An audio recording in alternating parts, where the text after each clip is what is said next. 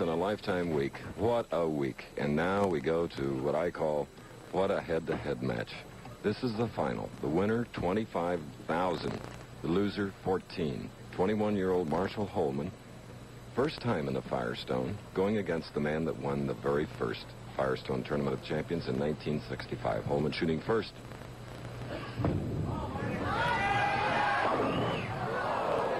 .47 on the left lane.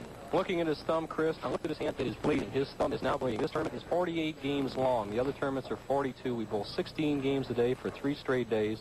Marshall, with all that power he puts on his ball, tears up his hand. It is bleeding right now. And watching Billy Hardwick last night, his was a mess. Blowing on it right now, waiting to stroke. Going for the 4-7. It's a spare for 21-year-old Marshall Holman of Medford, Oregon.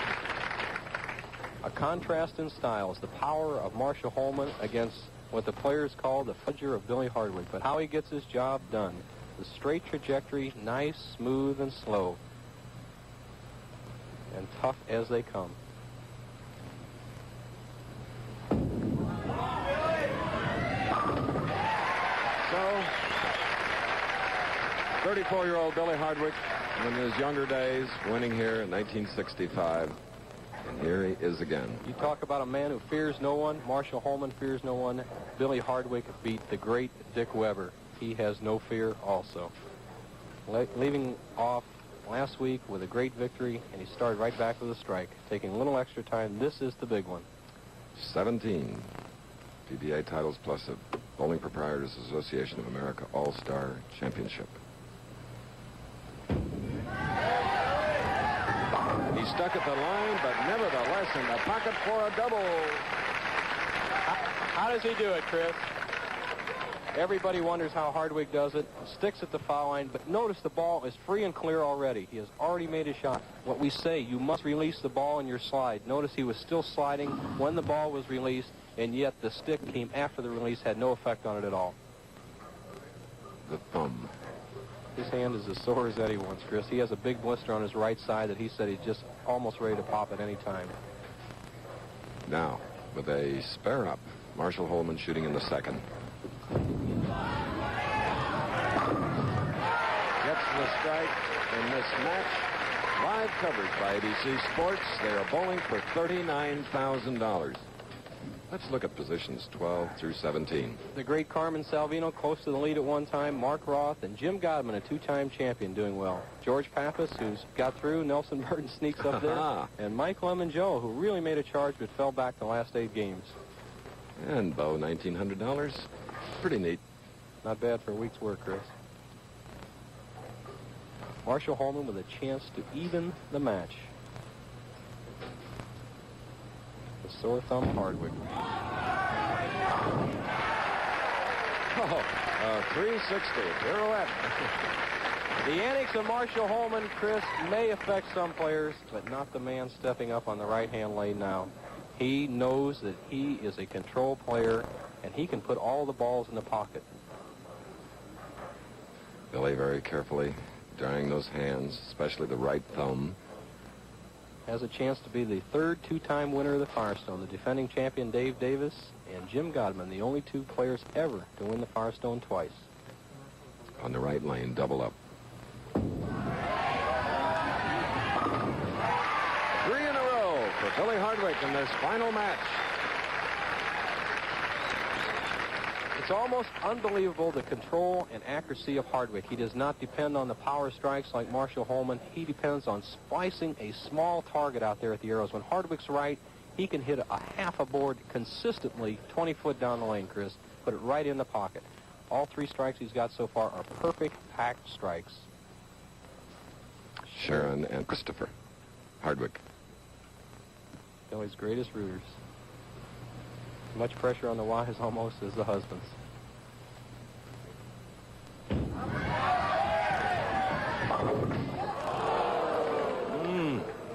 Okay, Chris, we explained the power game and the accuracy game. The 4-5-7, a dead ball rolled by Hardwick.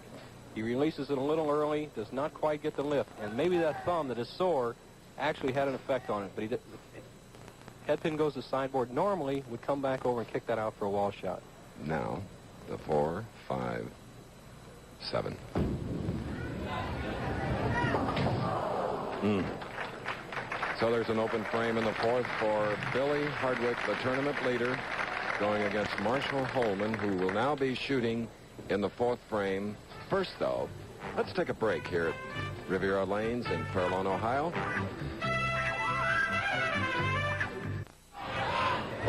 Marshall Holman shooting in the fifth frame, leaving the 4-pin. We bowled through, and in the fourth frame he left a 10, but marked with a spare. Close match going against sore-thumbed Billy Hardwick. Look at that. That's clothing and cotton, Chris. It's all patched up. His fingers are, too. With a long week and this much pressure on every shot, hands rip up very easily. Trying to keep it cool. For Holman of Medford, Oregon, a spare in the fifth and missed the final game in the Firestone Tournament of Champions. The winner 25, the loser 14. A reprieve for Hardwick. He opened in the fourth frame to go 9 pins down. Holman had a chance to really put him on the ropes, left a solid 10 and then a solid 4, so the match is still less than a double apart.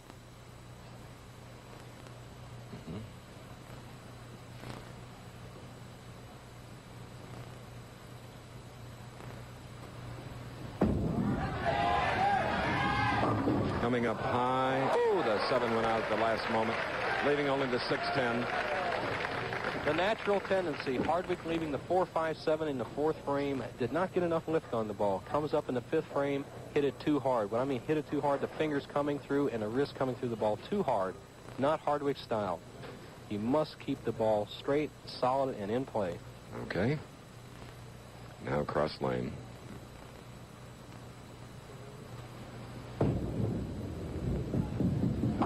Okay. Before we went on the air today, I asked Hardwick why he was bowling as good as ever after 7 years drought. The main reason I've been bowling better is the power of positive thinking. I've just made up my mind that I was tired of looking bad and bowling bad and having guys beat me when I thought I had talent. So I put my mind into something that had something to prove to a lot of people. Made my mind I was going to do it, and when I won in Toledo, that was my greatest victory. Whatever happens here, I won't be concerned one way or the other. My concentration will be good. If I bowl well, fine. If I don't, I still got $14,000 in my pocket. Coming up high on the left lane, leaving the 6-10, Billy Hardwick, whom you just heard with his philosophy on this final game as the tournament leader. And right now, Chris, he is not bowling well. He's pulling the ball, he's losing it, doing a lot of things that Hardwick does not do. When he bowls well, he does not make mistakes. But the match is still close. 7-pin difference between Holman and Hardwick, the two H's. All right, a spare for Billy Hardwick. Watching the standing room only crowd of the 6 grand prize winners and their VIP guests of the Firestone BPAA Bowl with the Pros contest, recently conducted by Firestone and the Bowling Proprietors Association of America. We congratulate them and hope they're enjoying it along with you at home. First game, Tim Harahan defeated Tita Semez 225-216. Harahan over McCune 237-186. And then this young man bowled a 238 to eliminate Harahan's 208. A 10 on the right lane. As the pressure gets deeper and deeper, Chris, Holman gets faster and faster. That time, he just ran to the line, but his great swing, he kept it under control, but he does not quite get the drive on the ball when he goes with that much speed. The last 4 frames here will determine the champion. 6 pins separating these two professionals. And it's a spare for Marshall Holman of Medford, Oregon, marking in the 6th frame. As a credit to Holman, he's leading this match, bowling the great Hardwick has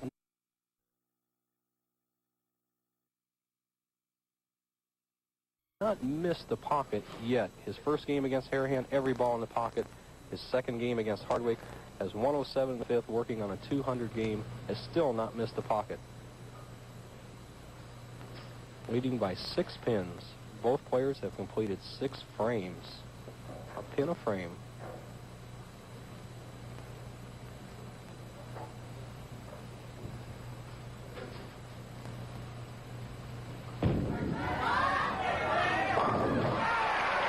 Strike in the 7th. Gresham. Marshall Holman giving it all, his all of those 10 pins. Youngest player to ever make the top 5 in the Firestone, Chris, and he's performing well. 18 through 20, Bo. 18 through 20, Barry Asher, who finished second last year, Durbin, a former champion, and John Wilcox, the lefty in the finals. Dave Davis, defending champion. Paul Caldwell right up there again this week. Wayne Zahn, who won this tournament in 1966, and Jay Robinson rounding out the top 24 field. Now Billy Hardwick shooting in the 7th, the spare up. A 4. Billy does not have his tempo. You can see the difference if you watched the show last week. Billy was a little faster on the approach, a little more speed on the backswing. The two fellows, one of them, Hardwick, when he wants to strike, will shorten his backswing and start to aim it. That's good for his style. Marshall Holman, when he needs them, will speed everything up and go with the power. Both players doing their best that their game calls for. More than one way to skin a cat, and they're trying to skin it for $25,000. Hardwick marks with a spare in the 7th frame of this final game in the Tournament of Champions. Winner 25, the loser 14,000. Later today, ABC's Wide World of Sports, Wood Memorial Live from Aqueduct. Soviet Union Gymnastics, an interview with Muhammad Ali. Then third-round coverage of the Tournament of Champions, great PGA Tour event. Players taking extra time, Chris, to make sure that hand is dry. That's what Hardwick's doing right now. It's very warm in here. It's 80 degrees outside. It must be 90 degrees in there on the lanes. Making sure that that ball does not slip. Hardwick strike in the 8th frame, giving him 140 through the 7th. 7 pins separating these two in this final game. Important shot for young Marshall Holman. He has the lead, and he has the advantage with a strike up. He has a 7-pin lead. He can extend it to 17. If he does not strike here, he'll have given a reprieve to one of the great players of the bowling game sitting there on the bench, and you just cannot give Hardwick much room.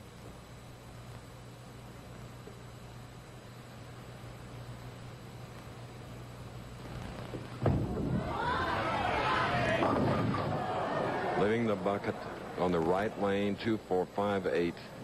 Marshall shaking his thumb, but the shot was bad in his swing. Very seldom do you ever see this player cut one short or try to aim one. That time he tried to aim it. He was trying to play Hardwick's game.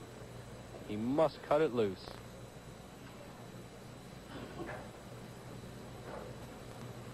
Needs a spare to stay ahead.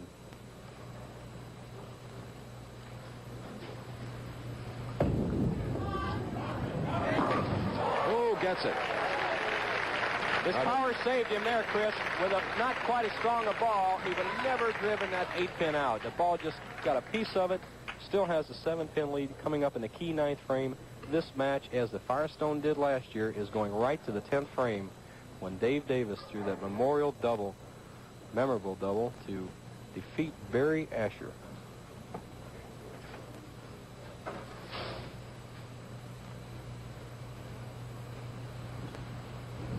Perspiration coming down, trying to keep the thumb cool.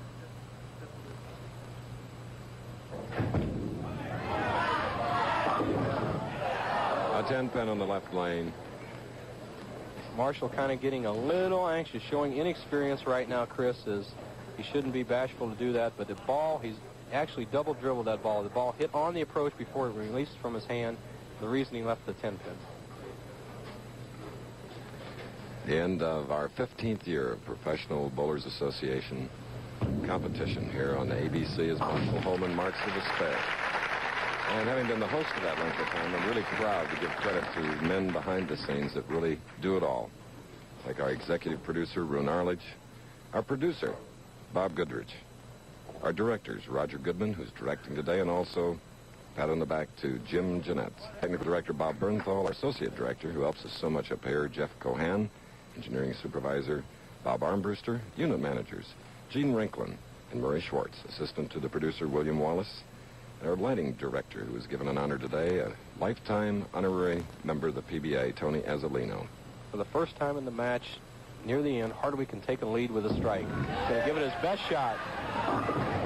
Almost crossing over, leaving the 3 on the right lane. Chris, if Hardwick makes this spare, he needs a double in the 10th to make Holman mark. This is not a classic match by any means, but the pressure, $25,000. It is there. Hardwick just aiming a little bit. You can kind of see him directing it with his hand. A bowler cannot aim a ball. You must free swing it. Billy Hardwick covers that 3-pin, and in the coverage of our Professional Bowlers Tour telecasts, our lighting assistants, John Weiss and Max Crouch, and audio, so important, Jack Brandis, audio assistant Sonny DeRico, the cameramen, what a job they do, Jack Cronin, Roy Hutchings, Bob Lopes, and Frank Melchiori, the slow-mo expert, George Botcher Jr., video, Martin Sandberg, electronic graphics, Steve Shine and Dave White, maintenance, Jack Holt. We salute them. Billy Hardwick leaving the 4-7 on the left lane, shooting in the 10th frame, giving him 178 through the 9th. Hardwick needs a spare to make Marshall Holman mark to be the new Firestone Tournament of Champions champion, the youngest ever, 21 years old. If Hardwick opens, Holman wins sitting down.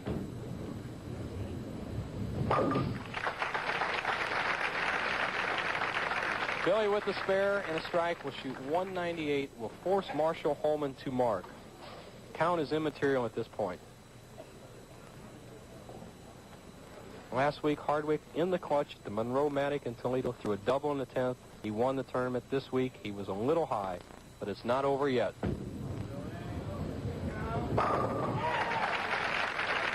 it's a 198 for the first Tournament of Champion winner, Billy Hardwick. And first time in this, the most prestigious of bowling events, Marshall Holman, a chance to win $25,000. All he needs, Chris, is one mark. The biggest ball of his young life. Can be the youngest ever to win the Firestone Tournament of Champions.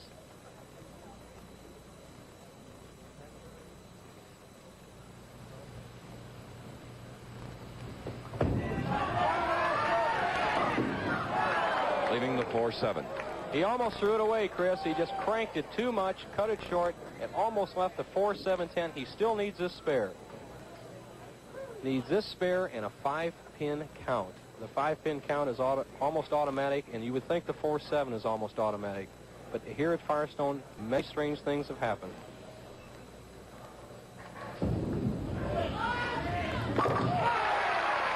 Gets the spare. Marshall Holman, first time ever in this great championship. At this point now, in a field that started with 52 winners, he needs 5 pins. A dejected Billy Hardwick, he knows that Holman will get 5 pins.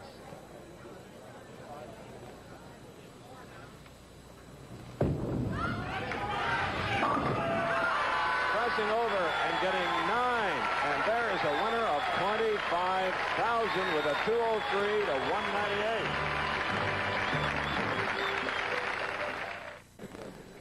Imagine that. The first time starter at 203 to the great champion Billy Hardwick's 198. Marshall Holman, congratulations. Oh, thank you, Chris. I am just completely, well, I don't even know what to say. I'm just so happy and scared and glad it's over. I'd just like to thank everybody. I'd like to thank Firestone for putting on such a fantastic tournament. It's my first time at Firestone. It was just fabulous. It was great all week, and the reporters were great. Everything was great. We're not going to ask you what you'll do for an encore, but here's the president of the Firestone Tire and Rubber Company, Dick Riley, with a couple of spoils of victory. And for a scared man, you sure react nicely. Congratulations. Come back again. Dick Riley now handing this young man, 21 years old, $25,000 and this beautiful trophy. Happy holidays, young man. Oh, thank you. I know you go back to Medford, a very happy 21-year-old. Oh, I certainly will. I'm really looking forward to going home. Dick, thanks to you and your great company for again winding up this tour. You're the finest. Dick Riley, Firestone. Once again, the final score, the final match, Marshall Holman 203, Billy Hardwick 198. Travel arrangements made through a promotional fee paid by United Airlines. United featuring Royal Hawaiian service on more wide-body 747. The leader of the tournament does have 6 practice balls, 3 on each lane, and the challenger is not allowed to practice. And the leader selects which lane he wishes to start on, the highest qualifier, that is. That's exactly right, and he's forcing Marshall to finish on lane 22 again, except Marshall seems to be lined in on 22 and not having any problems with it. starting outside over there, and he got up and got to a good start. We're going to see some pins fly in this match. There's a light hit, but a good ball. Well, it takes a lot of ball and a lot of roll in order to knock the pins down like that. So Mark Roth would like to answer it. He's from Staten Island, New York, 26 years old. He averaged 221 this week. See how far underneath Mark gets with the ball. Boy, he goes faster, doesn't he? And he starts with the tap. He leaves the 10 pin. I like to watch a guy like that ball. See, we were talking about how it has bad hands, and this is the reason why. He's got them in there so solidly. And when they come out, it just spins on the skin of the hand, and it really tears them. He uses a fingertip ball, and he jams his thumb way down there. Bowling from left to right, and he covers it for a spare in the first frame, and now he'd like to get on a strike. If you could see the calluses on his thumb and in the palm of his hand and on his middle finger, you wouldn't believe it. He punishes himself when he bowls. He really does. And what's amazing about Mark is that when he shoots across lane at the 10-pin, Jack, he can actually throw the ball straight. He has won 8 PBA titles, 4 of them this year. Boy, he goes after it. What a beautiful ball. What a beautiful ball. A lot of loss on that shot. Now, he plays the lanes exactly opposite from Marshall. Marshall lost the ball in 22, and Mark lost the ball in 21. So now Holman looking for a double and the early advantage here in this final match. The winner gets $14,000. The loser gets $7,500.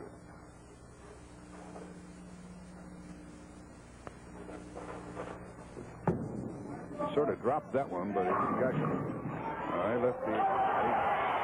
Did he? Did he? No. I thought he left the 8-pin, and he got the action. Am I right? Okay. Did he drop the ball? He did a little bit, and you can see the ball's going to cut the 5 straight back. Now watch the 4-pin. Just nudge it on the bottom, tipping it over.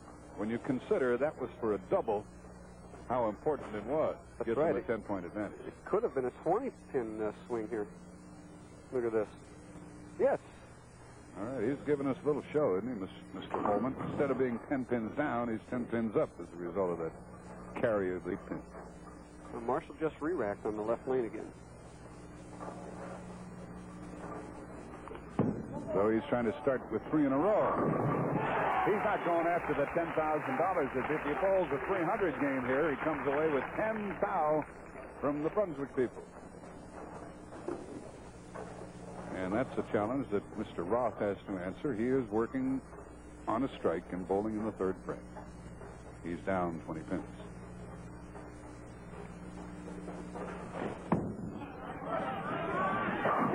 No 10 pin. Now, we were talking earlier about, you said, did he ever spin over the top of the ball? That time, he definitely spun over the top of the ball. He knew it immediately. No reaction from him. He just stood there watching because he really wasn't sure what was going to happen. I guess most recently, Earl Anthony was considered the best, but Mark Roth has surpassed him in earnings and titles. He cashed in on 51 consecutive tournaments. For almost 2 years he cashed in. That's like Joe DiMaggio's hitting streak. When he missed a couple of weeks ago, it was by a single pin. He won $160,000 in that stretch of time. By the way, Chuck Pisano is here doing the figuring for us. He tells us the odds amongst the pros is about 6,000 to 1. They're bowling a 300 game. I think the odds have dwindled now that Marshall Holman has started like he has. And here's Roth trying to get on one. Boy, there's nothing cute. There's nothing cute about the way that he bowls. So Holman comes up, and he has a chance at the 300 game and $10,000. He has 3 in a row. He'll be bowling in the 4th frame, and he has the lead over Mark Roth at this moment by 20 pins in the finals from Northern Bowl. Holman has bowled 5 300 games during his career, 3 of them this year. He has a chance at $10,000. He will win 10,000. He's got 3 in a row. If he gets a 300 game, he'll win 10,000. And he's backing him up and going for the big money, and he increases his lead to 30 pins. Right now, is Marshall wound up or is Marshall wound up? Look at this. All right, he says. Dave, you remember how he got in here when Couture carried only 5 pins? That's incredible, isn't it? Right. That's what happens in the game. Things change so quickly. It can be 30-pin turnover in 1 frame. And this is a look for number 5 by Holman.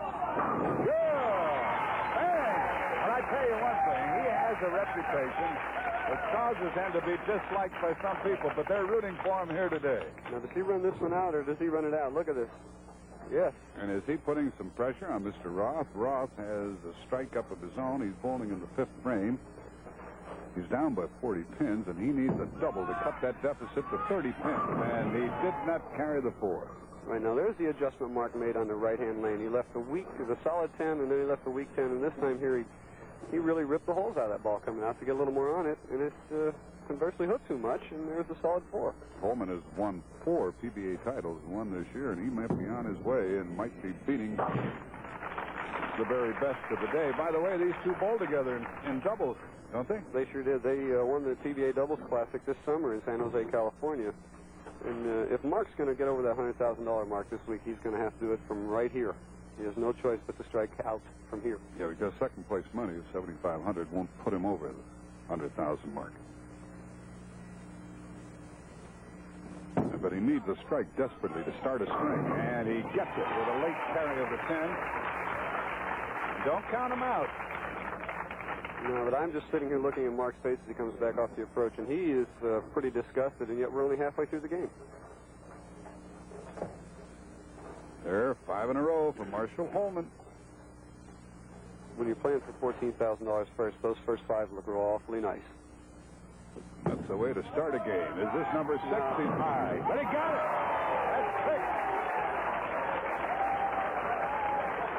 That's 6. There's reaction from everybody here except Mark Roth. I know Marshall practices his bowling a lot. I'm just wondering if he practices his show.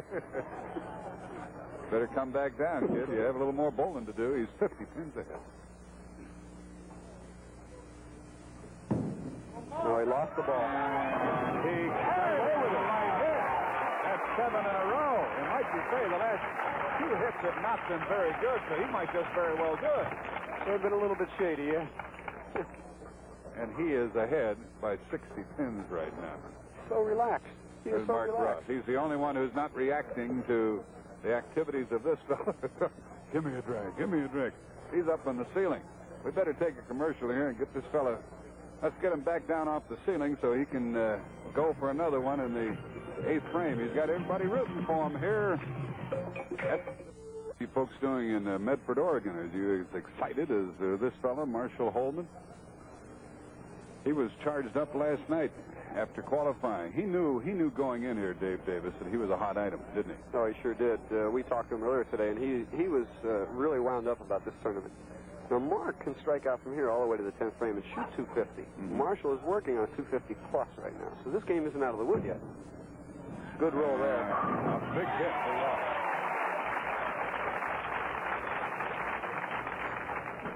That's a double for him, so he's got something going. Right, he's got to do it all the way now. It's the only chance he has. He cuts the lead back down to 50. So we have a match. We have some drama.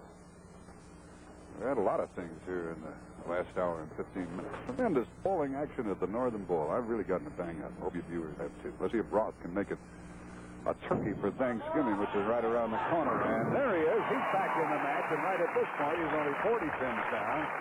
Speaking of Thanksgiving, we have the Miami Cardinal game here on NBC Thanksgiving afternoon. And now, looking for 8 in a row, and I'm going to be very quiet as you watch. Here is Marshall Holman.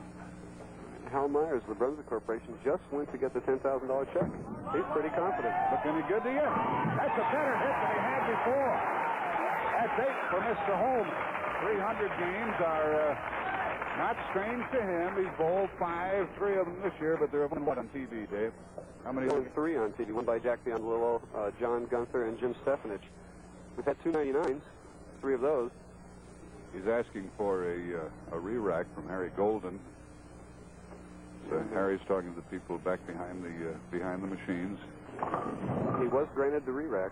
Was that his first one or second? That's the second one. You're only allowed 1 a game, huh? That's correct, yes. And after that, you must ask the tournament director for them. If he concurs, then you'll get it. If he doesn't, you have to bowl. All right. He's bowling in the 9th frame now, Mr. Holman. Come on, Marshall.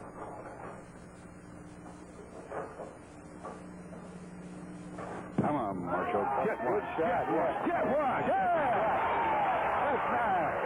Isn't this great? This is terrific. And now he's got to sit and sweat.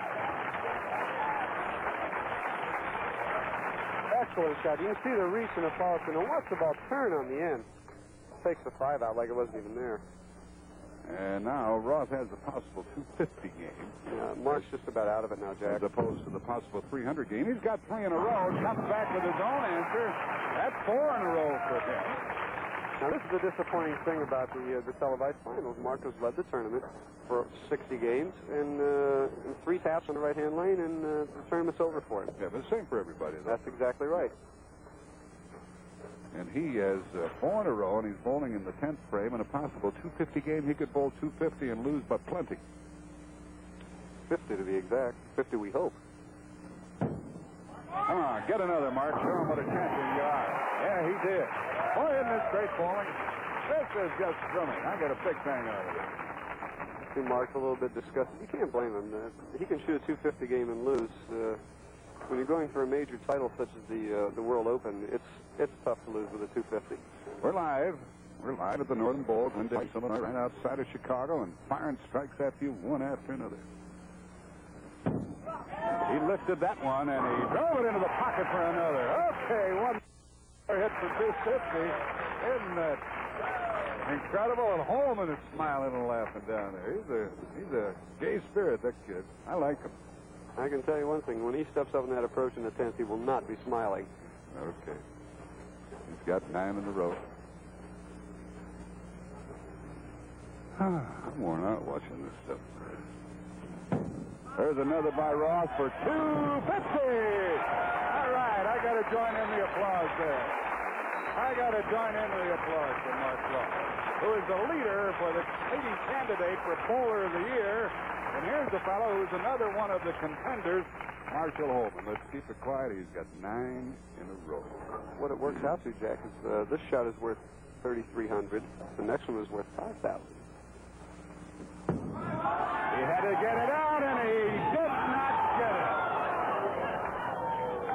it. He can end up with 279. He left the 4th pin. He's an aware young man, isn't he? He knows where he is and what he's doing, and he has just thrilled his crowd here at the Northern Bowl. That's a shame. He just pulled the ball a little bit, just enough to leave the field. Okay, he almost ran away from that one, by the way. Now he needs a hit here for 279 and a 29-pin victory and $14,000 first prize. Mark Roth will win $7,500 and be at 98.5 for the year for Mark Roth.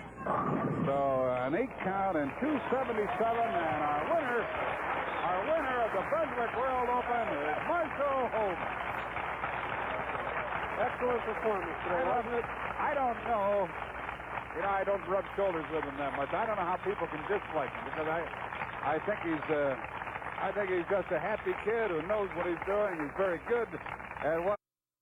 In your head, how do they do it? One of the methods that they do it is by spot.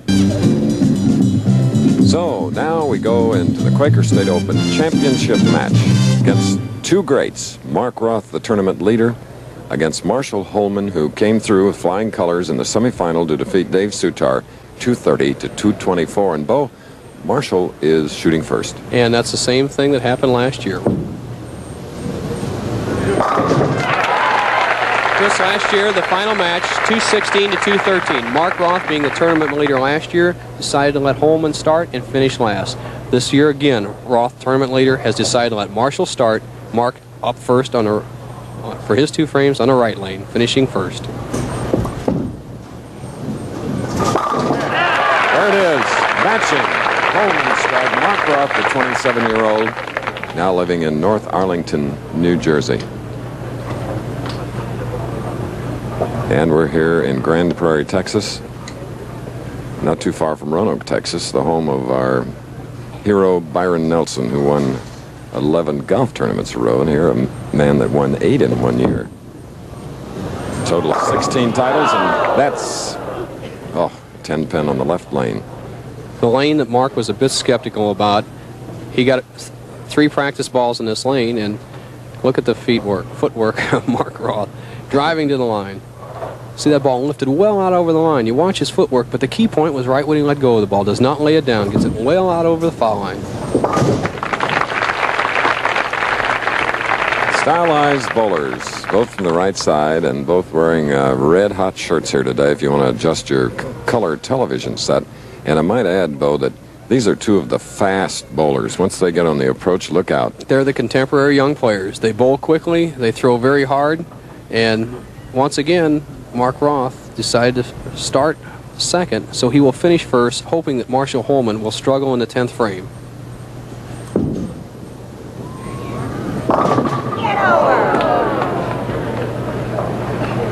Marshall Holman on the right lane, leaving the 2-8. And Marshall Holman real wide, leaves the 2-8 to double wood, gets a good break when he knocks the 10 out. Once again, he's playing that outside trajectory right out by the very edge, and from that angle, you either get strikes or tough spares, and this is one of them. Oh. Proving your point, Bo. Chris, once again, the one thing that has hurt Marshall Holman in his career is his ability to make spares. He had problems when we were at the Light Classic and the Miller High Life Open the first week of the year, and once again, he's dug himself an early ditch by missing the 2-8 double wood.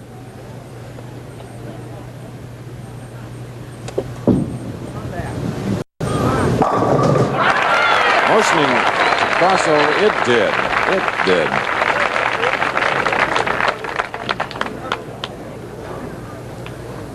Mark Roth, Marshall Holman, both wearing the same colors. They're doubles partners in the regular PBA doubles tournament, but today they're bowling for $15,000 heads up.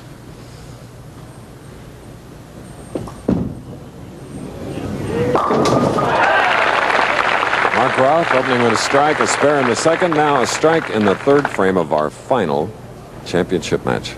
Here's the great, powerful style of Marshall Holman. You want to see wrist action, watch this boy's wrist. Wow! All the way through the ball. Lofts it out about 4 feet out on the lane. You see where that ball hit? About 4 feet out on the lane. That delays the hook and keeps the power till it gets way down the lane.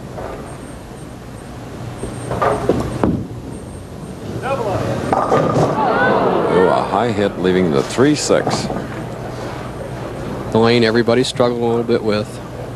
Now watch Mark Roth's speed. He'll move the extreme left side of the lane and throw almost a bullet down there. You can't hardly throw it any harder. The reason is to kill the ball, kill the hook. All you have to do is touch the pins.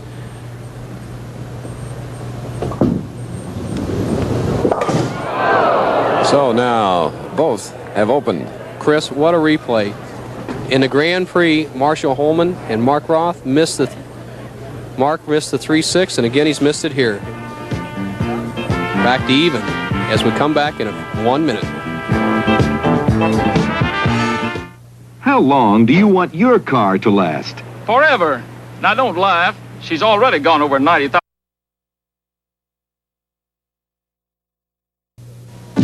Next Saturday, the Pro Bowlers Tour moves to San Antonio, Texas for the $100,000 AMF Magic Score Open.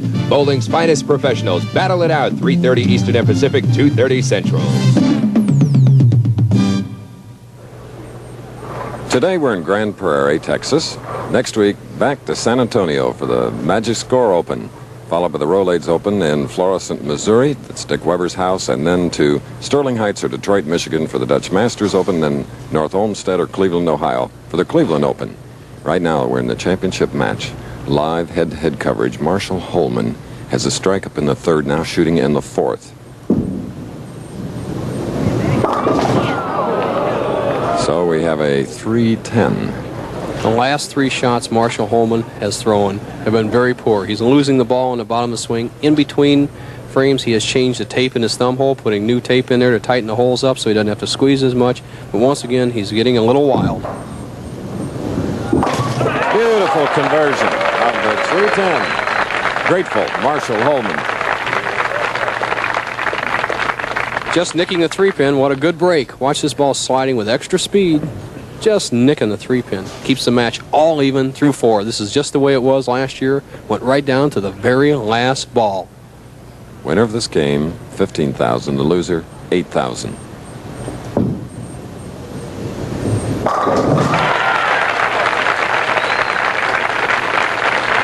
Okay. Holman striking in the 5th frame, and now with 68 through the 4th, Roth is back up.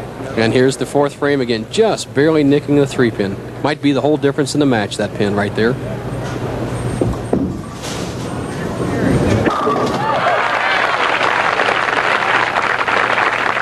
Enthusiastic crowd here in Grand Prairie, Texas. And the scoreboard tells the story. Mark Roth right now taking a little extra time. He knows this could be a key shot to take the lead. And should we have a tie, it's always a 2-frame roll-off. There you see last year's score in the final, 216 to 213.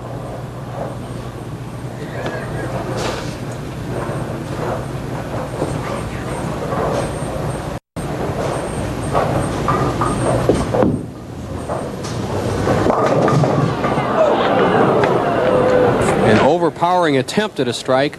Mark making the adjustment for the high hit, just sent the ball a little wide and figured with that tremendous power he'd snap it back and carry it out, but the ball broke so late that it left the 10-pin. Oh, it looked like he lofted it out a little bit more.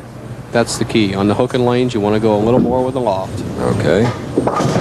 So it's a spare for Roth. 6 frame.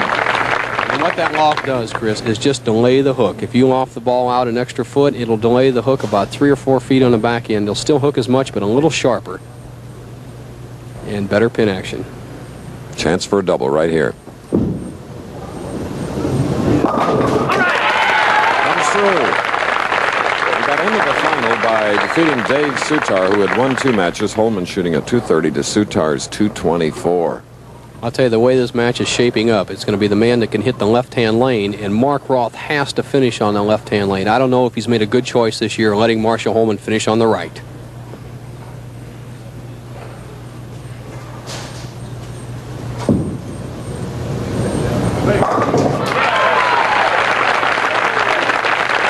So that's a big 3-bagger for Holman to finish second in the overall competition and putting the pressure on Roth, the tournament leader now, who has a spare working, shooting in frame 7.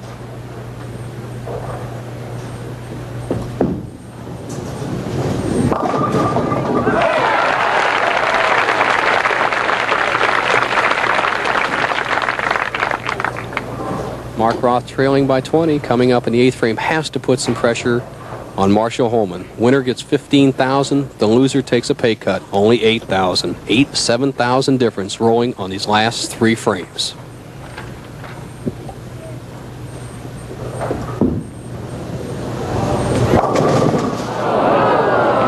Fans' reaction tells you the story as the 210.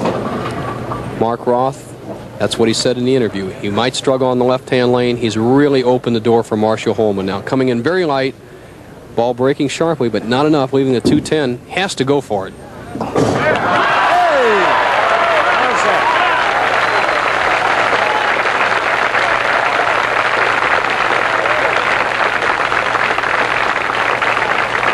Here's the great touch of Mark Roth. With all that power, he still has control. Just nicking the 2-pin, driving it to the side port, into the 10. Let's see how Marshall Holman reacts. The crowd once again reacting to the replay. Marshall Holman, 24 years old, but experienced player. He wants to know exactly what the score is, what the situation. 8th frame, Marshall Holman leading by 20, can extend to 30. Like backing off from a putt in golf.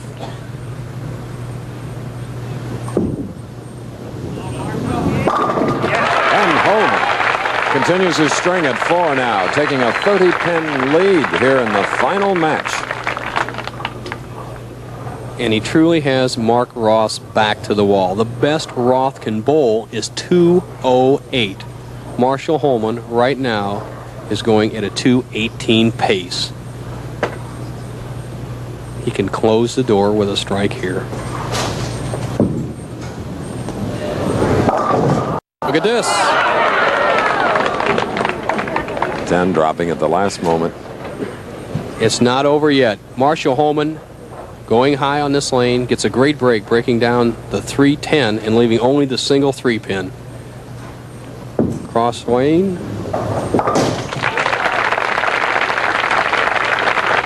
As we go into the 9th and 10th frame, Chris, the situation is this. Roth must strike in the 9th, 10th, and 11th. If he does not strike on any of the next 3 balls, then the winner is Marshall Holman. 4-7 on the right lane. And in Mark Roth's own words, good night. The best Roth can shoot is 196 with a spare and 3 strikes in the 10th. Marshall Holman is at least 200 if he stays behind the foul line.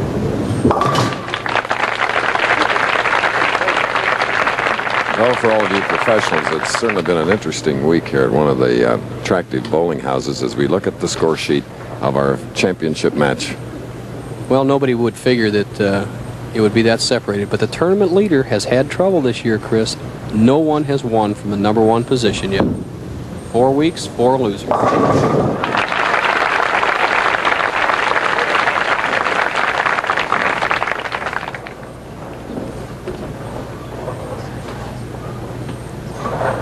Mark Roth, who today was hoping for his 17th title, for Marshall Holman, his 8th.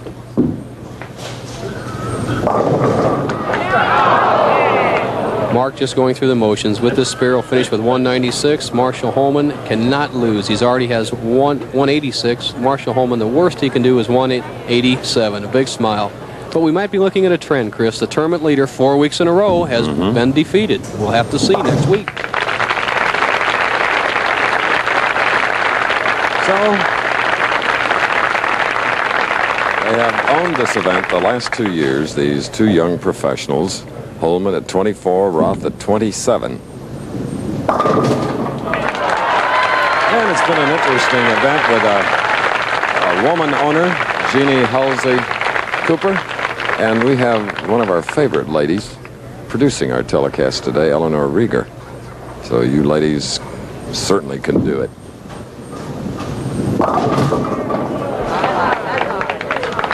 So for Marshall Holman, he has bowled a 217, he will.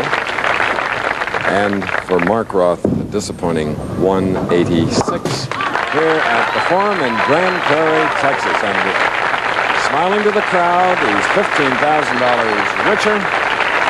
So we'll be back for the presentation. First, we're going to take a break. A standing ovation now for both bowlers here at the Quaker State Open.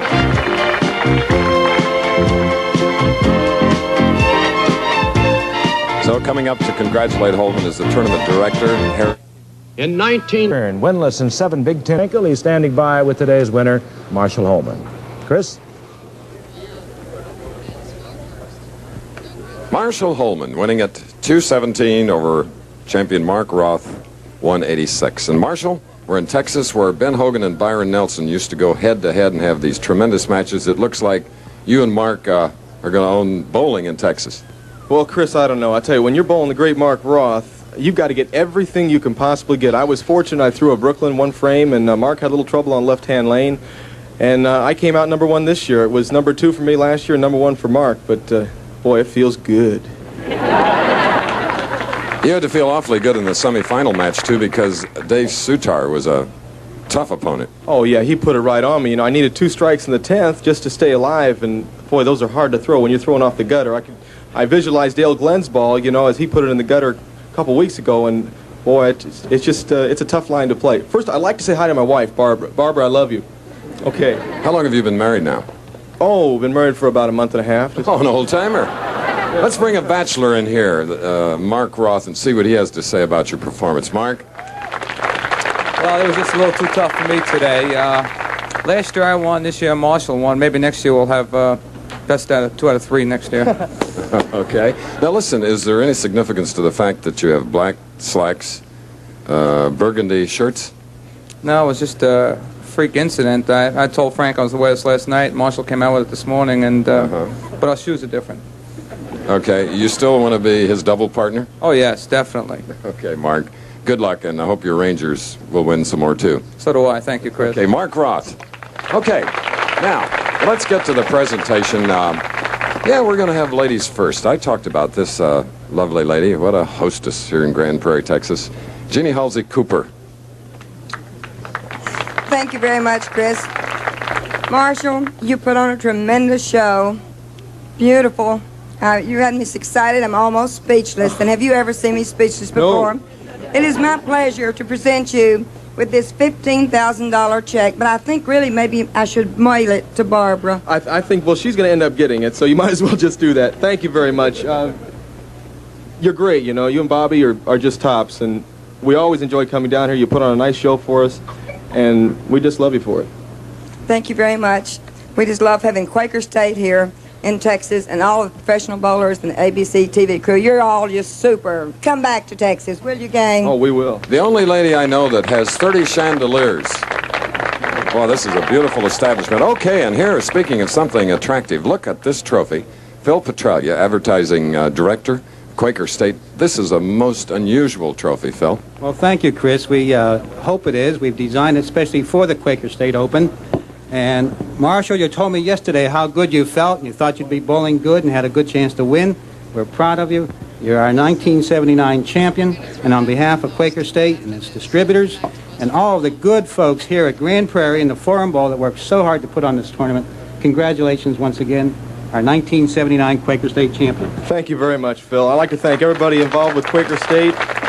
You do put on a very good tournament, and, well, I just love it here. 4th 2 years ago, 2nd last year, and now the title.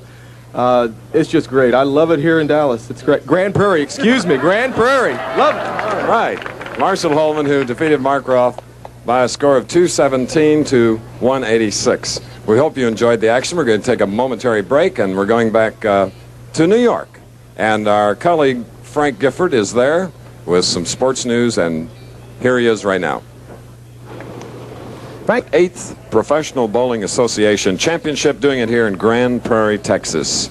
He shot a 217 to Mark Roth's 186. And you see our tournament board, our head-to-head competition, just how it went today. Joe Berardi losing the first match to Dave Sutar. Sutar winning the next over Dick Ritker, and then the semifinalist, the smiling Marshall Holman, coming on and taking the measure of Sutar, and then winning the championship match here in Grand Prairie, Texas. We're going to remain in Texas because next Saturday afternoon, our live and in color telecast at 3:30 Eastern will be coming to you from the Wonder Bowl at the Alamo in San Antonio, Texas. That is 1 week from today. As we are now well into our 18th year on the Professional Bowlers Tour telecast, where the top professional bowlers bowl for nearly $3.5 million. And today, Marshall Holman won $15,000. Mark Roth got $8,000 in losing. So once again, the winner of the $100,000 Quaker State Open is Marshall Holman of Medford, Oregon.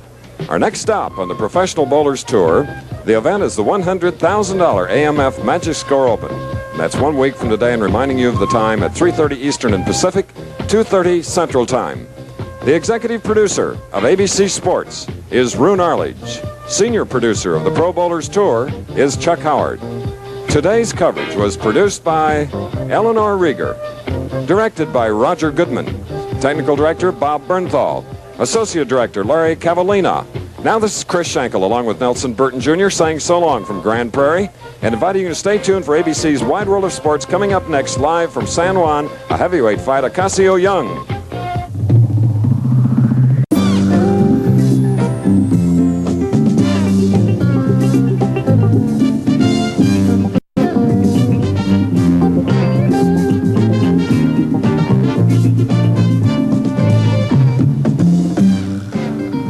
The Pro Bowlers Tour. This ABC Sports exclusive has been brought to you by the Miller Brewing Company, brewers of Miller High Life. If you've got the time, we've got the beer.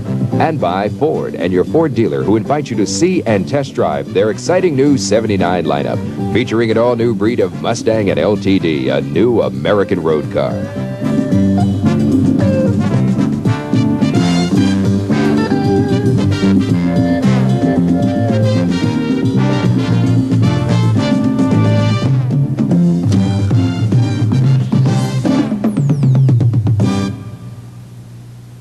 Comeback for the PBA's Doubles Classic Final, Mark Roth and Marshall Holman against Larry Lobb and Palmer Fogren. And wasn't that a job they did? But now Sports World is going to take a break from here to go on to the fittest of them all, a grueling test, the 7th test, the rings. Watch the fittest of them all. California for the PBA Doubles Classic. And we have reached the finals where Mark Roth and Marshall Holman are waiting. They are the top seeded. They had 3 days of qualifying for this event. The top 4 teams advanced. They started from scratch in pin count, when Mattingly and Martin defeated Hanley and Capel in the quarterfinals. And then by 1 pin, coming from 33 pins down, Larry Lobb and Palmer Fogren defeated Mattingly and Martin by that single pin. And now we're down to the race for the $16,000 first prize. Second prize will be $9,000. Mark Roth, the bowler of the year, and his partner Marshall Holman. But first up is Larry Lobb, and they will be bowling.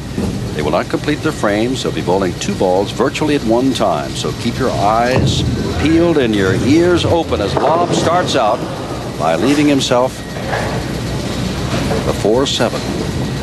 I think that 10-minute break affected Lobb's shot. He was a lot softer on that one. Now here's the bowler of the year, Mark Roth, who will be the leading money winner after today, no matter what, for this year. He is an outstanding bowler, and that's the way he starts, leaving himself the 4-pin. And now quickly back to Lobb to finish his first frame, looking for the 4-7 and covers it. This is going to be wild here, Steve. I think one of the key factors in this match is whether Palmer Fogren can get his concentration, get his feet slowed down, and start making good shots, because all the other 3 players are lined up and making good shots. Well, he's next up as Mark Roth covers the 4-pin fine. And we start out after the first bowler of each team. We are even. And here's Palmer's first shot. Look for him staying down and making a strong shot, which he did on that one. What a nice shot. Look at the power on that shot. Steve Neff says he's the man to watch, Palmer Fogren, because Roth has been just magnificent. Now here's Marshall Holman, a great competitor of Mark Roth's, but his partner today. Like Mark Roth, Marshall Holman has a very strong ball. But on that shot, he did not get the ball out to the right far enough. He has got to trust the ball. Left himself the 6-10 pin. Let's characterize, as we see Mark Roth, why is Mark Roth, as he's watching his partner Marshall Holman, so darn good, to put it frankly? Well, because Mark has got the strongest ball on tour, and he's loose with it, and he's accurate with it, and he has got probably more instinct than any bowler on the tour.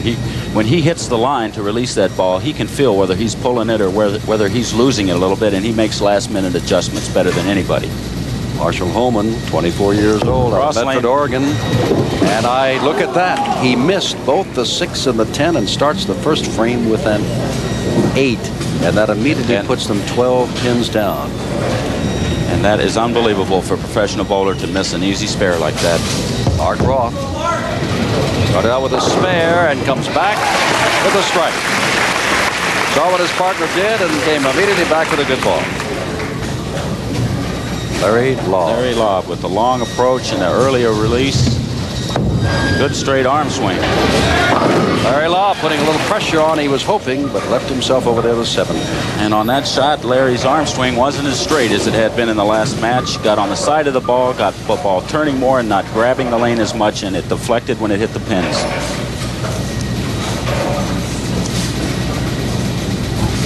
It's a routine spare, cross lane, 3rd arrow. No problem.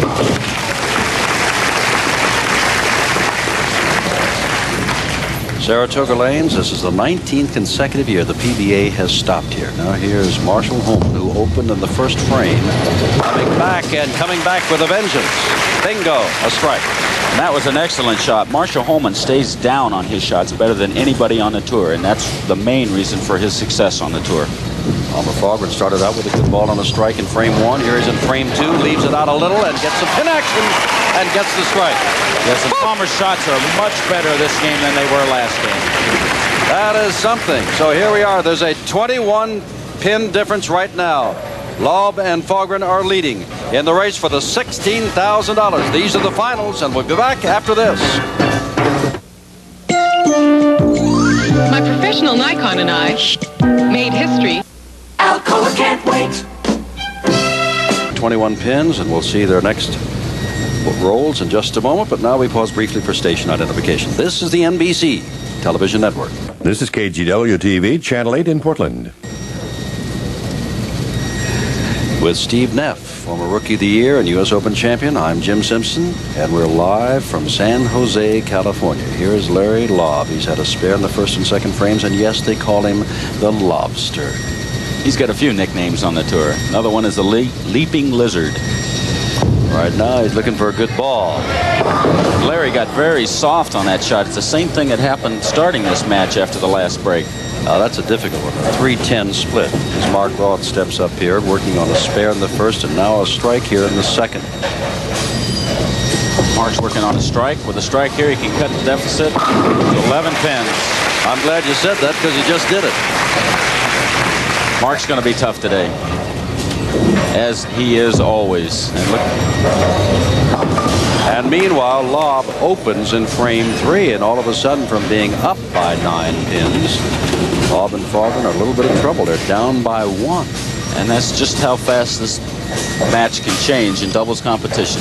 You got to keep your eyes open. In the semifinal match, we had them complete each frame, but now they're bowling, and just almost one ball right after the other. And right now, Palmer's thinking, keep my feet slow, stay down, and stay behind the ball. Give me a good one. A little bit on the side of that one, and that's why it slid out. Did not bite, did not get up. The last frame Palmer threw on that lane, he stayed behind the ball more and carried out the light hit. Well, they're 5 pins down now, as Fahlgren has a rather difficult spare to convert. And Marshall can extend their lead with a strike here. He's working on a strike. Yes, sir.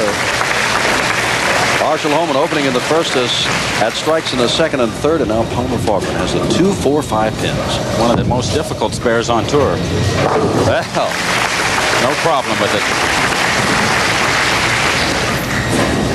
A race for the $16,000. Mark Roth raised in Brooklyn, learned there where they said the conditions were not good at all. And he learned to fight through bad conditions, and he came up with a strong ball, uncanny accuracy. Nothing bothers him. And he is working on strikes in the second and third frames. Oh, my. He's left himself 3, the 6, and the 10. Larry Lobb. Larry Lobb needs to get something working, needs to start striking. He opened in frame 3. This is frame 4 for him. Good ball. Mark Roth will be shooting cross lane for this spare and cutting his hook down. Average for the 3-6-10 and gets them all. He liked that. Yes, even though Mark throws one of the biggest balls on tour, covering more boards and more turn on it, he is probably the best spare shooter on tour. He throws the ball exactly straight at all his spares. Roth and Holman probably bowl faster, am I right here, Steve, as a team than nearly anybody else here. Maybe it's because they just get so many strikes. I mean, they just step up there and knock the balls down. Like that. The pins just go flying everywhere. And after opening in frame 1, Holman is now working on 3 strikes. You can really see the power of Marshall Holman and Mark Roth. Fahlgren gets the ball. Loves it. This is quite a match for the $16,000 between Mark Roth and Marshall Holman and Larry Lobb and Palmer Fahlgren. And Roth and Holman are right now up by 22 pins. Help! Help! Something to drink. Get this man something to drink. Here you go, stranger. Beer? Oh, I had something special in mind. Bull. Bull? The Schlitz Malt Liquor Bull. It's a special premium brew that's in a class by itself. Hey, Schlitz Malt Liquor tastes terrific. Could I get a 6-pack to go? If you want to change up the pace with a big, bold taste, don't say beer, say bull. Bull! The Schlitz Malt Liquor Bull! On battlefields like this, weekends are won or lost. To win the war on grass and weeds, you need the ultimate weapon. You can do it, Norman.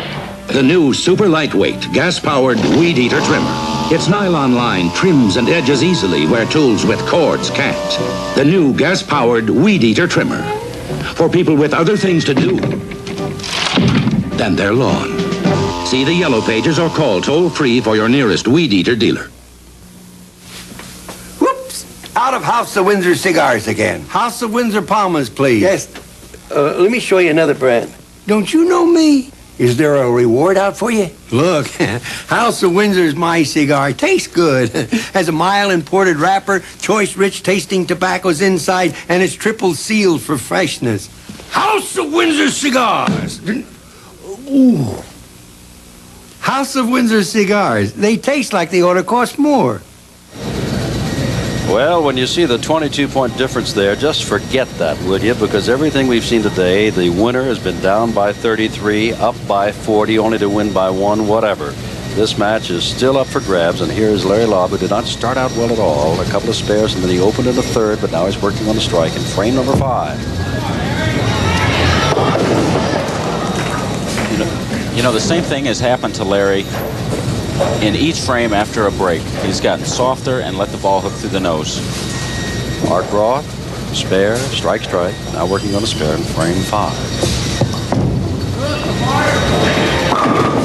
Hadley. Oh, he got the 10 pin. I was about to say he left the 10 pin. And that's the power of Mark Roth. Mark carries more of those shots than anybody on tour, and that's why he made $134,000 on tour last year.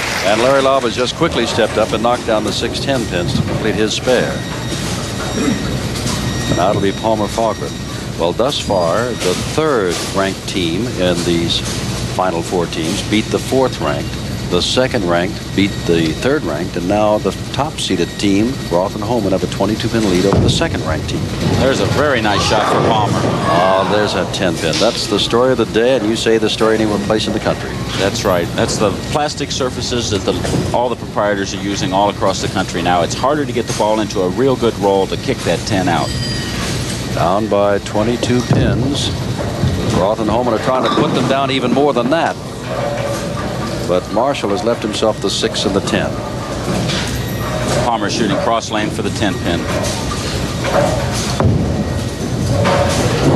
Has it. And like Mark Roth, Palmer Fogren really straightens out his shot to go for 10 pins and other spares. Marshall Holman looking for the 6-10, and he gets them both. And this time he makes it. As a 20-pin lead is now, we're going to frame 6. There's a scoreboard. The total pins there. What you want to watch is what's between. We show you what they're doing individually, but look at what's in between the 2 scoreboards, and that shows you the 20-point, or I should say 20-pin difference. I want to tell you that Mark Roth is as strong as a bull. And with that strike, Mark Roth increases their lead to 30 pins. Larry Lobb and Palmer Fogren have got to start striking now if they want to get in this match and make it close at the end. Well, that's not the way to do it. That is a difficult spare to leave there. Larry Lobb has left himself the 6, 7, and 10. And down by 30 pins, it could be nearly disastrous. Yes, it can. Larry Lobb, for some reason, is throwing less speed now than he did earlier in the matches. And that's why his ball is going through the nose and leaving the splits. This is a big ball for him right here. He needs it all and does not get. That was an excellent shot. You can't get any closer than that. And not what a throw. Just barely, just didn't have enough action to get over there. Incredible. Marshall Holman's working on a spare. 44-pin difference now, and that's not going to make it any easier. Holman strikes. He's had 4 strikes in the first 6 frames. 106.35 for Marshall Holman. Quite a contrast in these 2 teams. Mark Roth, Marshall Holman really turning the ball up strong and playing further left on the lane than Larry Lobb and Palmer Fogren, who has left the 10-pin.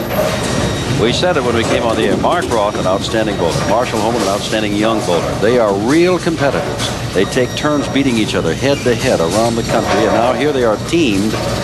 And what a compliment to one another they are. Fogren with the 10-pin. And has it. Last night when they introduced Mark Roth and Marshall Holman as the top qualifiers for today, the top seeded, Holman jumped on Roth's back, and Roth carried him out like he carried him all the way. That's because Mark Roth knocked down about 500 more pins through qualifying than Marshall Holman did. Marshall said, I have a big horse. Larry Lobb is now in his 7th frame. He has had 1 strike thus far in 7 frames. He's left himself the 4-pin. Here comes Mark Roth. All and the power of the ball. Leaves the 7-pin. And now Larry Lobb gets the 4-pin. But it's not a good game for Larry Lobb at all. Fahlgren started out with 3 strikes in the first 4 frames and has had spares, but Mark Roth, for example, is working on a strike now, has 4 strikes altogether. Marshall Holman has 4 strikes altogether, and after working on the strike, Roth picks up the spare in frame number 7. He is 136 through 6 frames, whereas Lobb is 92 through 6 frames. Both Larry Lobb and Palmer Fahlgren, with less turn on the ball, are using rubber balls, which grab the surface a little better than plastic balls for them.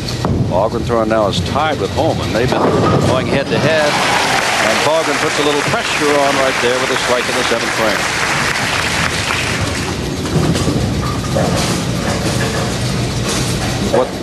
One good thing what they've got to hope for is that either Marshall Holman or Mark Roth opens in one of these frames, or it may just about be all over, and that's not the way to open, is it? Really knocks them down. There's a 54-pin difference. Mark Roth and Marshall Holman, the top-seeded, are leading Larry Lobb and Palmer Fahlgren again by 54 pins.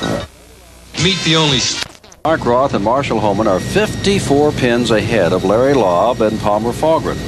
Mark Roth, before today's match, averaged 233.7 pins per game all this week, starting on a Thursday afternoon. And he has already 4 strikes in his first 7 frames here, and that is a little bit, well, not too far below par, but this man is a magnificent bowler, and he may just prove me right here. No, he leaves the 10 pin again. Reason for that 10 pin, the ball entered the pocket on what we call too much the front door. It wasn't hooking into the pocket when it hit, but rather falling back. Larry Lobb looking for a good ball. He's only had 1 strike through 7 frames. He needs something here. Needs it badly. And leaves himself the 7 pin. Doesn't get it. And that's one of the very bad breaks in bowling. And Larry did not get soft on that shot as he had in previous frames. Uh-oh, there's the open. Mark Roth has opened by missing the 10 pin in the 8th frame. And that is one of the few times that anybody will ever see Mark Roth miss a spare. Lobb comes back, trying to make it a little closer. We're not over yet, folks.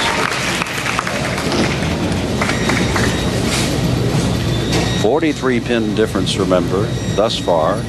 But they went from a 54 to 43, and look out. Here's Holman working on the strike. And he has left the 10 pin.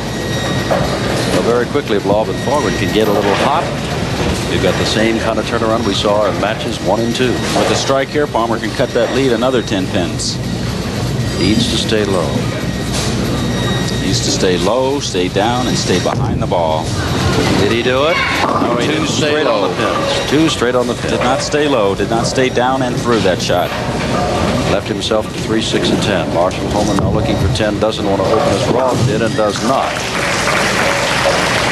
Both Roth and Holman are 155 through 7 frames. Lobb is only 111 through 7 frames. Fahlgren is finishing his 7th frame and gets the spare, and 146 through the 7th frame. There's a 42-pin difference now with Roth and Holman taking dead aim on the $16,000 first prize. Lobb needs a good ball. Got a good ball. Larry Lobb needed one and got one. That was the best shot that Larry Lobb has made the entire day. Mark Roth coming off an open frame. Oh my, stand by, stand by. And this match is really getting close now with a strike by Larry Lobb in the 9th and a strike by Palmer Fahlgren in the 9th. This match can get really close in the 10th frame. It could turn 60 pins in the 10th frame. Roth has left himself the 8-10, but it's Palmer Fahlgren who can put a little more pressure on by staying down, going through and getting the good ball. He wants that one and left the 10 pin. Gee, we've said that all day. Yes, see, that ball hit weak, and it hit weak because his elbow got out a little bit, and he didn't stay behind the shot enough. Roth goes for the 8-10 and settles for the 10, and is open for the 2nd time in 2 frames. Mark Roth. Can you imagine that? We're in the 9th frame right now. Palmer Fahlgren working on the 10 pin. He has it.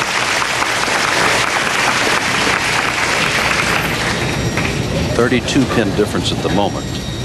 And Marshall needs a strike on this shot. Pressure's on. Marshall Holman, good-looking ball, and comes up with a strike. That ball rolled at all the right points. When it had skid, then it rolled, and then it hooked on the back end, and all the points were right, so the 10-pin fell. Marshall Holman 175 through the 8th. That leads everybody. Fahlgren leads Roth 165, 164 through 8. Here's Roth now. Oh, man, he cranked it up. Opened an 8 and 9 and starts out the 10 with a strike.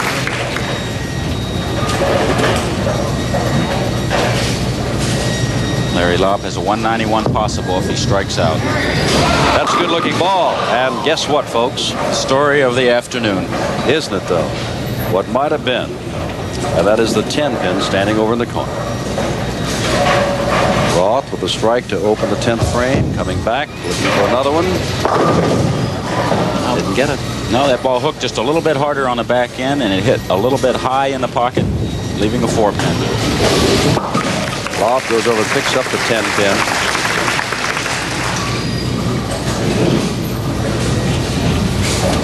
Roth again. Trying to cover that number 4-pin.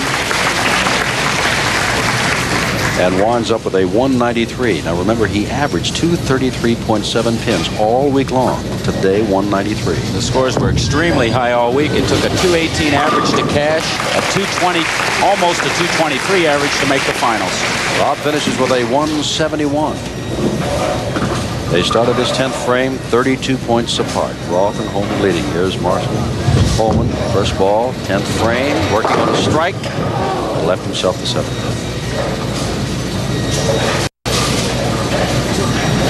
Marshall Holman and Mark Roth. Roth today will become leading money winner. Here's Fahlgren, not out of it yet, and left himself this time the 7th pin. And that was the strongest shot Palmer's made in 2 games.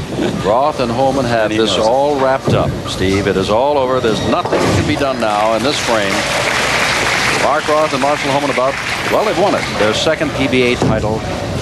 And doubles in their career. And with this win, Mark Roth ties Earl Anthony's record of having 3 consecutive wins in a row in the same house. Still bowling, but it is going to be the $16,000 to be split between Holman and Roth, and the $9,000 to be split between Fahlgren and Lobb. Fine match. But despite the 2 open frames by Mark Roth in 8 and 9, there just wasn't enough there, as Larry Roth came in with a 171, Fahlgren a 203, Roth 193, and Holman 213. They won it by a total of 406 pins to 374 in an outstanding match.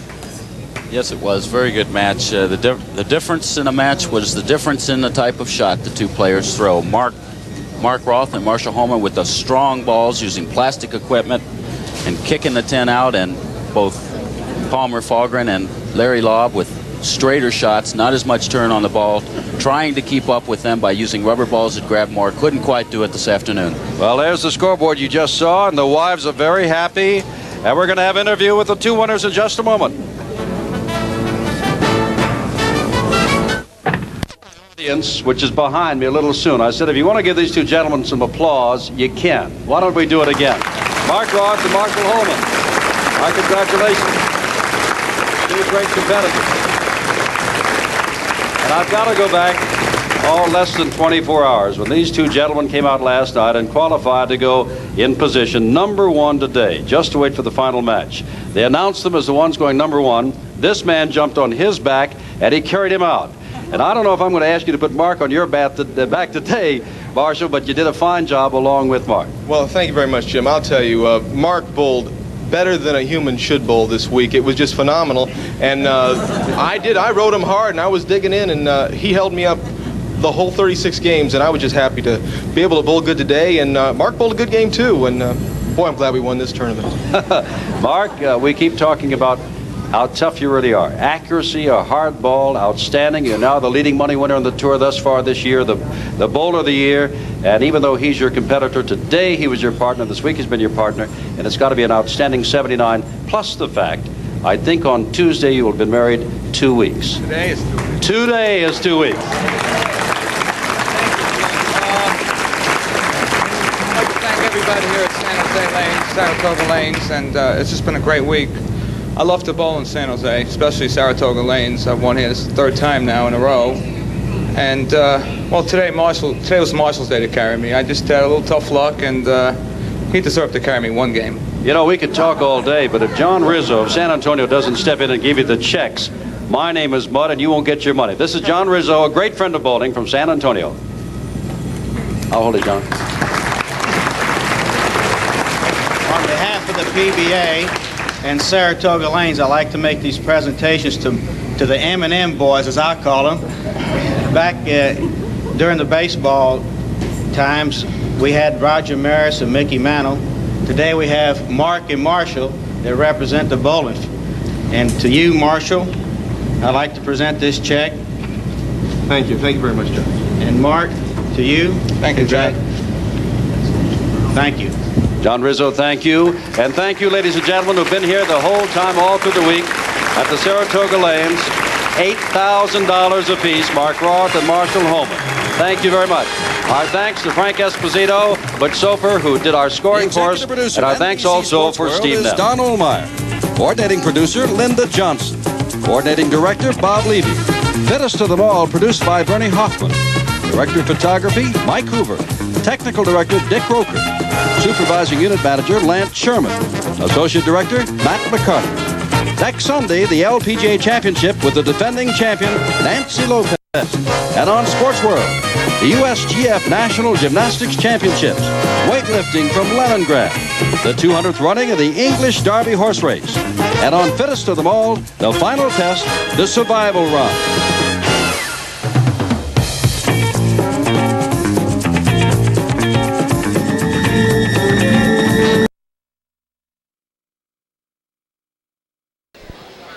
Thank you very much, Dick, and welcome to Leilani Lanes. We're in Seattle, Washington for the third stop of the PBA Summer Tour coverage of the $70,000 Seattle Open. Working with me is my partner once again, Dick Davis, PBA Hall of Famer and the pride of Tinton Falls, New Jersey. And also, by the way, Dave, this goes to the winner. In addition to the $8,000 top prize, a replica of Dave Davis. I thought that was very appropriate. Thank you. Actually, it's a lady, whether you can tell or not. That's sweet Leilani. That is sweet Leilani. We've had a great week here, and you like high scoring, this is the place to be. Absolutely. The scores have been absolutely tremendous this week. I know we've had 300 games, many games over 270. In fact, Marshall Holman just shot his fourth 279 game.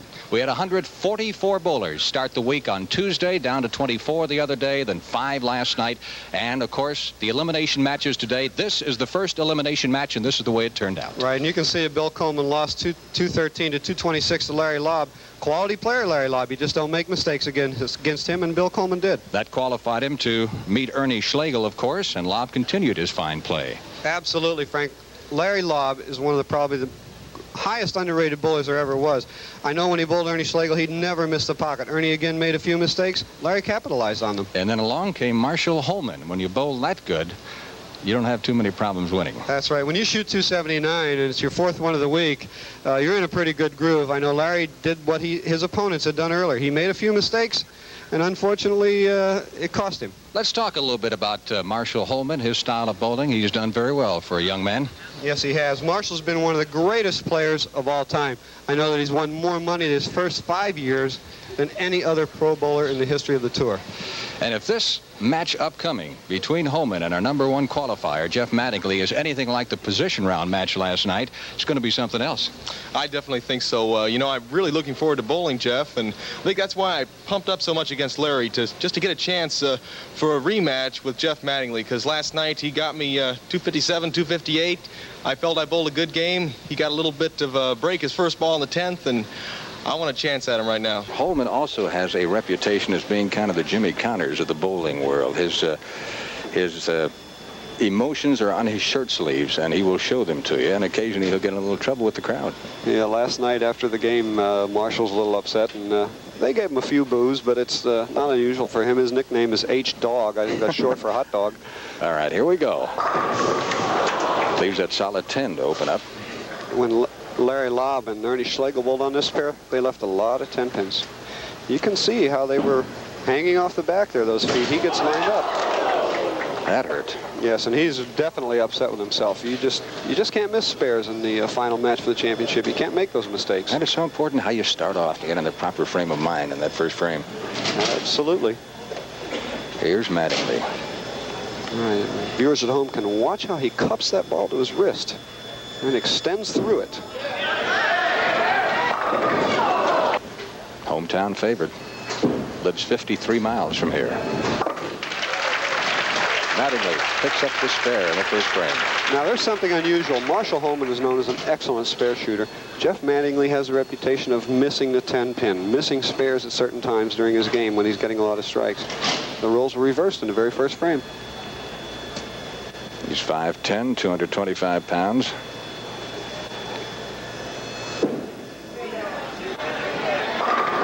Beautiful. Well, it's just amazing how much that ball finishes in the last 15 to 20 feet. Holman, second frame. Comes back strong.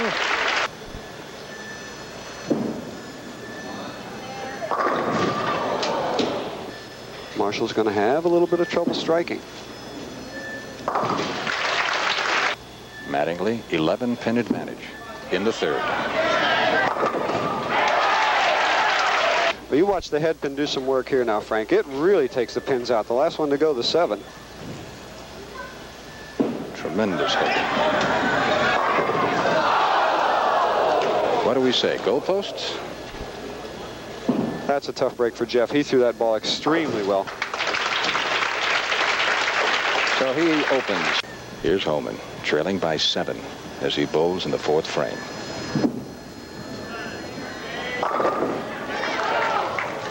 All right, too much speed there. Marshall knew it when he let go of it. He knew he threw that ball too hard and almost had the 5-7. You can watch how the ball absolutely glances off, bounces way out, and just touches the 7, or the 5-pin, excuse me, as it goes down. His biggest win, of course, came in the Tournament of Champions in 1976. He's down 8 pins as he bowls in the 5th frame. Medford, Oregon. There he's got it. Do that once, right? Yes, and after the first time, you must ask the tournament director, Harry Golden, to come and look at the rack. And if he says shoot, you have to shoot. A strike in the 5th frame for Mattingly. I want to thank our good friend Mac Lowry. He always takes such good care of us here in Seattle, the proprietor of this house. And I know that he runs a first-class event, and the bowlers love him to death. Absolutely. Mac was considering not having a tournament back next year, and he decided against it, and he's going to have us back next year again. Oh, he almost got stuck, didn't he, with that 7-10 for the second time. Average 235 on our 2 television lanes. Covers that 10-pin very nicely. Holman is off to a good start in the earning department, as you saw. He's 3rd on the list, and that's where he finished last year.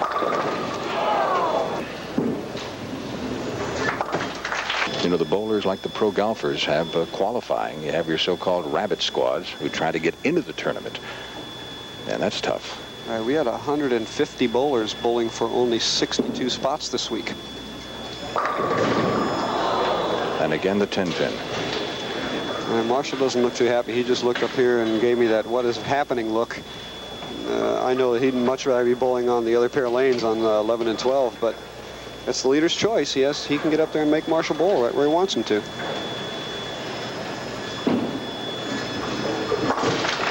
Again picks up the spare, but not making up any ground right now. It is Jeff Mattingly by 9 pins. No, neither player so far has missed the pocket at all.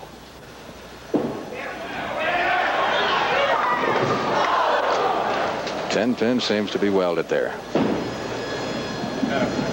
Finished 3rd in the Tournament of Champions.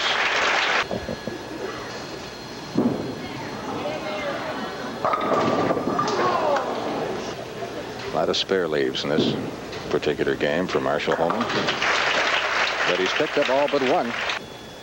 Holman in the 9th, trailing by 10. He needs one. He got it.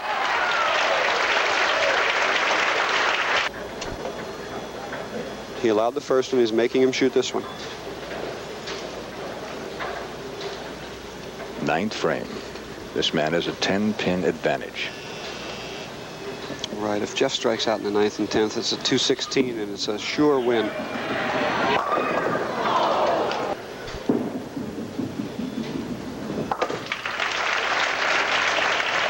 Each man has had one open frame so far.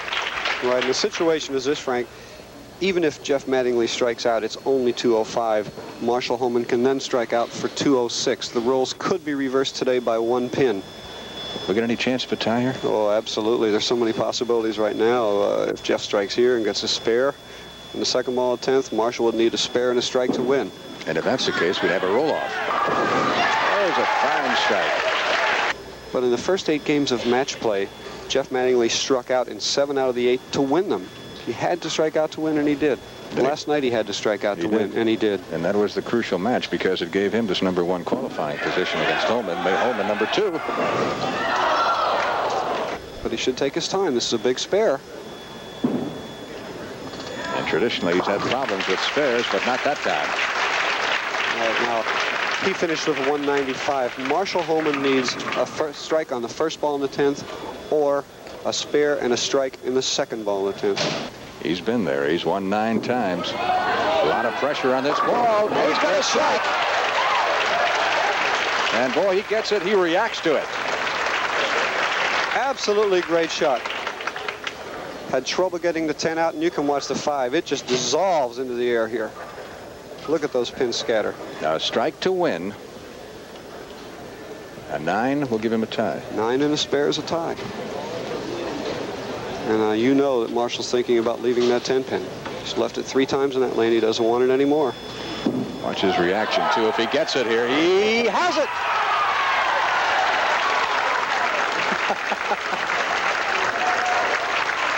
Boy, you don't think he's psyched up?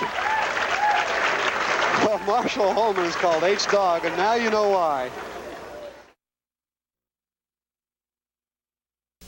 Jim Plessinger defeated Mickey Hyman 234 to 214. All right, Jimmy Plessinger, as we said earlier, got off to a very quick start, getting 3 in a row right out of the chute, and Mickey Hyman just couldn't quite get back to it.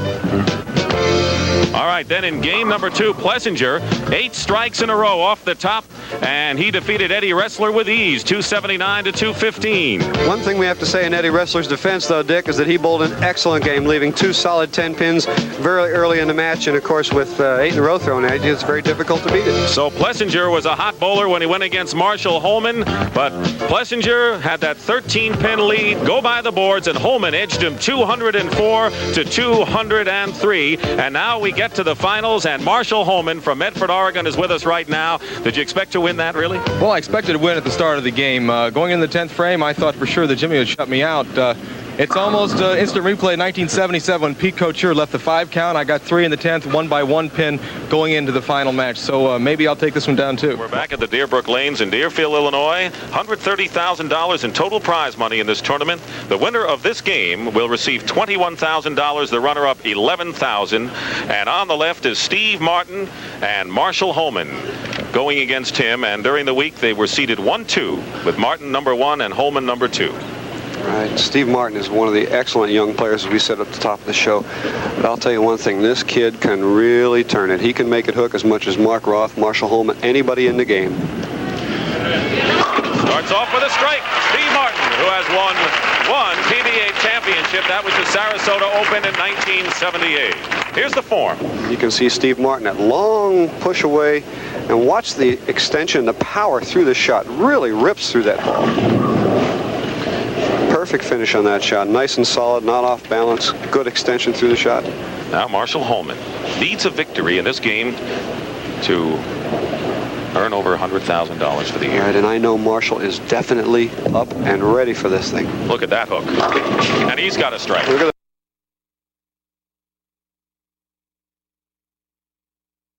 As we said, Holman's first place prize money here would put him over $100,000. He's up by 41 pins. This shot right here can almost lock the door on Steve Martin. And it does. And you can hear Marshall Holman holler yes when he got it that time. You know, you can see the reaction right there. He is one vicious competitor, which really belies the fact that Marshall Holman's a very well-liked player on the tour and one of the nicest people out here. So if Holman avoids an open frame, then he's got it. Steve Martin, all he can do is just try and strike out. Phil strikes. That's not the way to do it. Now Marshall Holman would have to open the 9th and the 10th. You know, Steve Martin, $21,000 in earnings this year, and he's going to pick up, finishing second, $11,000, and that's nothing to sneeze at. That's if he finishes second. You know, it's not over. We've seen some strange things happen out here today. We have. Plessinger seemed to be sitting pretty in the finals. Well, 13-pin lead before he messed up. Marshall Holman is working at a 240-plus clip, and the best that Steve Martin can get is 217. He's one of the more animated bowlers on the tour, you'd say. You can definitely say that about Marshall Holman. One great ball player out there, though. 4. Yeah, I'd say the tournament is now history for Steve Martin. Even though he bowled an exceptionally good game, he left 3 4-pins, a 7-pin in the pocket, a 10-pin in the pocket. There's his family right in the middle there, in the middle row. You can understand the dejection on their faces there.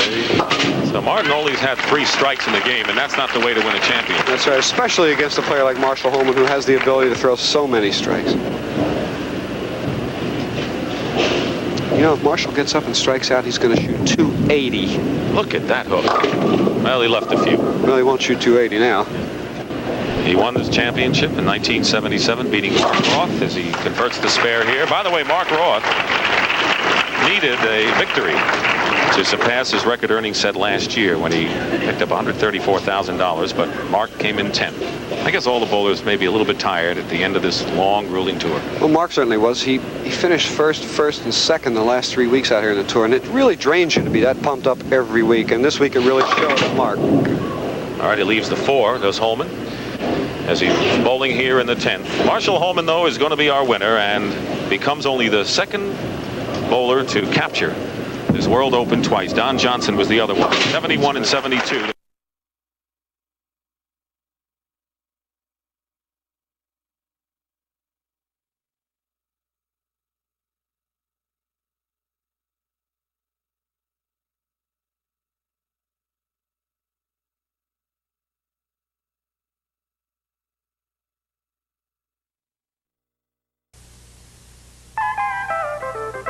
How quickly these matches go and how close they go on the Professional Bowlers Tour. Look at the first one, a 1-pin victory by Webb, only to be defeated by Mark Roth, 223 to 177. And then an unknown. Rookie Richard Martinez defeats Roth. He's out by a score of 200 to 197.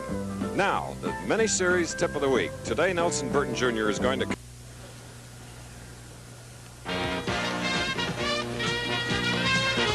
And now, 2 professionals shake hands. It is the final match. $31,000 at stake. $20,000 to the winner, $11,000 to the runner-up, and the total purse of $125,000. As he has been so often, Marshall Holman, tournament leader, and was not too happy with that first shot, leaving the 2, 4, and 8 on the left lane. Chris, Marshall Holman played the inside line all week long and has switched the outside line and changed balls on that shot. He's going to try probably to move inside, and this is the ball he used all week long. He used that silver ball, which doesn't hook as much, on the first shot as an experiment. Oh. He knew it was close, but it's his mark nonetheless. Spare in the first. And now Martinez, Bo, who had that 3-pin victory over Mark Roth. It's a feather in his cap to defeat Roth. Of course, and he's come a long way. He had to go through the Rabbit squad, shooting a 279 the last game of the Rabbits, even to get in the major tournament. Bowled 42 games and finds himself going for the title.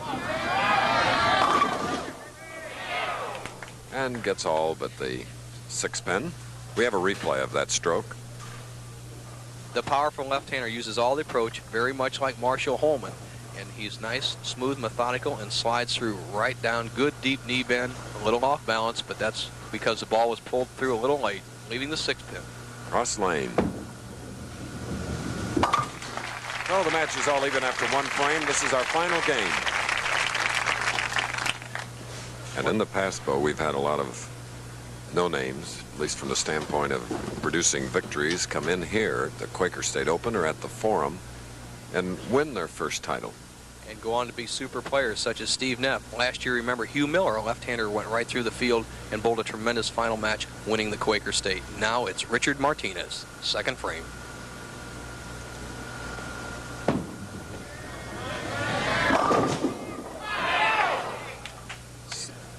Still no strike here in the final game. Martinez seems to be a bit confused. Next, the Superbikers, international tandem surfing, to be capped off by World Cup weightlifting. And next on Wide World, and here's a potential weightlifter, bowling. Big and strong, marking with his second spare, Richard Martinez, who defeated Mark Roth 200 to 197 in the previous game to get here against the tournament leader, Marshall Holman. Marshall Holman trying a bunch of different strategies. A hard ball on one lane, a hard soft ball on the other.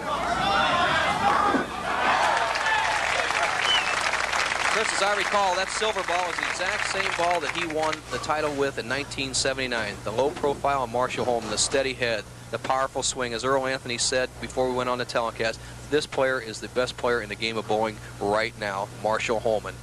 And that is the way to do it. Down low, follow through, everything perfect. Concentration broken momentarily. He had another bowling ball, Nelson, that he was hoping he could use, but it didn't meet specs or specifications. That was probably the hardness specifications. Right. As it warms up in this area, you got to be above 75 hardness. Well, a little crossover won't hurt the double.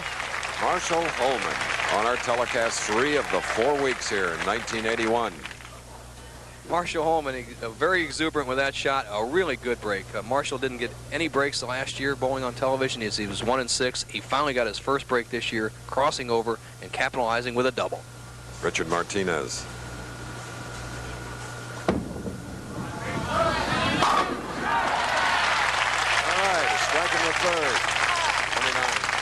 39 through the second. Down the left side, the outside line. Watch this ball carry through, driving the 4 right into the 7. An ideal shot for Richard Martinez. There it goes right off the sideboard. Down goes the 7-pin. And Chris, Richard needs a victory to get into the Firestone.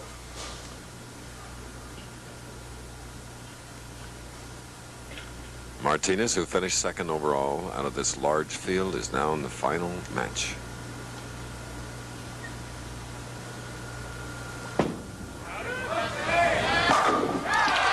The big double, cutting the lead to 1 pin.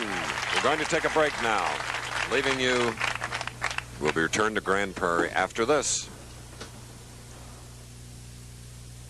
Can you see the difference between Firestone steel-belted Trax 12 and other all-season radials?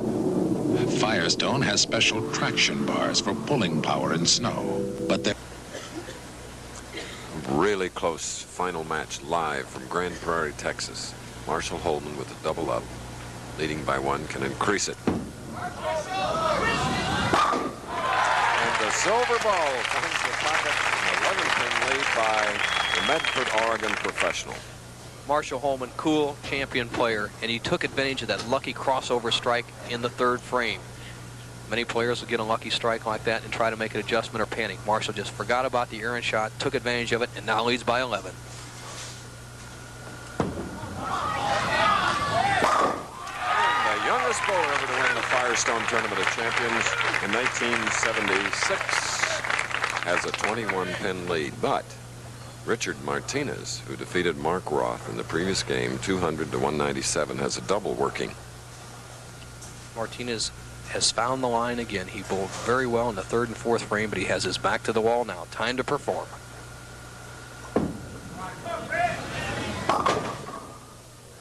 Leaving the 6-10. And that powerful body of his just was too much for that shot. He was a little out of time and used the upper body muscles to pull the ball up to the pocket, and it was just too much. He got a break by not cutting through and leaving the 6-7-10. See the 7-pin just going out on the corner of your screen. Easy spare, cross lane for a left-hander, the 6-10.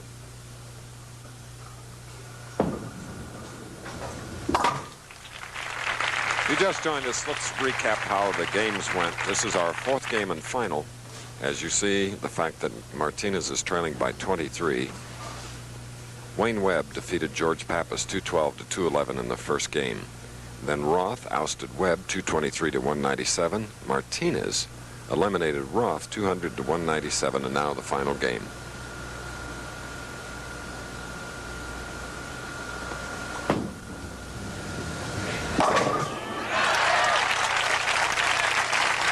in there, as Earl Anthony predicted. So, yeah, that upper body strength, just pulling that ball through under the pressure here and making it work. Marshall Holman, very loose and relaxed this year, Chris. He's been in better shape than you and I have ever seen him physically in the last 5 years.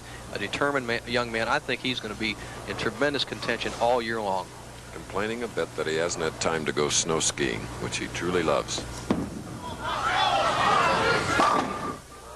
All but the 10.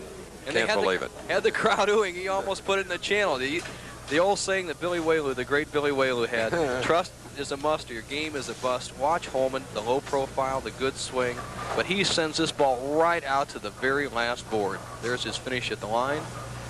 He got a break, leaving just a 10-pin. And it's a spare from the 6th frame for Holman. 22-pin lead in Bo. We go to Houston next week. The first leg of the Triple Crown, and I'll tell you, that's a jewel for anybody to win. I know Earl Anthony is really going to be the man to beat. He has not won that one yet. I saw you a happy man in Greensboro, North Carolina when you won it. Like to do it again. Oh, a high hit, leaving the 4-7-10. All right. Tightens the match right back up. Martinez sitting on the bench gets a reprieve. Holman just did not give this the room. 4-7-10, cross lane, tough for anyone. 14-1, the odds for professionals.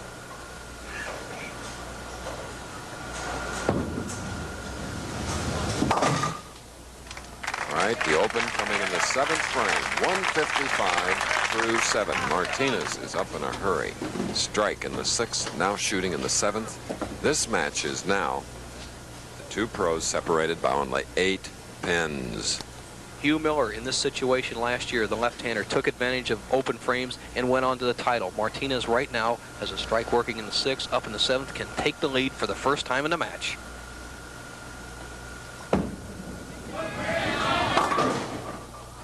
Verted the split, leaving the 4-7. Martinez, who is looking for his first buck earned on the tour this year. Last year, 6,440. In fact, he was doing so poorly, he almost decided not to come here this week.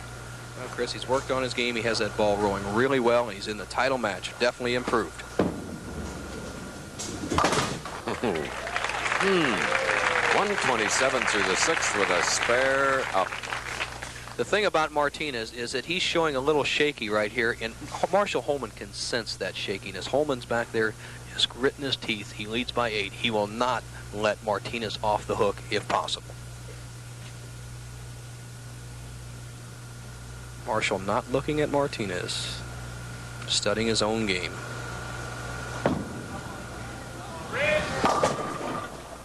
Coming up high, leaving the 2 and the 4. Coming up next on ABC will be Wide World of Sports, 5 Eastern and Pacific, 4 Central. Who will be the best in the world? We'll find out today of the Superbikers as they rev it up in Carlsbad, California.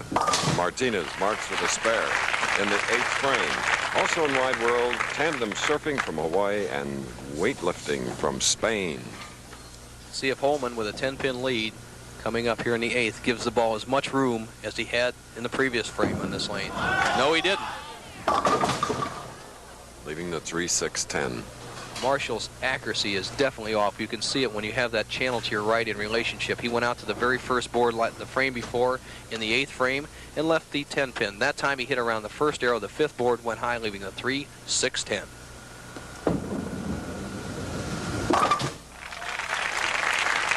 Marshall Holman, 3rd appearance in our 4 telecasts this year, is in the finals, and there you see that Holman has a 10-pin lead as he'll get ready now to shoot in the 9th, Bo.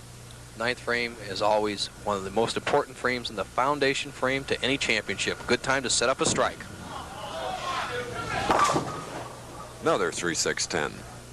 Marshall just talked to himself. It's just not a good shot. He knows that you have to extend through the ball. The great Frank Esposito, who works with us, always taught that. Extend through the shots to keep it from hooking too early. Holman has to reach out. And as all of us know, Frank taught it in Paramus. Martinez trails by 7. He needs a double to get in the lead of the match, and he has to get his composure. He has been errant in his last 2 shots, much like Holman, they've been high on every shot. You have to follow through and keep your eyes on the target and your arm close to your body, especially in critical situations.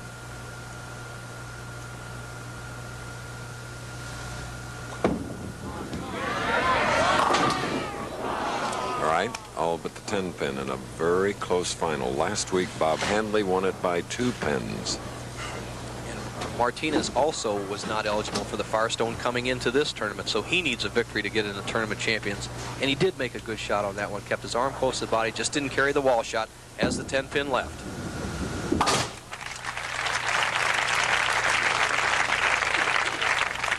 Holman, and behind him is Jeannie Halsey, the proprietress here. What a nifty lady.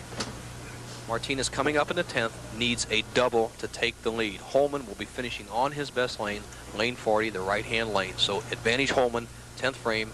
Martinez needs a double.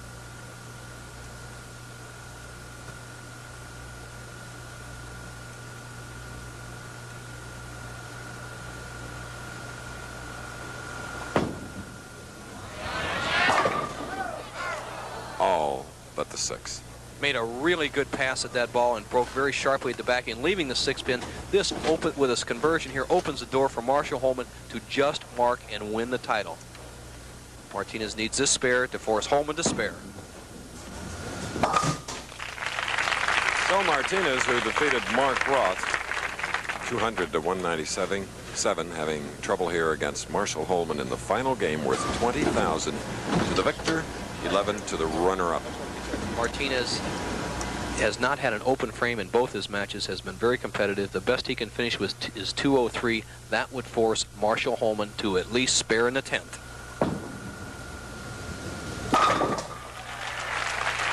Oh, that was a powerful strike. 203 for rookie Martinez of Yuba City, California. The situation for Holman is a strike he wins or any spare. He just needs to mark in any good count.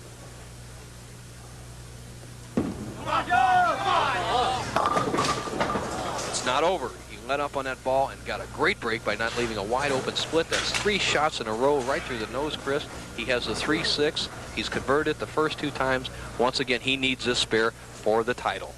Probably a few memories of his classic match with Mark Roth a couple of years ago. Hands in pocket.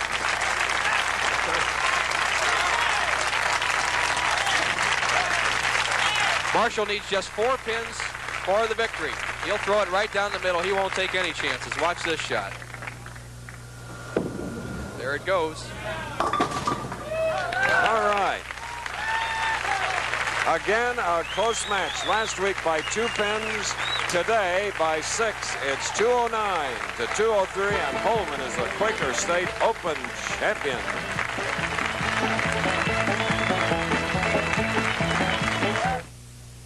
I like this. He's good. Oh, the Nittany Lions. All right. Let me introduce, as you look here, a lady that's won a big piece of our hearts for years now. She owns this place, plus a lot of other things in Texas. Jeannie Halsey, president of Quaker State, and of course, Quentin Wood. And the man that, are you surprised at all that you won today, 209 to 203? I bowled a real bad game, but I think that good things come to those who wait. The commissioner put me on the bench last summer, and I'd like to thank Mr. Joe Antonora for letting me participate this winter.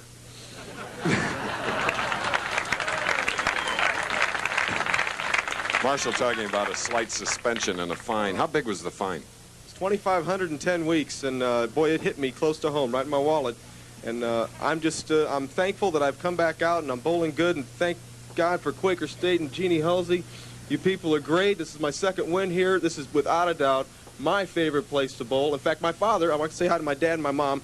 My father used to live in Dallas, so this is like a little hometown win for my dad. Those words have opened the key to a check from Jeannie. Congratulations. It is our pleasure. Here's your check for $20,000. And it's our pleasure to host Quaker State in Grand Prairie. I love you. I love you. And now Quentin Wood of Quaker State. Marshall, you're a real winner, so you are, and I'm going to help you out with another winner today, and that's on behalf of Quaker State Oil and all the great Quaker State distributors. I want to present this trophy to you as emblematic of your wonderful victory today. Well, thank you very much. You know, I have one just like it at home, and the twosome's going to look mighty fine in my trophy room. Wonderful. Thank you. All right, 209 to 203. Congratulations, Marshall. See you next year, Quentin, I hope, and Jeannie. So, stay tuned for ABC's Wide World of Sports featuring the Superbikers, the International Tandem Surfing Championship, and the World Cup Weightlifting Championship. Travel arrangements made through and a promotional fee paid by United Airlines. More people fly United to Hawaii than any other airline. That's what friendly skies are all about. This has been a presentation of ABC Sports. ENV TV Las Vegas.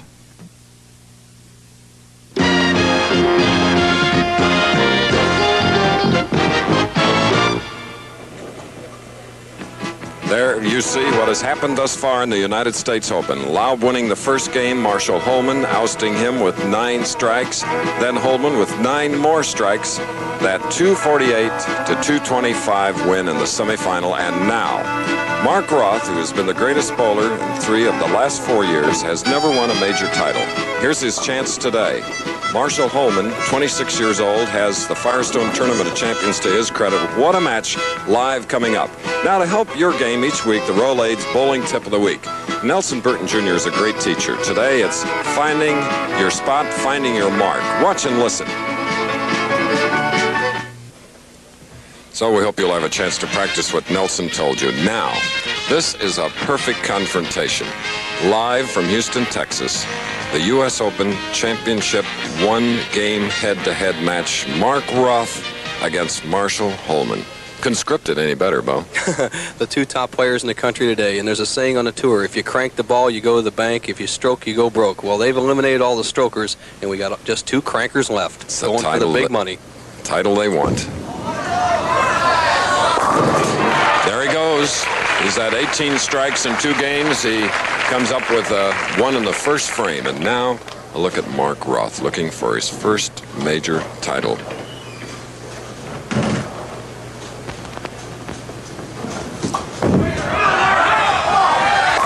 Just like that, Mark Roth feels he's at the very top of his game. Let's hear him tell us about it.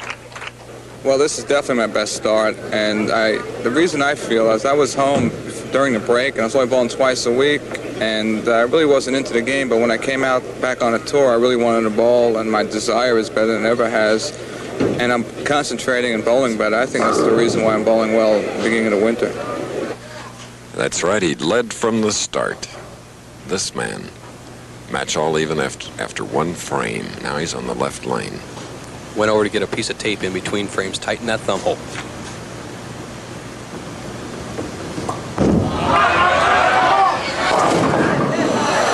Didn't quite come up, leaving the 2.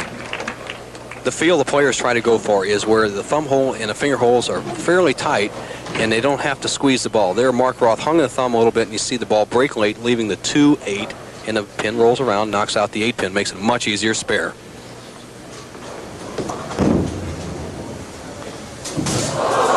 And Mark Roth blows it, the 2 pin. He wouldn't have got either one of them, so it didn't make any difference what stood up. Erratic Mark Roth here, just didn't take his time. Bingo, slides right by the 2, has opened the door for Holman early in the match. Marshall taking a little extra time. I don't think he's ever had a gift from Roth like that, and open her first 2 frames. Mark has definitely been tough on Marshall over the years.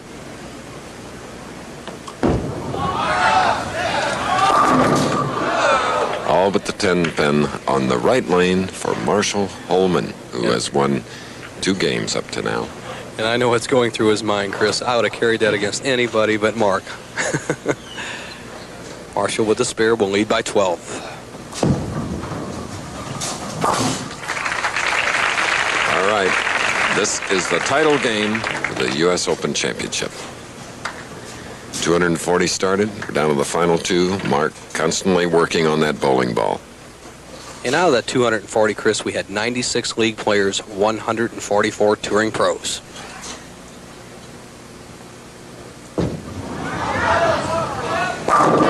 Oh, his release so smooth. 9 strikes in each of the 2 victories coming into this. Strike in the 3rd.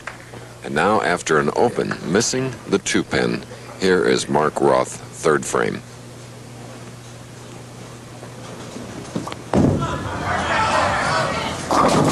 did not come up. Now the 2-8. Let's see how he shoots this. He just went flying by the 2-pin last time. He has to have some bad thoughts running through his mind. He's not getting out of the thumb hole very well, and that's probably the thing that hurts good bowlers the most, an uncomfortable feel in the ball. Then again, he also missed his spare the last time he had a shot at it.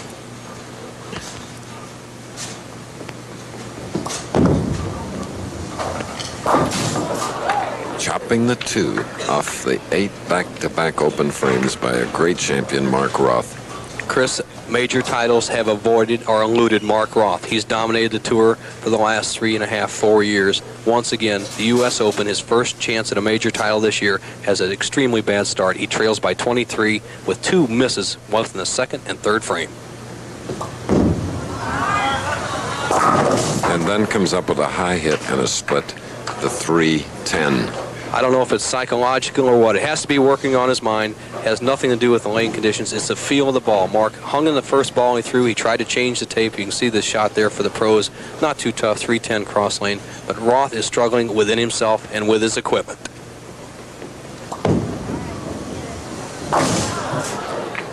So now 3 open frames, a 34-pin lead held by Marshall Holman. And extending his lead by just sitting there and watching Roth not at his peak thus far. This match will continue after this. Big surprise here in the United States Open Championship 1-game match. Marshall Holman, shooting in the 4th frame, only the 4th, has a 34-pin lead because his opponent, the great Mark Roth, has 3 opens in a row. And there's one that slid by, leading the bucket on the right lane. Just about the same combination Roth had on the left-hand lane. Roth, the 2-8, went by it. Let's see how Holman gets it. Now, of course, Marshall has bowled more games on this pair, so he should have a feel of the pair. Here's the long approach, 17 feet. Marshall uses it all for his power approach. He didn't think he was going to get him. He actually got saved by the 4-pin. That's the same place that Roth hit on a 2-8 combination, but the ball hit the 2-pin, the 4-pin, then deflected into the 8. Holman, who has strike spare, would not think that'd be much of a lead in a major championship like this, but through 4 frames, he has a 34-pin lead. Bowler with intensity. All right, his 3rd strike in 5 frames. So let's see now. Mark Roth, sometimes too long to think after 3 open frames, led off with a strike. Now shooting in the 5th frame, right lane.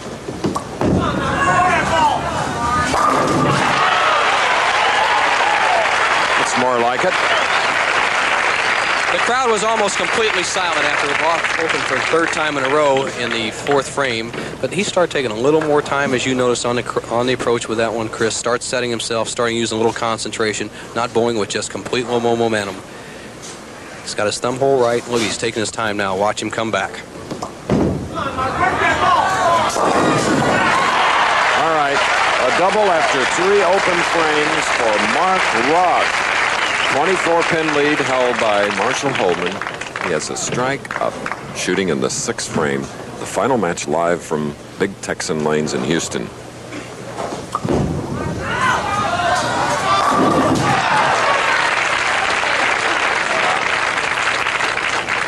Holman just cool as he can be in this match. He just answered Roth's double with a double.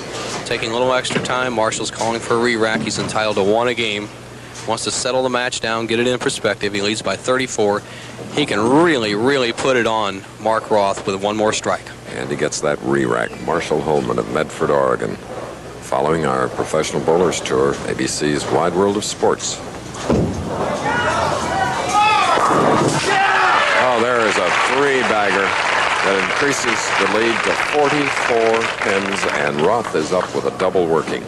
He's in a must situation early in the match. He still has 4 frames to go, but he trails by 44, has a double working. 3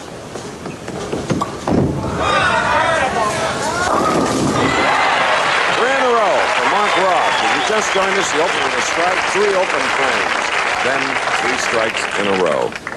Holman, I've never seen him so intense.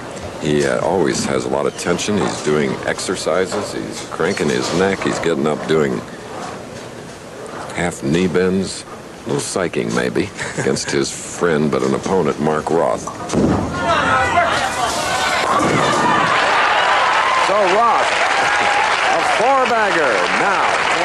pins separating these two champions. The power of Roth pulling him back into the match. Strings 4 in a row here has cut Holman's lead to 24, and more importantly, has given Marshall something to think about. And another bucket. This one on the right lane. 20 pins now separating these two pros. In the 6-pin count, the bucket cuts into the pin count lead. That is only 20 pins. Roth can now close the gap with 2 more strikes. Before, if Holman had kept his count up with an 8 or 9 pin count, Roth would have had to have 3 strikes.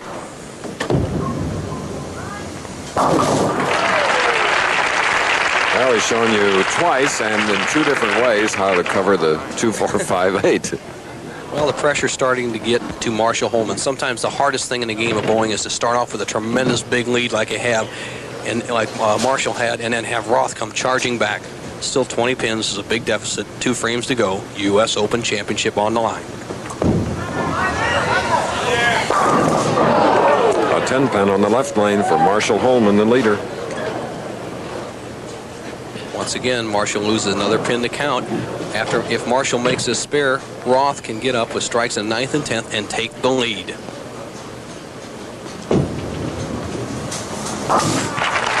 Mark Roth was in the finals of a previous United States Open, 76 at Grand Prairie, Texas.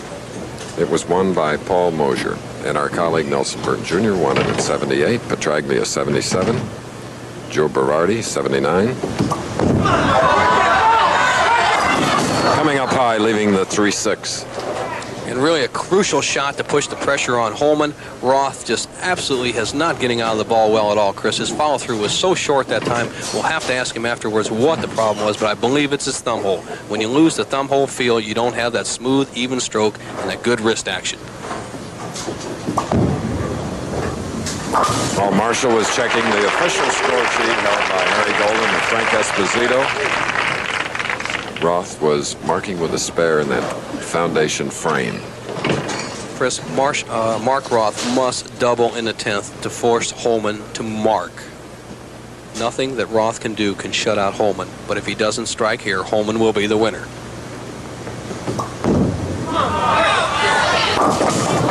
Sliding by 1, 2, 4, 10. A secondary thing that's happened today is Mark has stood by the sidelines, and these lanes are slicker or a little tighter than we've been playing on most of the season so far, and Roth cannot get that powerful hook to work at the back end. So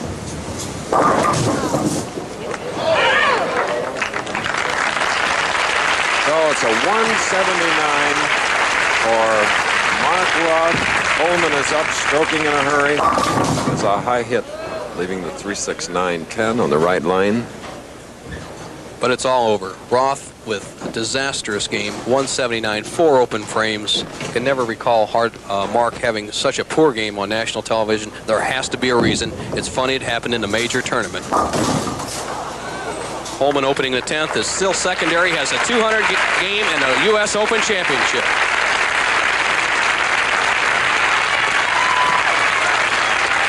Five strikes, a 21-pin margin. 200 to 179 on 240. Now he's leading the cheers of the crowd here. The 26-year-old champion from Medford, Oregon, winning back-to-back championships right here on ABC.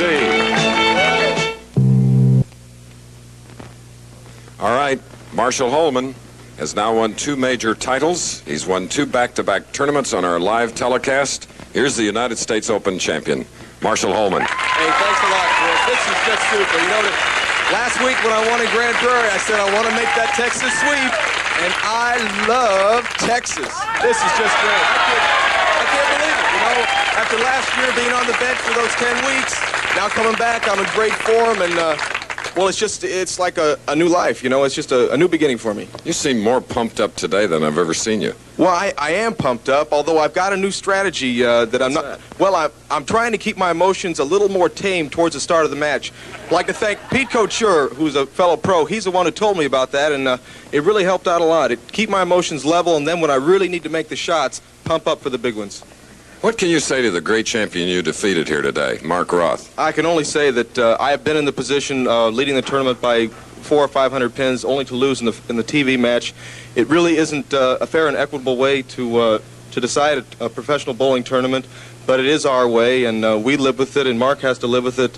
And Mark Roth is the greatest. He's my partner. I'd like to bowl all doubles tournaments with this man because he's the greatest.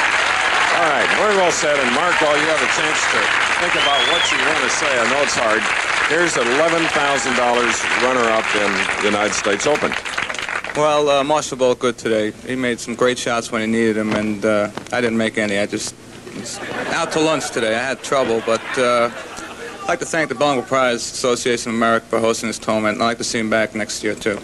Is that a class guy, ladies and gentlemen? It certainly is. Mark Roth has all the class in the world, and I'd also like to ditto that and thank the bowling proprietors and everybody here in the Houston area. It's really been a memorable week, and it's one I definitely won't forget for many, many, many years. It's one you'll remember, too, for a long time, Mark. Oh, yeah, definitely. I've never seen you 3 opens in a row. No, that's the first time this week. He's kidding. Not 3 times bowler of the year in as many years. Mark, I guess you'll be going to St. Louis. I'm going to go home for a day or two, then go straight to St. Louis. Well, bring Jackie. That might bring you some better luck. I hope so. Okay, Mark Roth, let's hear it for him. Nelson Burton Jr., come here. Nelson is 1978 United States Open champion. And, Bo, I want you to take care of the presentation here with Mr. Lacey. Well, Mark, congratulations. Marshall, congratulations. Mr. Lacey, you have a great tournament, and you have a great champion. Well, thank you very much. And on behalf of the Bowling Proprietors Association of America and our 4,100 members, I would like to congratulate you and give you this check for $21,000. Thank you. Thank you very much, Mr. Lacey. I hope I can reign as a good champion for you for the next year, and like to take it down again in '82. You know, I see Chief Wapensky over there, the executive director of the Bowling Proprietors Association of America, has been for 10 years. And, Chief, you've seen a lot of winners of this championship. This is a special one. I knew it wasn't going to be too long before Marshall won.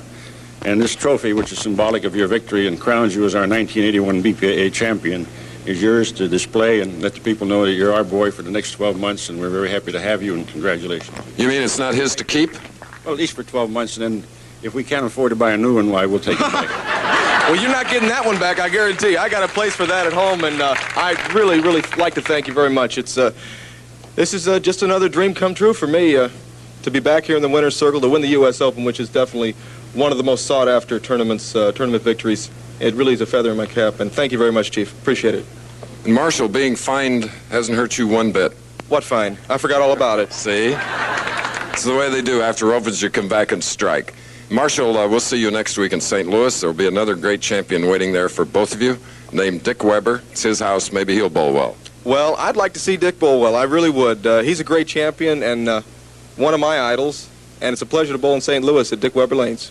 Okay, guys, it was like having Watson and Nicklaus in golf on our live telecast from Houston. I have nothing but great respect for both of you. Thanks for being on. Thank you very much. Mark Roth and Marshall Holman. Once again, the winner is Marshall Holman. 200 to 179 and the $131,000 Bowling Proprietors Association, the United States Open. Today's program was produced by Kurt Gowdy Jr., directed by Larry Cavallina, our technical director, Bob Bernthal, our associate director, Kathy Cook. Now this is Chris Schenkel, along with former Open winner Nelson Burton Jr., saying so long from big Houston, Texas. Be sure to stay tuned for ABC's Wide World of Sports, featuring the United States National Figure Skating Championships from San Diego, California. You'll see the ladies in the finals, along with dance competition. And for the first time as a regular, joining our ABC announcing team, beautiful Peggy Fleming, whom I had the pleasure of going to Peking, China with to do skating. And then also in the same show, a report on the Muhammad Ali professional sports scandal. And Harold Smith, more important, is the man who is being accused, and no better investigative reporter than Howard Cosell will be there to cover this, as ABC keeps you up to date on all the late happenings in the world of sports. Travel arrangements made through a promotional fee paid by United Airlines. United flies more people to Hawaii than any other airline. That's what friendly skies are all about. Sponsors and station identification. This match going against Marshall Holman, the tournament leader. He'll be tough. And after 6 practice balls, Holman had not yet decided on what he wanted to do. He didn't know whether he wanted to play inside or outside. So it's going to be interesting to see what he does. Wayne Webb definitely in the driver's seat, has the inside line on this title. Let's see if he can put away Holman.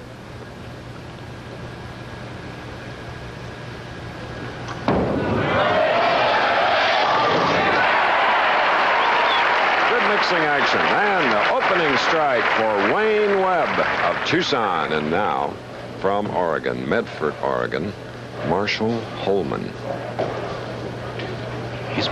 He's played the outside line all week. Let's see where he goes. He has the big, powerful hook. Maybe he can overpower the lane. Leaving a 4.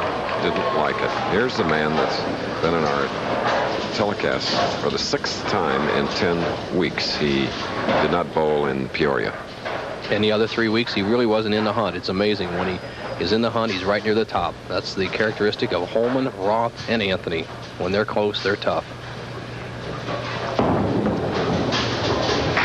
And as he seeks his 3rd title of 1981, he has not been here at the King Louis Lanes since 1975.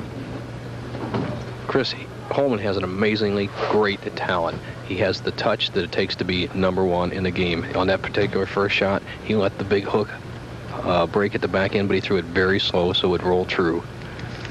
He's got a tough job ahead of him, though, playing that outside line. All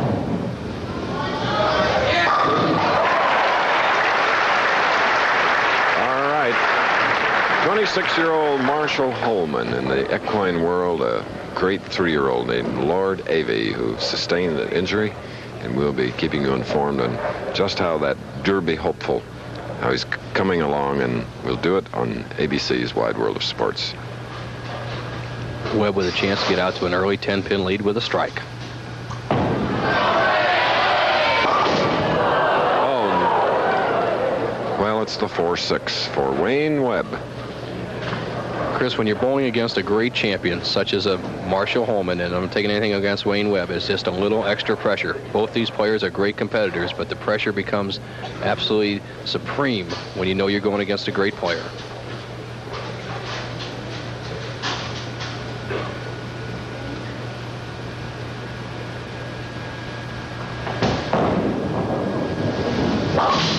So, for Wayne Webb, after a big strike in the first and open frame, 28-2, knowing Wayne, he'll bounce back. Chris, the same situation happened to me last year. I won the first 3 matches. He kicks the ball return rack and throws him off, but that's just a single spare. The same thing happened to me, Chris, against Ernie Schlegel last year. I won the first 3 matches, and Ernie, playing the outside line, just attacked right away and put me out. Let's see how Wayne Webb comes around.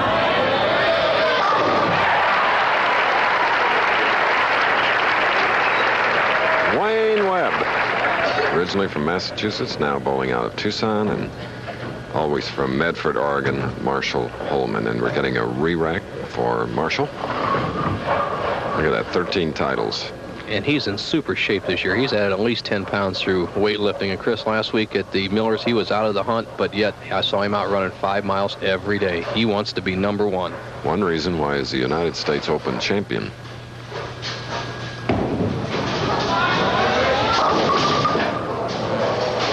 Well, a 4-8.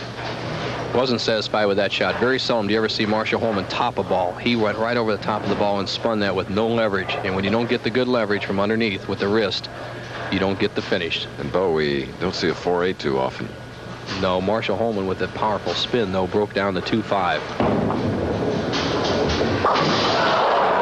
As you can see, a pesky spare. Open. This is still match game competition.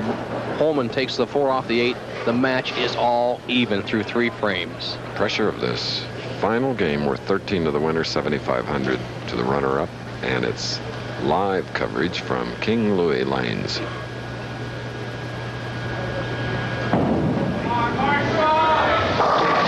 High hit leaving the 3-6 following the open. As we said before, the inside track seems to be the best. Holman, as great as he's been bowling, and he was fabulous this week, is struggling from the outside line. But with a spare here, the match will still be all even.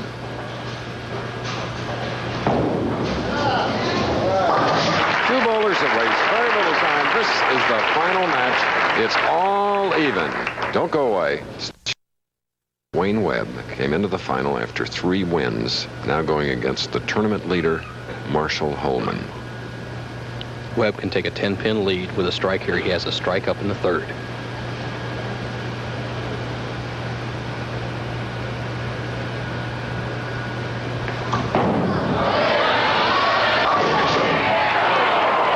Leaving the 7, Wayne Webb, who finished 4th behind Marshall Holman, who won the Quaker State Open and then the United States Open. And in these two players, you can see the style that's conducive to urethane finishes. The modern bowler against light pins, they throw it very hard with a powerful hook. Wayne Webb, even though he's short, he's extremely strong, has tremendous speed and turn on the ball.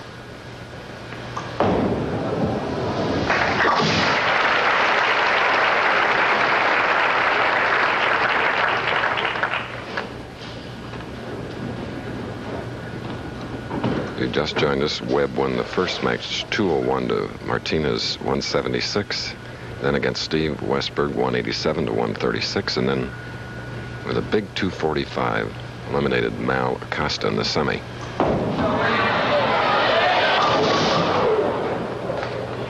.128.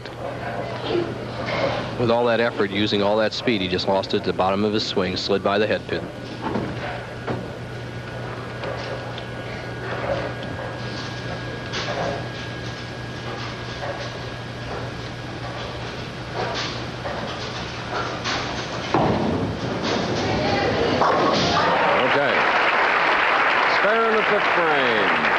Marshall Holman is up, leading by 3 as a spare working for Marshall. It'll be the 5th frame. I know Marshall was thinking while he's sitting down there, should I move inside? Should I gamble? Let's see what Wayne Webb does. So Webb gave him an opening. He's going to stay outside. A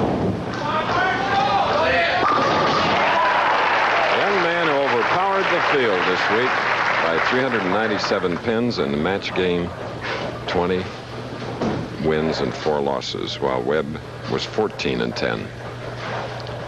Marshall Holman won more victories in the 24-man finals than anybody else this year. He was 20-4, Chris. The best previous record was by Roy Buckley at the AMF Classic, 19-5.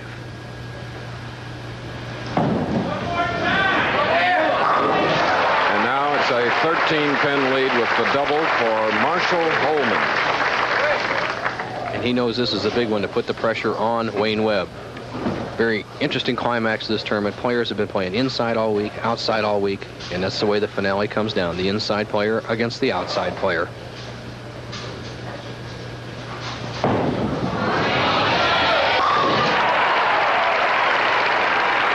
Mark of a winner. Just like a vacuum sweeper, just sucks him right off. A tremendously powerful ball. Now he can bring it back to 3 pins with the green ball if he can strike on the left lane.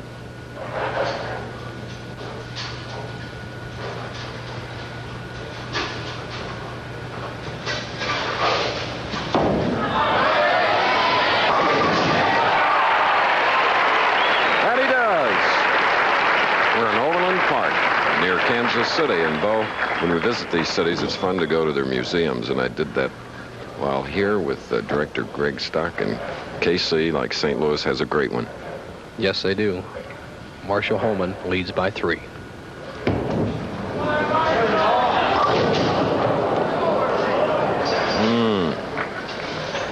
As the players say, Marshall's just not catching it all. He has to baby the ball a little bit, or as we say, slow it down, because of the very slick lane surface. And when he throws it wide, it just doesn't come back.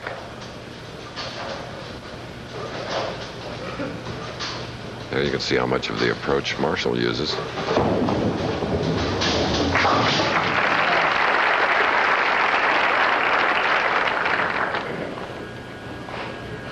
Chris, while we have a moment here, I'd like to wish the best to Pam Lobb, wife of Larry Lobb, our touring pro here, who had open heart surgery last Saturday, and they say she's doing very well. Pam, get well. We want to see you back out here.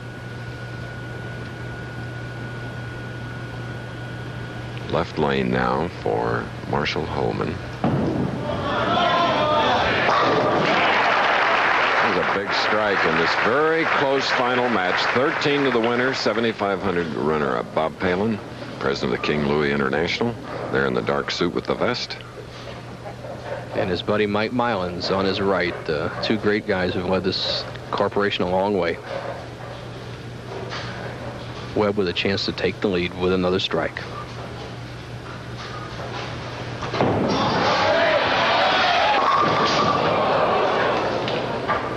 So a 3-10. If you don't think there's pressure out here, watch these two players struggling. Holman losing the ball at the line, laying it short. Wayne Webb squeezing it very tight and hanging up in it, pulling it high, leaving the 3-10. Now, we said that Wayne's increased his spare making percentage. He needs it right here to keep the lead within 4 pins.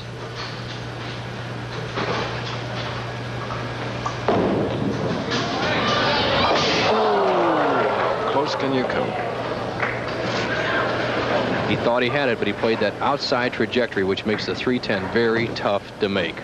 He has opened the door for Holman. Look at this ball, just missing the 3-pin. A game of fractions. Overhead score sheet that the players and some of the spectators look at, 16 pins separating the two. And trying for a 9th frame strike to no avail. He's really opened the door for Holman if he cannot convert this split. The 2, 5, 7, 8. Makes it a little more difficult than the 2, 4, 5, 7, 8 with that 4-pin missing. Studying his proper position on the approach.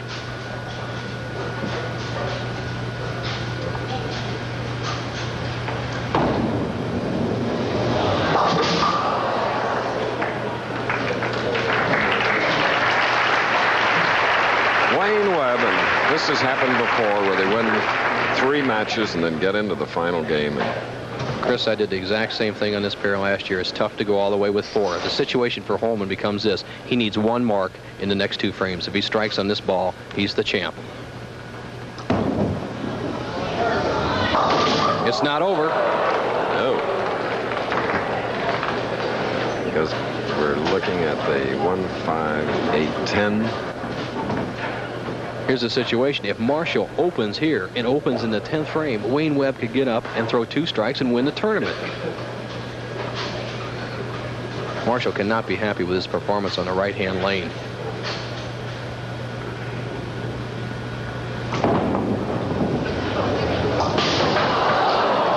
Leaving 3.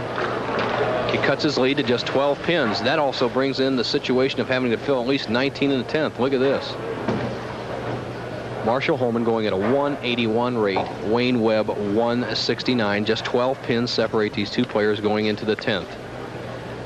Holman with a strike. Could lock it up, though.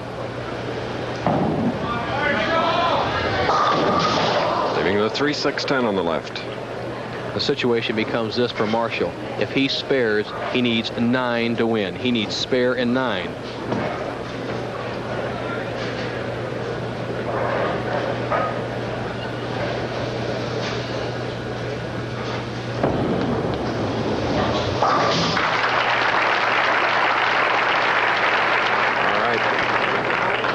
Big shot, and he asked, double-checked with Frank Esposito and Harry Golden that what he needed, reaffirmed, needs 9 pins to win. If he gets 8, we have a possibility of a tie.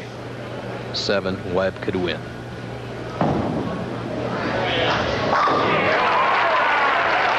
On his knees. Believe me, he's exhausted, going all week, overwhelming the field, and had a tough match against Wayne Webb, and will be returning to the King Louis West Lanes. But first, we're going to pause for this message. All right, Marshall Holman has won his 3rd championship of young 1981 by a score of 181 to 168.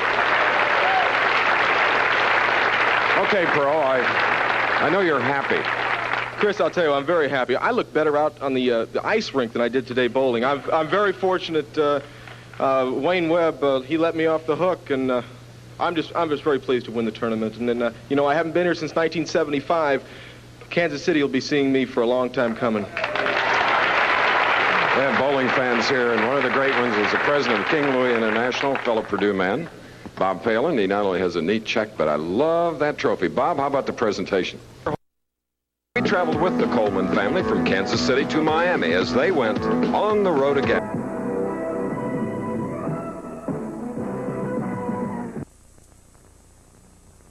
And he will now bowl Marshall Holman, the Bowman Holman, in the championship game for $15,000 in the $110,000 Aquafest Mr. Geddes Open. And we have two bowlers, Mike, here with actually some strong hopes in this one game. And it's a complete contrast. I think Marshall would definitely have rather bowled any one of the other bowlers, because when you're bowling a veteran, Alan, sometimes you know what to expect from them. A young kid like Ballard that we've hardly seen, Marshall doesn't know what to expect from him. The kid might shoot 180 at him, or he might shoot 280 at him. And Marshall just doesn't know what to expect.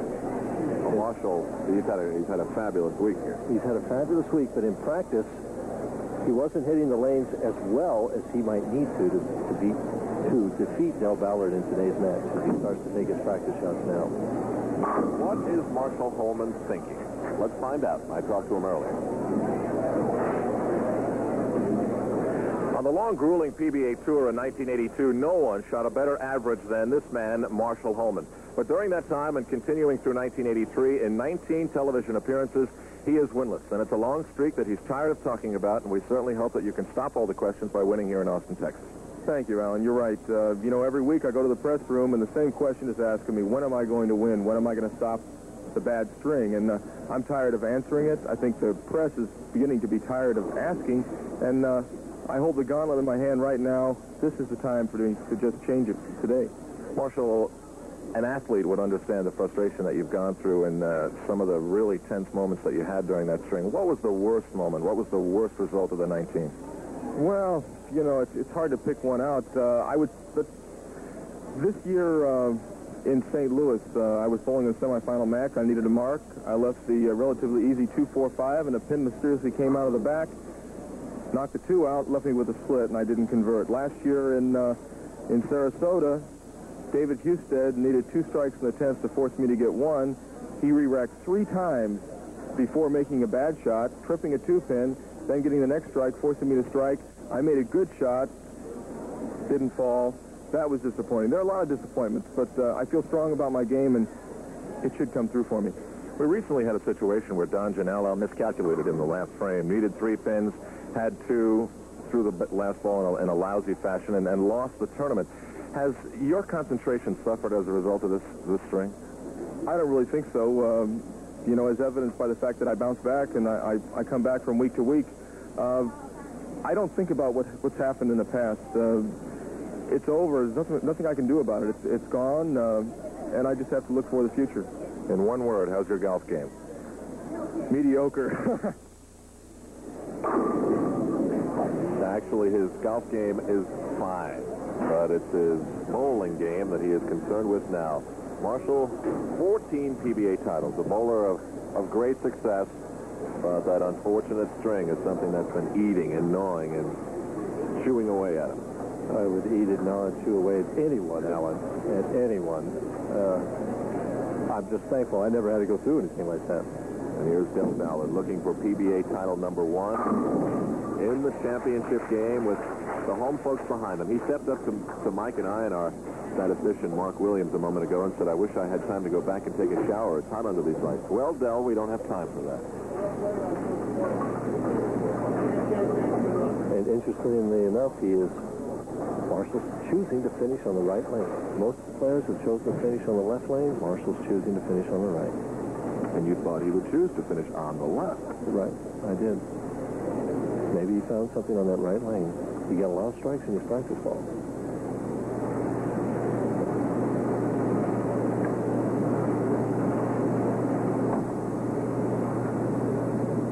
He'll want to get off to a good start. And does. Ring and 10 right out of the gate. And he's saying to himself, here we go again. He didn't leave any of those in the practice shots. Marshall with a quick 5-step approach, right in time. Now watch how steady his head is and watch the power. Long slide, good follow through. Perfect. In his last 19 TV appearances, his record is 3 wins, 19 losses. Has the 10th. And you would think that he would win more than that just by showing up. I mean, enough players who bowl bad games, that's 22 games. And out of those 22, you think the guys bowl bad? No. For those of you who don't think there's anything as luck, Marshall's just too good of a bowler.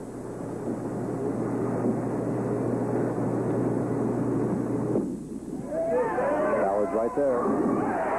Little soft with speed, carries that 10 out of there. Just the fourth game for Del Ballard. That is his 20th strike. Square approach, good lift, good follow through. We've seen so many of these wind up in the 1-3 pocket this afternoon. One more. Can jump out to a quick 10-pin lead here. Took no practice shots in between the games. Just sat there quietly, never changing expression. And first chink in the armor. The 4, 6, 7, and what he did on that shot was he turned the ball early at the point of release. It was left of target, and it didn't hold up this time. Full penalty, and what we consider an impossible split. He'll just throw hard at the 4-7 and hope it bounces out. And it doesn't. And Ballard leaves the second frame open. And right away, Marshall is 12 pins ahead. And that has to pump a little life's blood into Marshall right away. His opponents just haven't done that to him in the last 2 years. In our first event on USA this year in San Jose, Marshall was in the top spot and lost in the championship game. Carries that 10-pin out of there. Marshall's very good at controlling his emotions and showing reaction at the proper time. You'll see some reaction as he throws that, snaps that ball through here. He'll smack his hands. As we see that. But he gets much more intense and fierce sometimes when it's a more important strike. Right now, for the double is a more important strike. Holman's average this week, 222.7. Can increase it to 22 pins if he can double here. It's right there. And gets the 10-pin out of there. You see that reaction. Well, let's see if his reaction intensifies as you predict. Watch him now. Watch those teeth. He's working on it. I love to watch him bowl. Ballard in the third. Good shot. Right there. He's back on track. Right back on track. 22 pins down. Very square again. Moved in just a little bit closer to the third arrow, and the ball's just dead in the pocket from the moment it left his head. Needs to double here to put some pressure on Holman.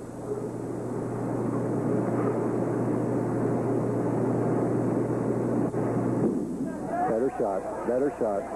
Perfect shot. First hit is cool, Alan. He is very cool. I want to say something here. Marshall, as we watched Dell throw this double, good loft. And just dead solid, hard, perfect shot. Marshall has gotten lots of doubles in these TV appearances. It's the third shot that seems to have given him trouble. What he's done is gone wide and left the 210 many times. Not this time. Perfect shot. Boy, he threw that one well. His lead is now 22 pins. Holman working on him triple. Ballard has thrown 2 strikes in a row now following his open second frame. And there we see Holman with 50 in the second, double working in the third and fourth, and Ballard with 28 in the second, the double in the third and fourth. This is a big shot for Marshall right here. Can you bump that lead up to 32 pins? That adrenaline is flowing. He's there again. He's there again, solid. 10. The rack was just a little close. He couldn't have thrown it any better. The rack got him that time. Boy, he thought he had a strike. He watches that target, snaps it up. He thinks it's a strike at this point. He's looking at it saying, carry. Oh. Boy, he thought it was a strike for sure. Boy, that's a good one. 10 pins, 60 feet away. But it's 21 pins right now, and anything can still happen. Well, these two men in match play, it was Holman over Ballard, 244-224. That was a good game. And this one is shaping up to be a fabulous encounter as well. Awaiting one of these two bowlers, $15,000. In the midway point of the championship match, it is Holman by 21 pins. We'll continue our coverage of the PBA on USA from Austin, Texas, after these messages.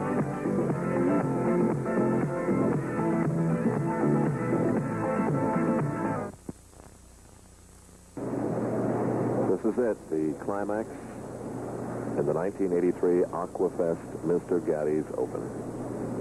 Del Ballard is down by 21 pins, bowling in the 5th frame, can cut it to 11 if he can get another strike here on this right lane.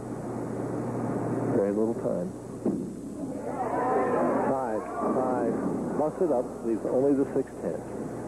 Just turned that ball a little early and laid it short of his target. Right here, he turns it early, and it's left of his target, right over the 3rd arrow, and just never had a chance. I knew it was high as soon as he let it go. Keeps Holman's lead at 23 pins with a spare conversion. He has the spare. Mike, I would think the bowler in the top position would not want to bowl against a bowler who's won 3 games in a row as opposed to someone who's won just one. Oh, definitely not. Definitely not. There's the scoreboard indicating the situation of the match. Holman with 99 in the 4th, spare up in the 5th. Ballard 76 in the 4th, also a spare up in the 5th. 23 pins. Definitely, he wouldn't want to bowl somebody who's won 3 in a row because they're on a roll.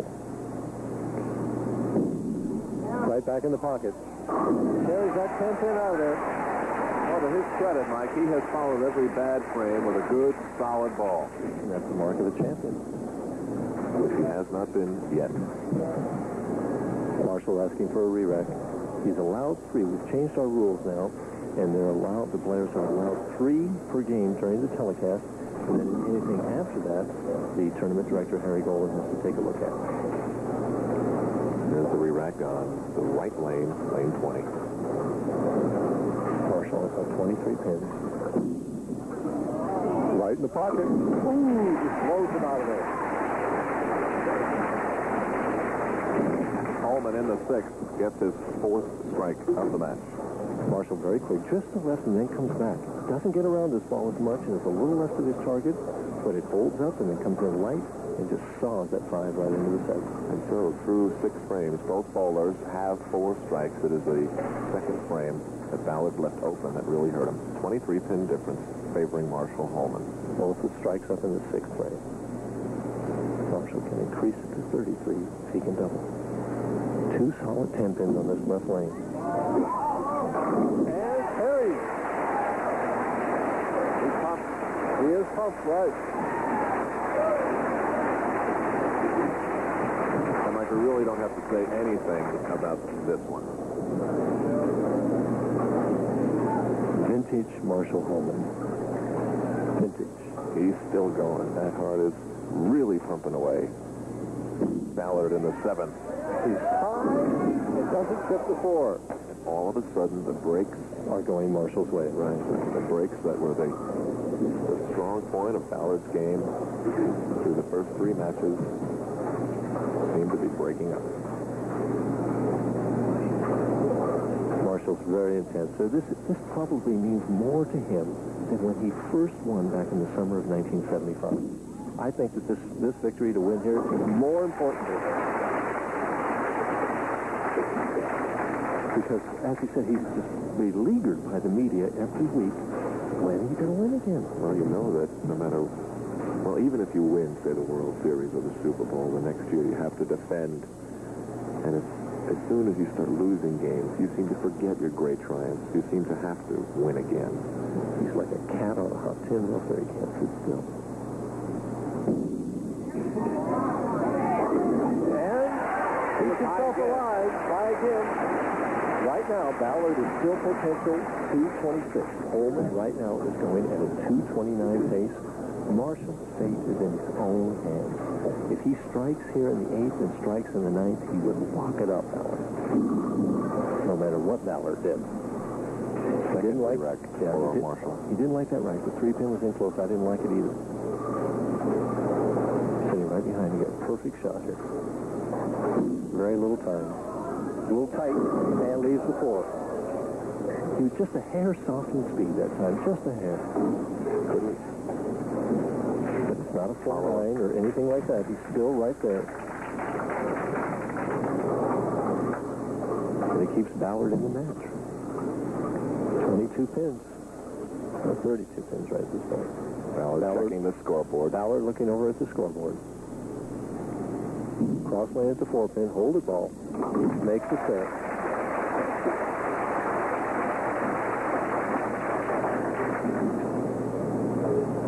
And now Holman moves up to check the numbers.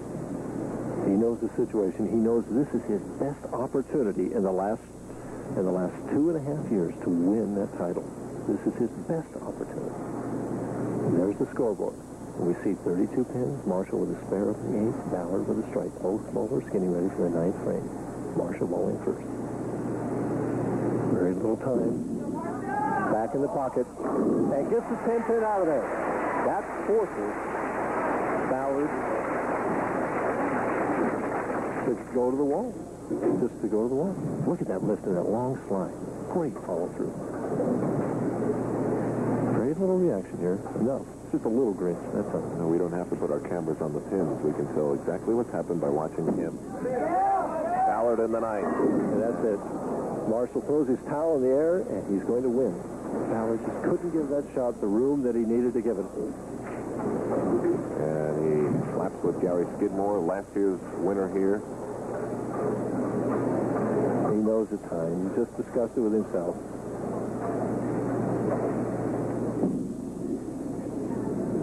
Makes the start.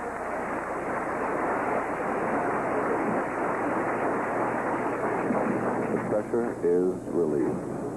Look at that smile of contentment there. Happiness is a victory.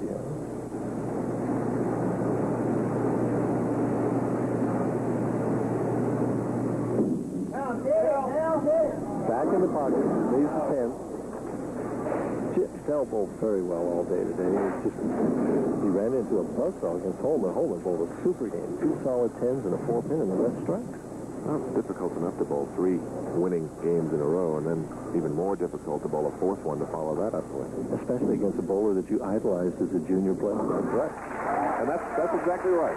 Marshall Holman was idolized by Joe Ballard. Ballard only 20 years old, and judging from your compliments to his game, Mike, I think you think that he'll be back for more. Well, he certainly performed well under pressure. This is where you find out. A lot of times is on the telecast what you can really do under pressure. 194. And Joe Ballard falls short. After averaging 221.6 through the first 3 games here, he falls to a 194. These will be the most enjoyable balls Marshall Holman has thrown in a long, long time. He feels great. The crowd acknowledging. I think they feel for him a little bit. Well, I think all of us do out here. The question kept coming up, when is he going to break it? When's it going to end? Well, it ends at the Aquafest Mr. Gaddy's Open here in Austin, Texas. Okay, no problem. One more ball to throw, and Marshall Holman will win his first title since 1981 and $15,000. It'll be his 15th PBA title. And he leaves 34. He leaves it open, and a 234 to 194 40-pin victory. And just look at this reaction from the crowd. Standing ovation, and he deserves it. He bowled great all week. And I know it's like a ton of bricks being lifted off of his shoulders at this point. He goes over and hugs his fiancée.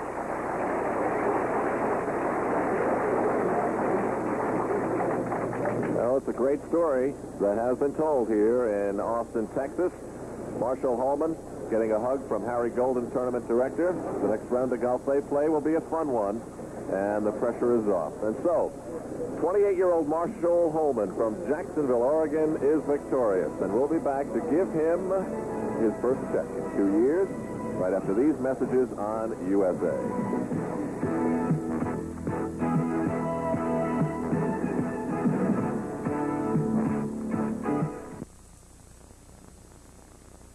Holman has won the Aquafest Mr. Gaddy's Open and $15,000. Before we get to the presentations, I really just want to get a round of applause for the man from Texas who dazzled us so well, Mr. Del Ballard. Del, you really performed well.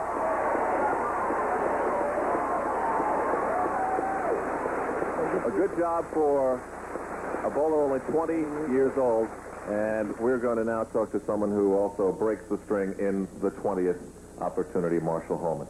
First of all, presenting the trophy, which I should say, as everything else in Texas, is bigger than all the other trophies we get, is Bill Harries, the Commodore for the Austin Aqua Festival and also the Vice President of Marketing for Mr. Gaddy's. Bill? Marshall, on behalf of all the citizens here in Austin and all the bowling fans, we're very proud of you. We're very happy for you. We've had two wonderful champions in the last 2 years, and we're very delighted to have you join them. Congratulations. Well, thank you very much, Mr. Harris. Wow, this is a little bit heavy, but I can handle it. I've won a lot of big tournaments, but this is the most emotional victory that I've ever had. I swear when Del didn't strike, I believe in the 9th frame, I felt tears coming in my eyes. It's been well over 2 years, and I've had a lot of heartbreaking finishes. I've been in, I guess, 19 other top 5 final finishes, and it's been well over 2 years, and I've had a lot of heartbreaking finishes. I've been in, I guess, 19 other top 5 final finishes, and never had a victory out of them. And hopefully this will get the string going the other way. It just feels fantastic. I forgot how great it feels to win, and it's my 3rd win in the, oh, wait a minute, 1, 2, 3, 4th win. 4th win in the great state of Texas. And as I said at Dee Holtze's house a couple of years ago, I love Texas, and I really do. Thank you.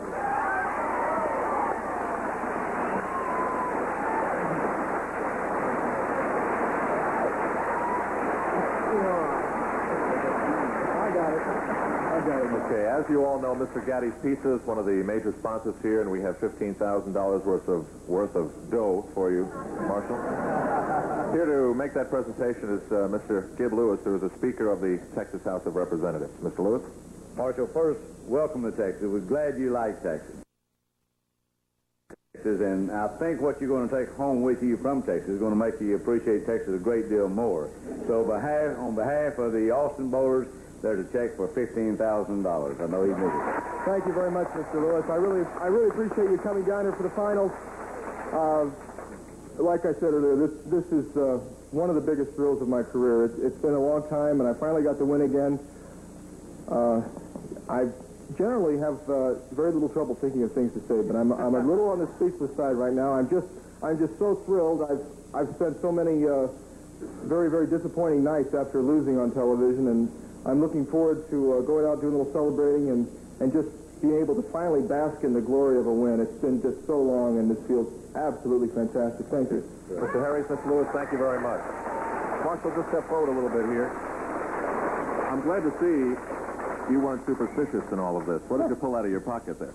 I was given a lucky silver dollar. I was given a Aquafest pin that I've got on my chest right now. I was given a rabbit's foot and a Columbia keychain, and I love everybody that helped me out because I couldn't have done it without you. I've tried everything else, so finally maybe I have the right combination. And one other thing, earlier in the week, I've been known to break a pencil now and then, and in a little bit of a fit of rage. And the nice ladies here at the Highland Lanes gave me 100 popsicle sticks. So if I ever wanted to go off and get mad, there were plenty of wood for me. That's great. Mike, I know you had some questions to ask Marshall. Well, first of all, I just want to offer my congratulations to Marshall. I know that this must just be a very emotional experience for you. What I've noticed in the last many television appearances that you've been on is that you would come out many times with a double in that first 2 frames, and then going for that 3rd one, something bad would happen. It'd either go high or many times it would run light. You'd leave the 2-10 and always get the full penalty, a split. What were you thinking today? You went 10-pin and then the double, and you went for that 3rd strike. I really was very conscious of the fact that I've had trouble in the 3rd and 4th frames, and I just told myself, come on, Marshall, just make good shots. Take your chances. The lanes are in good shape. If you make a good shot, you're going to be in the pocket. Don't let this one get away. I just couldn't let this one get away because at other times I've had a little trouble on the lanes with bad shots and with the conditions being a little different than they had been in the week. Here the conditions were pretty close to the same, a little further outside, but I could get the good ball reaction with the same ball. I used the same ball all week. I haven't used one ball for a whole tournament in about 4 years. So when you can use the same ball all week, that gives you a decided advantage. I just wanted to make sure I made the good shot every frame. Well, you certainly did make the good shot. I have one more question. You got your first victory back in the summer of 1975, I believe it was. Is this one more important to you than that one was? Well, the first one was very, very special, but I didn't have the feeling that I had in about the 9th frame of this match when it was over and my eyes started to water a little bit. I didn't get that when I was 20 years old, but this was that's the first time I've ever been that emotional in a match where I thought I was just going to break down. I was just so happy. Fortunately, I didn't, but this will be one of the most special tournaments in my career. I do think that I'm on the right track again. I believe I'll be winning on a little more of a regular basis. It's not going to be another 2-year drought for me. I don't see that happening. I don't see that happening either. You put on a great performance today. You threw 12 great shots, or at least 11 great shots, and I'm looking forward to you to increase that victory total by a lot. Alan? All right, Mike, thank you. Marshall, just one last quick question. So often we see athletes who go in a drought for a long time, they win one, and they come back and win a bunch. Do you feel that good about it? I feel real strong. Next week we're going to Venice, Florida, at Rappy Carry-On Galaxy Lanes, and I've bowled well in his other houses, and I'm looking forward to bowling there. A couple of years ago, I led that tournament by 500 pins, lost on TV, came to this house, led by 500 pins, lost on TV. So maybe this time, my big margin of victory here will carry over to the house in Florida. I'm looking forward to it. Thanks. We're all happy for you. Congratulations. Thank you, Mike Durbin. Thanks to Marshall Holman. Thank you, everybody here at Highland Lanes, especially to our hosts. And thank you for watching on USA. That is the story at the 1983 Aquafest Mr. Gaddy's Open.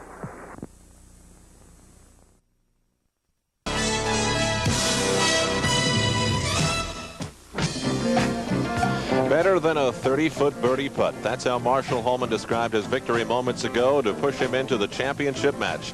His opponent will be Kent Wagner, 24 years old, from Allentown, Pennsylvania. And this tonight will be only his second appearance on television, as he still looks for his first PBA title. He's wearing a pink shirt. He hopes that he will wind up being in the pink. But there's a lot of things going against him. A hot bowler, the hot lights, and a very excited Marshall Holman. So Kent Wagner is getting ready. His stomach is upside down as Marshall Holman gets set to make it 2 weeks in a row after winning at Austin last week. He had a very, very big game in the game we watched moments ago. Earlier I had a chance to talk to the man who stands in his way. You're bowling one game for $13,000 from the Keystone State of Pennsylvania, Kent Wagner. Ken, I wonder what your feelings are about bowling one game from the top spot as opposed to bowling from the 4th or 3rd position where you have a couple of games of momentum on your side. Well, I think it'd be a lot more easier to just throw one game. It's a lot easier to bowl one game than 4, I think. They have a good advantage. Now, what are your thoughts as you're sitting off to the side, throwing a practice ball now and then, watching the other bowlers? Are you scared about the momentum that perhaps one of the other bowlers might be building up? No, not really. It could go any way. They could bowl a real big game and a bad game. And that, it just depends how you bowl that game. Now, you had a 300 game here this week, so you must feel very comfortable with the lanes. I do, and especially the lower end of the house. Now, that's a long number of games ago. What was that? That was your first game here? Yeah, but I had basically the same shot all through the tournament except last night. So if they're the same today, I should have a good shot. What is your practice schedule each and every week? Well, I practice very rarely. I practice about once a week at the most. I understand you have an interest that's outside of bowling. Yeah, auto racing. What type and how do you follow it? Well, dirt track racing and NASCAR. NASCAR mainly on TV, and dirt track when I'm home, because that's real popular in Eastern PA. All right, as you stand on the approach tonight in that championship match, what will you be thinking as you get set to throw that first ball? I don't know. I don't know yet. Just to win. That first ball, will it matter whether it leaves you with a solid 10-pin, or is it important that you get a strike in the very first frame? No, I think it'd be more comfortable if I ring a 10. Yeah. I don't know why, but... All right, good luck. Thanks. That, of course, was Kent Wagner. Interesting way that he thought he should begin this championship match. Yes, it is very interesting. Leaving a rig in 10. I can't ever imagine I'd be more happy with a rig in 10 than a strike. But it's been a long time since I was 24 also. Marshall Holman kept looking over at our illustrious coordinator, Chuck Pisano, asking, how much time? How much time? Could not wait to get started. Oh, he's like a caged tiger, ready to go. A little slow. Solid 8 to start the match out with. Interesting, you know, he didn't get any bad breaks last game. None. All good breaks. And right out of the gate, solid 8 on a perfect shot. 5 quick steps, a good follow through. Ball solid in the 1-3 pocket and chops the 5 straight back off the 8. Needs to forget it, put it behind him, and make the spare. Which he did. And he has a couple words to say to it.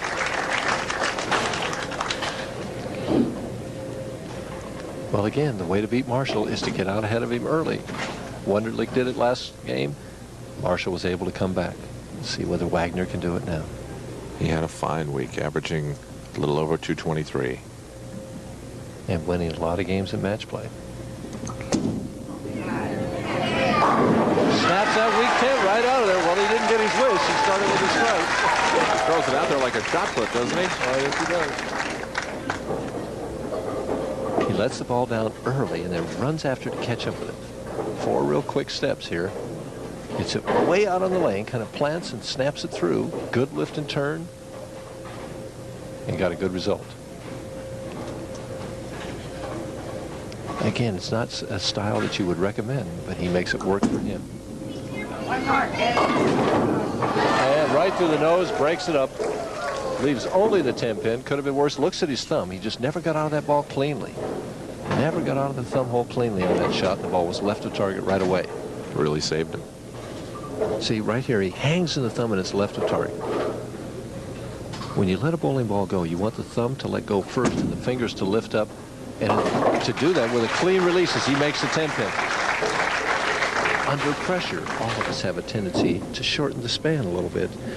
And sometimes we don't get the clean release we want to. Back to Marshall Holman. A spare in the first frame. He now bowls in the second. Marshall just really hit this right lane in the first game. Well, this one is the same place the first frame was, but he gets 10 this time instead of 9. An even match after 2 frames at Marshall with a hammer in his hand. A strike up. See that power that he has. Doesn't turn it a lot, but lifts up from the back. Cupped wrist. The ball covers a lot of boards and is really revving up and hits up pins. You see, we're all even. 20 in the first, the difference. Holman with a strike, Wagner with a spare. Holman's high game here in Venice, 280. He doesn't like something. I don't know if it was a bug or what it was, but he puts the ball down, something wrong. He goes up on the approach, and it is a bug. It's another gnat. Well, that's about the only thing slowing him down right now. It's a very important shot. He wants to get out ahead, and we see how he acts. He's the greatest front runner I've ever seen. Is that right? Well, yeah, when he gets out ahead, just nobody catches him. Not that he can't come from behind, too. It's just that when he gets a lead. You've seen some great bowlers, too. He is tough when he gets a lead. And trips the 4-9 out of there. What a break. We got a bad break in the first frame. He trips the 4-9 out of there.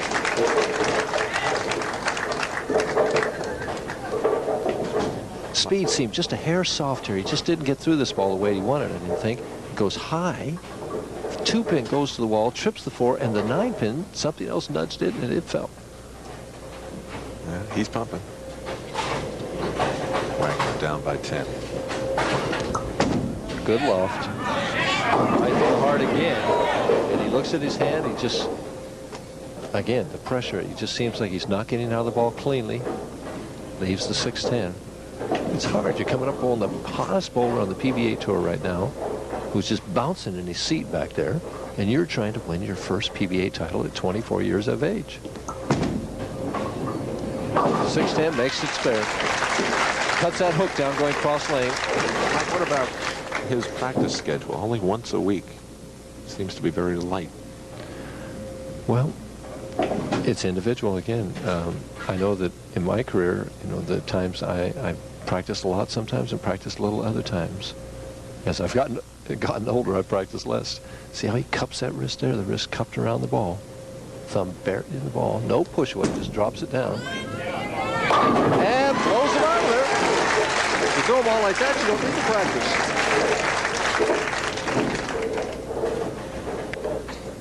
Runs after that ball. Good loft. Comes in light. Now watch the 5-pin. Watch the ball and the 5-pin. The ball deflects, but enough to get that 5. Soft swisher, we call that. Looks pretty happy about what he's just done. Still trails by 12 pins. And trouble is, it can be 32 by the time he gets up to bowl again if Marshall gets 2 strikes. Trying to increase it to 22. Trips the 4-7 out this time. He was much too high on that shot, and he got lucky. Well, when the breaks are going your way, you carry those kind of hits, and right now the breaks are going Marshall's way. It started last week. It had to turn around sometime. Watch the 2-pin here. 3rd from the left. Goes to the wall, gets the 4, turns more, and gets the 7. Boy. The thing is, right now, I think what Marshall's telling himself is, take advantage of those breaks. Take advantage of them. The best shot he's thrown this game, he left a solid 8 on. And this time he gets the light hit. Well, he's off to the races, folks. 32 pins ahead. See those eyes? That head so still. Follow through snaps up there. He knows it's light. Is it going to carry? Yes, it is. And right after that, Marshall Holman walked around with a look on his face as if to say, don't come near me or I'll bite your nose off. He leads by 32 pins at the midway point of the championship match for $13,000 in Venice, Florida. We'll be right back on USA.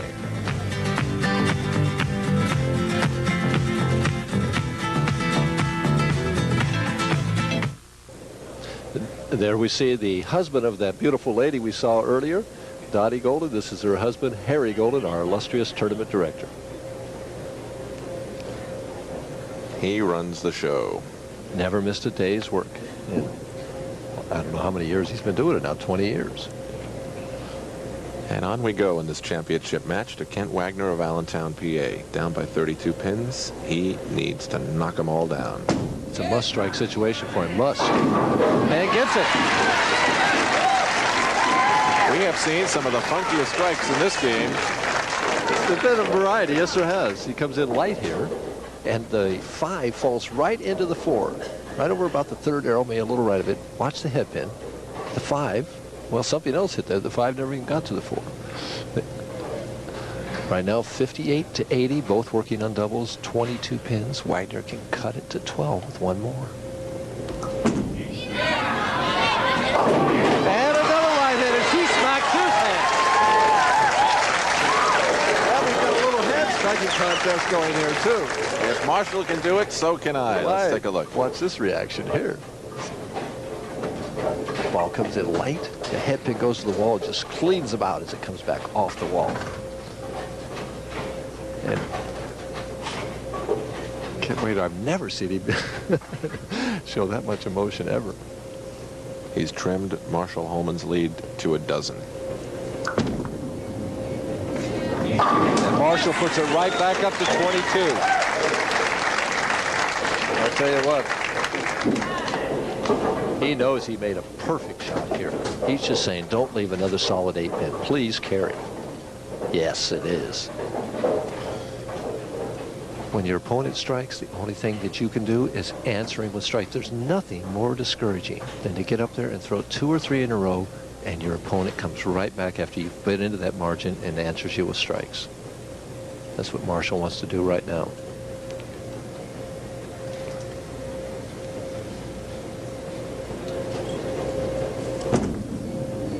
One more. And gets the 10-pin out of there. There's 6 in a row. The only thing that's stopping for 300 right now is that solid 8-pin. Well, if you didn't know any better, you'd say he's losing it, Mike. Whack! And you couldn't see his face there. Yeah, he might break a head smacking it. Wagner back down by 32. Again, he's in a must-strike situation.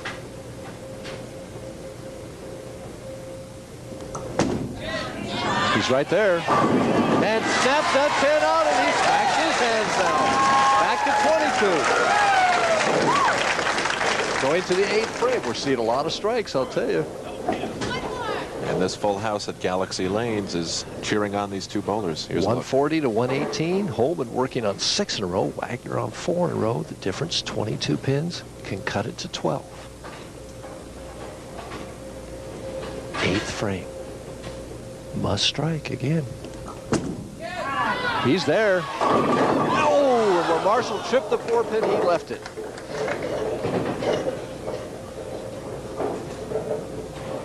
Behind Kent Wagner sits Marshall Holman, taking a deep breath. So we see lofted out there. He knows it's in the pocket. He's saying, come on, carry. Oh. Back live. Ken Wagner thought he had thrown a ball good enough to knock them all down. Well, he did. It just made a little move right at the end of the lane and left that 4-pin. Just a little snap there. Right now, Kent Wagner's best potential is 247. Marshall Holman right now is going at an even 250 pace, or 249 if he would get 9 on this ball and spare strike out. So we still have a match here, but Marshall, if he strikes on these next 2 balls, has wrapped it up.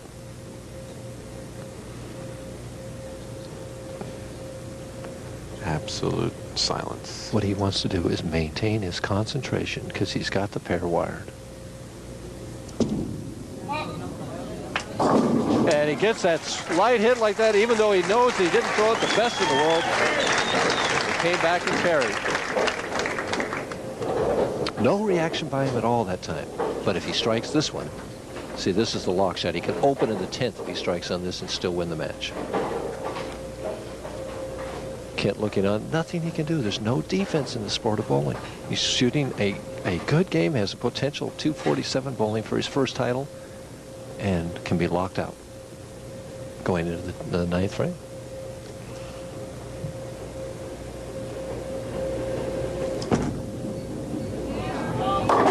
And just blows him out of there again.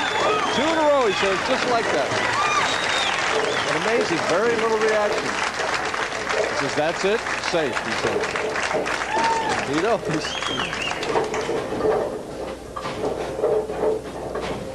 Well, after 2 consecutive years here finishing second in Galaxy Lanes, Marshall Holman is going to come up and win this one as Kent Wagner leaves a soft 10-pin. It's a great feeling of satisfaction for Holman. And if it weren't for that solid 8-pin in the first frame, we'd be staring at a potential 300. Still with another 5,000 if he carried that solid 8. Now Marshall looks at the score. I think he realizes it. Of course, the primary thought on his mind was winning again.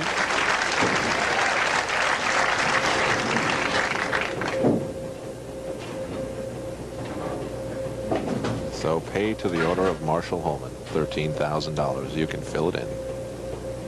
As he chats with our host here, Rafi Carrion.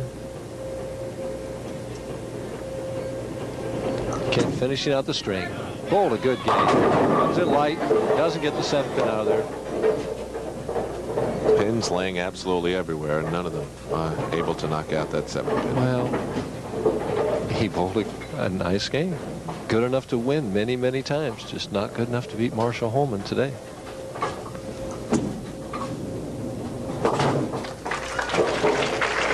Finishes now with a strike here. He'll finish with 225. And his first big opportunity in his career to win has gone past the boards. I know he's disappointed. I know that it'll be tough falling asleep tonight, but there'll be other opportunities for Kent Wagner, I think. And again, he gets 9, finishes with 224. The only question now is how much Marshall's going to shoot if he strike out for 290. He's a pair less.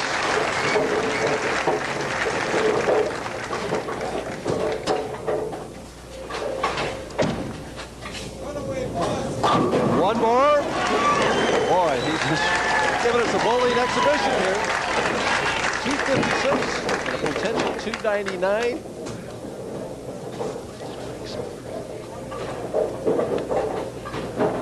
Nine strikes in the first game, can have 11 here. He could come out and throw 20 out to 24 if he gets 2 more.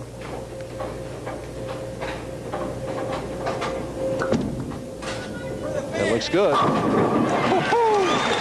One more for 290. Makes it look easy, doesn't he? His potential, as great as Marshall is, his potential is unlimited. Let's let him bowl that first frame over again. Boy, I'll tell you, well, that was the best shot of the game. I mean, it's solid 8. What could you say?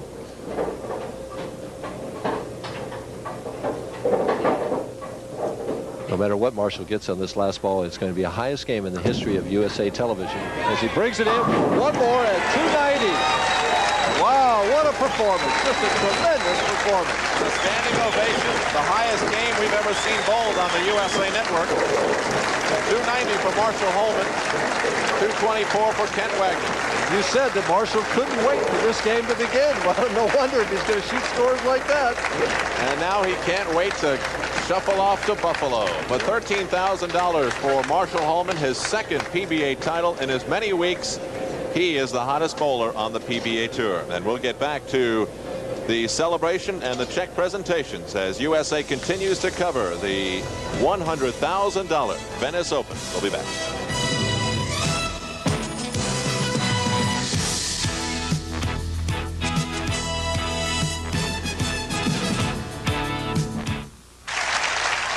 For the champion, Marshall Holman, $13,000. Second tournament in a row. Last week in Austin, this week in Venice.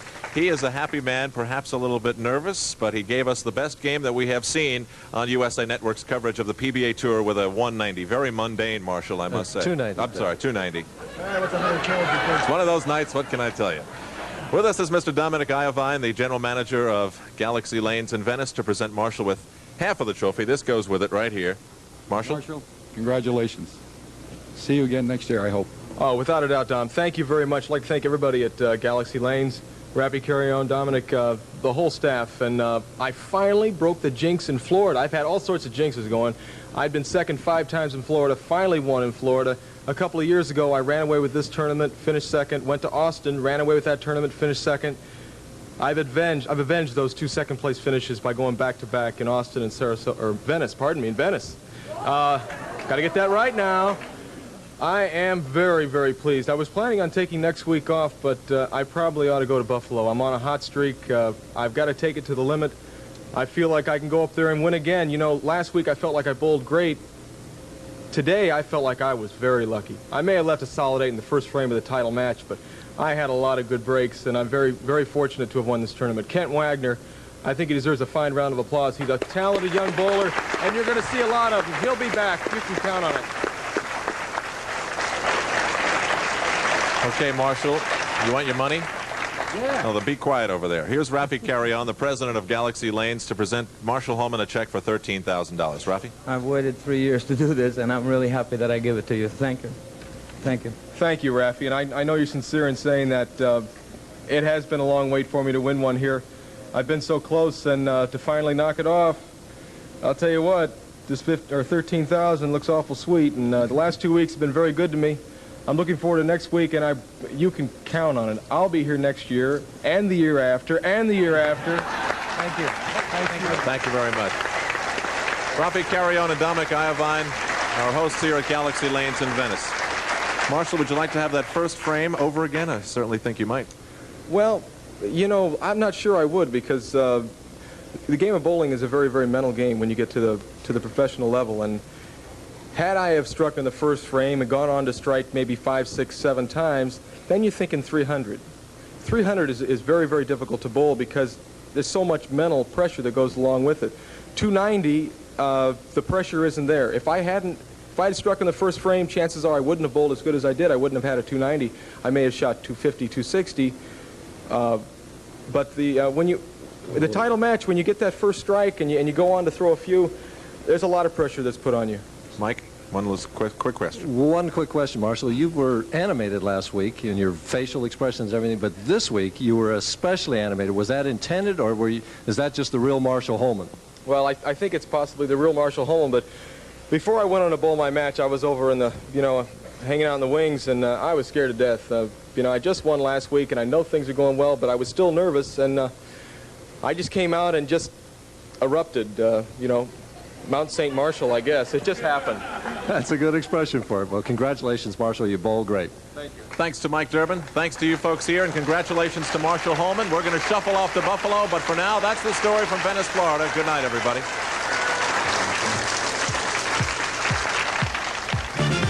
The $100,000 Venice Open on USA has been brought to you in part by light beer from Miller. Everything you've always wanted in a beer and less. By Mobile Detergent Gasoline for your everyday driving needs. By Levi's Menswear, makers of Levi's Action Slacks. And by Chevrolet. Chevrolet is USA One, and USA One is taking charge.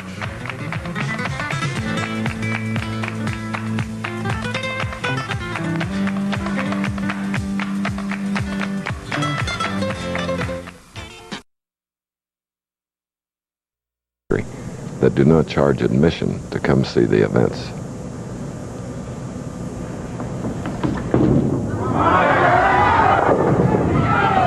Mark Roth leaves the 7-pin. The only factor I can feel in this match, Chris, is we watch Roth throw that first shot, is the heat. Mark Roth does not like it very hot. He uses the thumb hole and finger holes very tight, and the ball will be slipping off his hand quite a bit. He likes to loft that ball way out in the lane. See him lay it short, he's losing. Mark Roth living in Spring Lake Heights, New Jersey. His wife Jackie back there enjoying probably the cooling breezes off the Atlantic. Now Ted Hannes. They qualified fourth, but they have won 3 matches to gain this spot. Ted Hannes, the State of Ohio junior champion in 1975. He averaged a sensational 210 at the age of 17. Left the 4-7. And, well, Julie, expecting their first child, can smile. Important for Hannes and Houston to get off to a fast start against the Roth-Holman duo. Hannes, Houston, as we said, have a career lifetime average combination of 420, 210 a man. Roth and Holman just a little bit better with a lot of games under their belt at 430, 215 a man. With a vengeance, covered the 4-7. Now his partner, Dave Houston. For Dave, it's unusual. First time on television in 21 this year.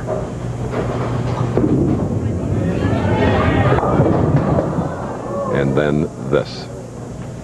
It's amazing how the quality of your opponents has an effect on your shot. Hannes and Houston realize they're going against, I feel, the 2 top players in the world today, Holman and Roth. And all of a sudden they're trying to put a little something extra on the ball. Hannes went high, and Houston went light with a little extra speed. We've seen this washout converted once today. He needs to drive that head pin over the 10-pin. So, the door is open for Marshall Holman and Mark Roth. And, Bo, you talk about Holman and Roth, 2 best in the world today. I think I'm sitting with 2 very good ones, Nelson Burton and Mike Durbin. Well, Durbin has won this title. He's won the Firestone many times, and I agree with you. But there's one factor that the Burton-Durbin duo has. What's that? This 2 don't. We add up to 85 years of age between the 2 of us, and that doesn't last very long out here on the Pro Tour. Many a good tune has been played on an old violin. Thanks for the vote of confidence. All right. Well, here's a youngster in their minds, 29 years old, Marshall Holman. Unquestionably the most colorful player on tour. Watch his first shot.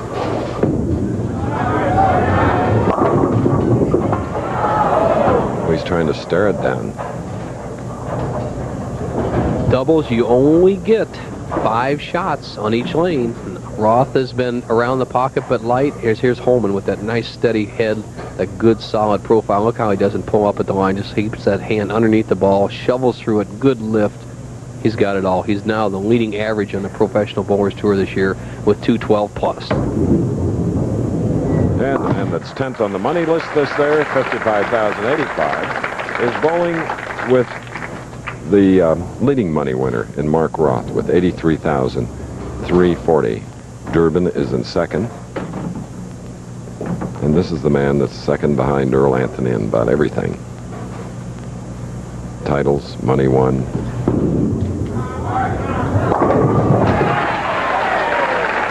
What a competitor. He is the big catalyst in that pair. The good swing, the good lift, and the tremendous self-confidence. The tighter the pressure, the better Mark Roth gets. The easiest way to beat Mark Roth, Chris, is not wake him up. Try to lull him to sleep. Talk to him over there a little bit so he doesn't know the score. All right, Ted Hannes, who's been powerfully good today. Following an open.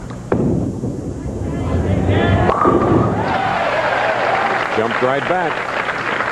And Nelson, as you pointed out, one of the keys to their success is that they follow each other with strikes. So let's see if Houston can do it like they have in the past games. Excellent point, Chris. That's been the catalyst for their 3 victories. Every time that Hannes has struck, except once, David Houston has followed with a double. Let's see what happens here in a critical situation. They trail by 14, can cut the lead of Roth Holman to 4.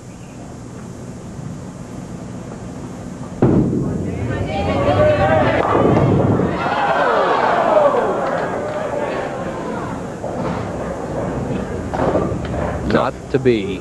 Tried to fit that ball in there, and it was a pretty good shot. Now watch the 6 pin. That's the second pin on the right-hand part of your screen. Just does not quite get enough impetus to drive into the 10. It doesn't lay down the channel, but it doesn't get the 10. But a key is they're continuing to mark. And this is their final game against Holman and Roth. More of this championship match following this.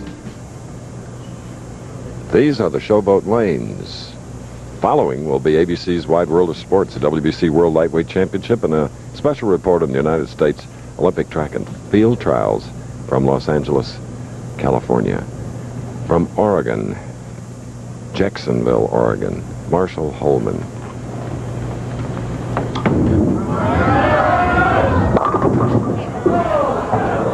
Crossover leaving the 10, the man with 19 PBA titles.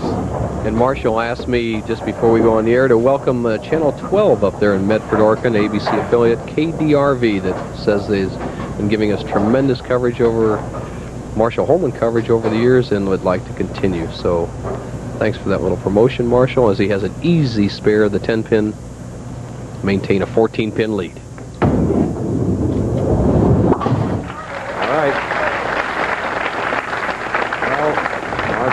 Has done his thing in the 4th frame. Let's see what his partner Mark Roth now will do in the 5th. Last time up, he had a strike. 29 PBA titles, second only to Earl Anthony, who has 40. Roth only 40,000 short of the $1 million career earnings. Right in the middle, the 5.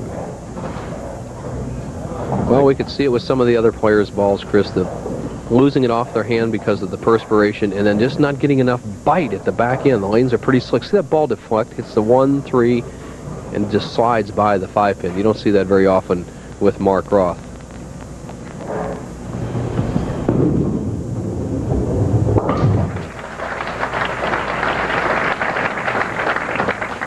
Very concerned, Mark Roth, at this point with his partner Marshall Holman. Ted Hannes, Dave Houston. Regardless of what happens as we get a re-rack, in this match you have to give Hannes and Houston a lot of credit. They've won 3 matches today to get into the finals against the tournament leaders. A stabilizing factor on this team has been Ted Hannes. He has been around the pocket, had either strikes or easy spares, one open frame, all the way through the matches today. He has kept zeroed in on the right-hand lane, lane 60 here in the championship round. Needs to set up another strike for Dave Houston to work on.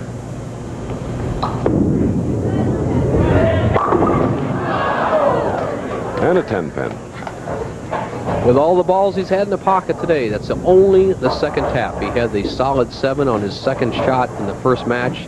Here he leaves the solid 10. Just nothing you can do about this. A good shot. 9 out of 10 times you'll carry that. The 10th time you have an easy spare.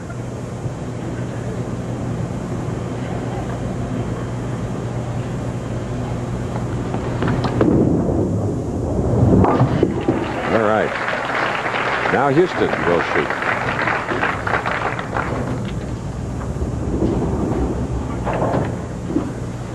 There you see the story. Holman and Roth leading by 14, so it's important that Houston now do well here in the 6th.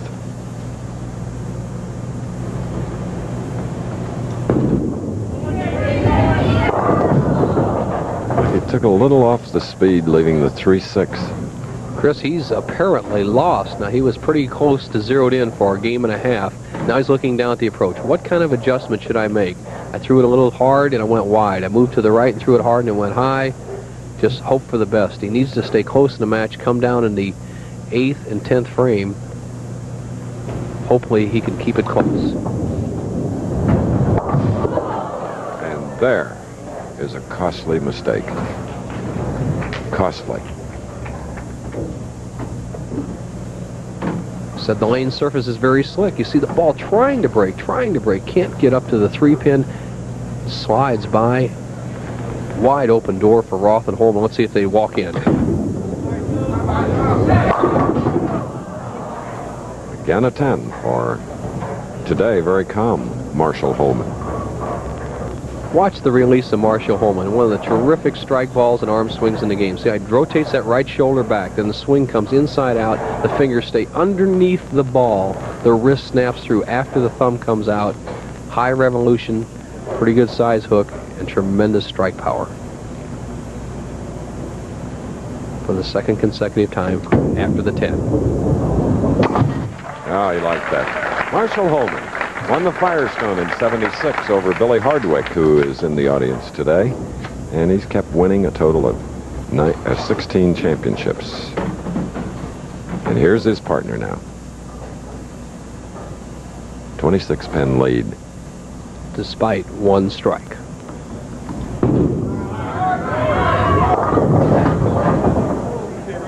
A horrible shot, Chris. He got a good break, leaving the 3-6-9, but Roth lost the ball at the top of the swing. He squeezed at the bottom and then just trying to give it room and then pulled it right through the heart.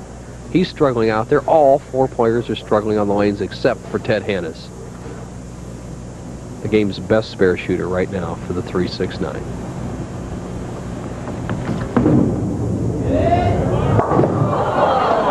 And an open frame. The game's best spare shooter. The difficulty factor. You cannot read the lanes across lane. We said they're very slick. The ball accelerates to the right when it starts going around. Now watch Mark's release as he tries to keep his hand on the ball. Here it is. He's got it in good position at top. Then he starts to lose the ball, and he squeezes it and pulls across. You don't see Mark Roth pull across his body like that, and the ball just slides by the 3-6-9. And the lead, Roth and Holman, has been cut to 12. Now here's a man who's adjusting to everything out on the lane. He's putting tape in his thumb hole, seeing everybody else losing the ball in a downswing.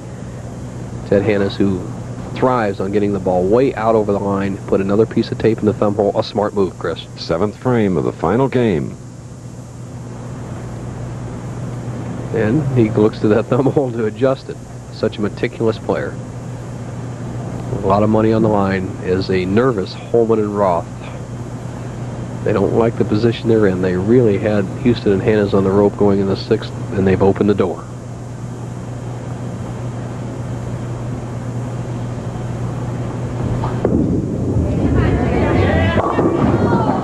Three, 6-10. Though I don't think I've ever seen this type of tension or pressure showing on the bowlers in none of the head-to-head matches that we normally present. Boy, here you're seeing it. They're body jitters. They're just doing a little of everything. They're nervous for themselves, and then the multiplicity factor of nervous for their partner. They don't want to let them down. So it's hard to get the ball rolling and get the momentum going again. And chopping the 3-6 off the 10. Another thing is the pace, Chris. Remember, a player like Hannes sat down on the approach and didn't bowl while 3 other players bowled. Here he chops the 3-6 off the 10. And for instance, coming up right now here, David Houston, it has to have been almost 5 minutes since Houston has been up there to even throw a shot. When you're bowling that slow, it's hard to get that rhythm also. Must start getting something together here because Holman and Roth aren't going to let him sit there and do that forever.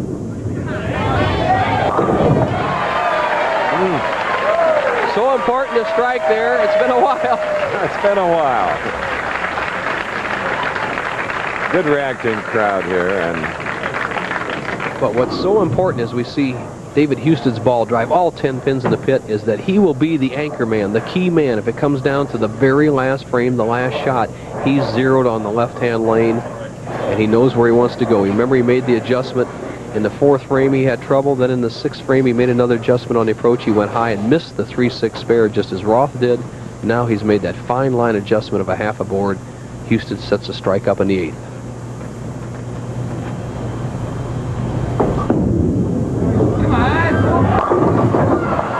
And still denied his first strike in this championship match. Marshall Holman with a 10-pin on his lane, the right lane. The 4th, 6th, and 8th frames have all been identical for Marshall Holman on the right-hand lane. The ball almost gets solid. You see that ball is an apparent solid hit, but you can tell by the reaction of the 6th pin. It lies there in the channel. It wasn't solid enough. 5th and final stop of the spring tour. Back again in January. Well done. Marshall stays right up there and now beckoning his partner Mark Roth. 23-pin lead, 9th frame. The last shot for Roth, unless we'd happen to have a tie. 9th frame, Holman will bowl the 10th.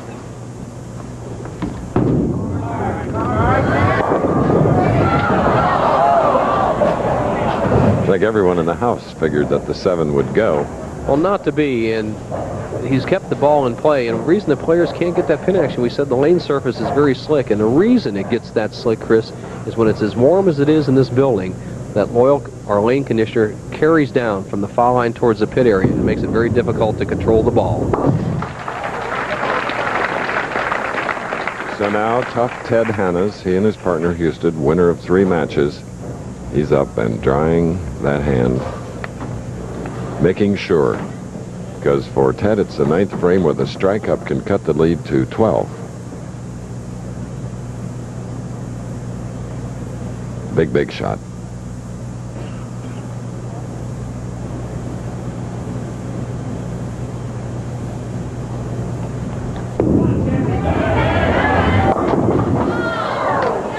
.610. Big trouble. He has to make this spare or they can't win the match. Right now for the Hannes and Houston, if Ted can convert this, he knows it's an errant shot right through the heart, gets a good break. For Hannes and Houston, a conversion here of the 610 spare would put them at a 160 pace. Then a double in the 10th by Houston would give them a chance to win. All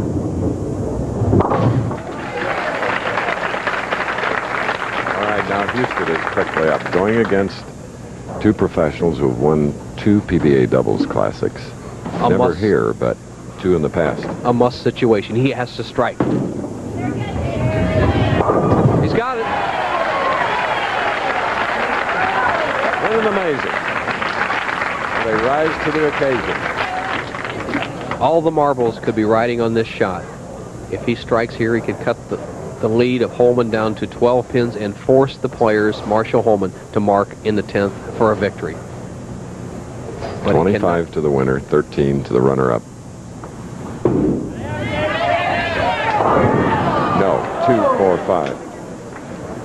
Marshall Holman and Mark Roth are going to spare their way into victory. They're going at a 182 pace, but the best Houston and Hannes can do is 160. I'm sure they're disappointed. Roth and Holman just keep it in the building. All right. Houston and Hannes in this game have had 3 strikes. Holman and Roth have had 1. It's a 160 for obviously tired Dave Houston and Ted Hannes. And now it's up to Marshall Holman, the PBA Doubles Classic. Marshall needs 4 pins on this ball to lock it up. And there it is. All right. Third PBA doubles classic title for Holman and Roth. Great effort by Hannes and Houston. Congratulations to all. Chairman of the board, Showboat Hotel and Bowling Center, Joe Kelly, presenting the plaque and $25,000, which will be split by the winners, Mark Roth, Marshall Holman, 169 to 160. The Professional Bowlers Spring Tour has been brought to you by Pepto-Bismol. Go to him right now. Thank you, Chris. Just to win a PBA event is a major accomplishment for most players, and to win a Triple Crown event can make a career for any player. With me today, the tournament leader, a man who has just about dominated the tour for the last 3 or 4 years. I want to see his feeling on just a regular event or the prestige of winning a Triple Crown event. Marshall, you're going for your second Triple Crown event. What's going through your mind? Well, Bo, I need to make good shots during the game. That's really what I'm looking for. A Triple Crown event holds a couple of different reasons you want to win it. Number one, it is very, very prestigious. Number two, the money's better. And the 5 guys out here today are really going to be gunning for it. Well, we've had tough scoring the last couple of weeks. What do you predict is the winning score today, and who's going to be your opponent? I would think that 220 would be a good score on the lanes today. And Wayne Webb, if he gets in track, could be very, very tough. But, you know, it's just speculating at this point. Chris, we got to have a great field today. 5 guys. 90 minutes from now, we'll have a new U.S. Open champion.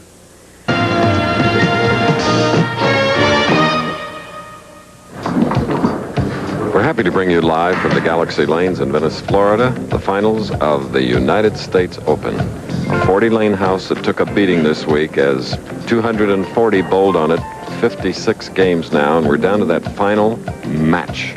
You see Webb winning with 7 strikes, 223 to Dennis Jakes, 192.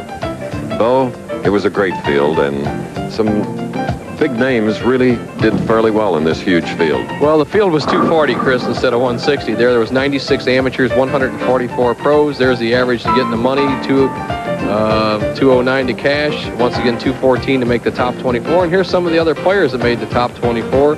The Wizard up there. Berardi jumped from 17th to 7th. Beefcake up there. Deadeye there. And John Weltzing heading for down the Caribbean Cruise. Firestone champ Durbin in there. AC Delco champ. Mike Steinbach, the Bachelor, up there. McCordick up there again. Leroy Barnhop heading home. Comical Joe Hutchinson. Scoring Warren. Gary Skidmore steady again. Jim Tilton, a name coming up. Randy Johnson had a 300 this game. Paul Gibson, he lives just outside St. Louis. Casey Berry up there. Norm Duke and Mark Baker round out the top 24. And let me add some names. Pete Weber, last week's winner, 83rd. His father, Dick, 141st.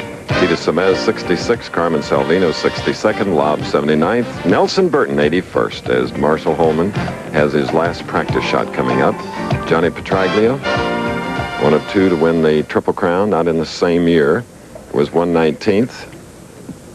A classic match, Chris. There's the man who is ranked number 1 in the world last year and so far this year, going against the man who was ranked number 8th in the world last year, and he's number 4 in the world this year. The man ranked 2nd in the world, Pete Weber, 3rd in the world this year so far, Mark Ross. So number 1 and 4 in the world going at it for the first jewel of bowling's Triple Crown, the U.S. Open Championship. The first one for Webb, it would be a second title for Marshall Holman. Webb, who has 2 victories. First shot, championship match. Gets them all. 5'5", 145, and now up at 30 years of age, 5 feet 9, 140 pounds. The Tiger, Marshall Holman, uses the full approach. In this championship, he was never worse than 7th. His career in shooting in the U.S. Open has been something. 1st, 4th, 6th, 7th, and 14th. 17 feet of the approach. Holman uses it all. A high hit, 4, 7, 9, 10. Now, we'll see if he can keep his concentration, which can be a problem for Marshall. Marshall cuts right through the heart of the pin, leaves the 4, 7, 9 back here, and 10. A very difficult shot, but that's almost the same thing Wunderlich left in that first match victory over Alan Granite. You attempt to convert it the same way that Wunderlich did. You have to slide that 4 pin over into the 9-10 zone. Doing a little repair work, Bo, on that thumb hole, making it just a little tighter. players have a tendency to have their thumb go down in size as they bowl longer in the day. Holman warmed up about 2 hours ago. He's re-warmed up again. He needs an extra piece of tape to make that thumb hole feel good. Checking his spot on the approach. He'll go for it.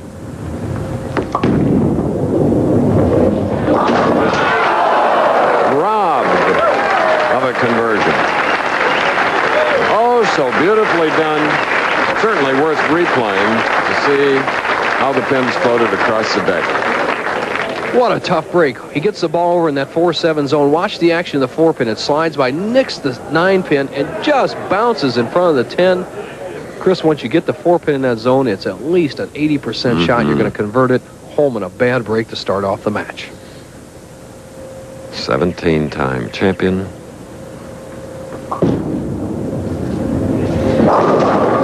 Beautiful follow through, and they danced off the deck at the end of that 60-foot stroke.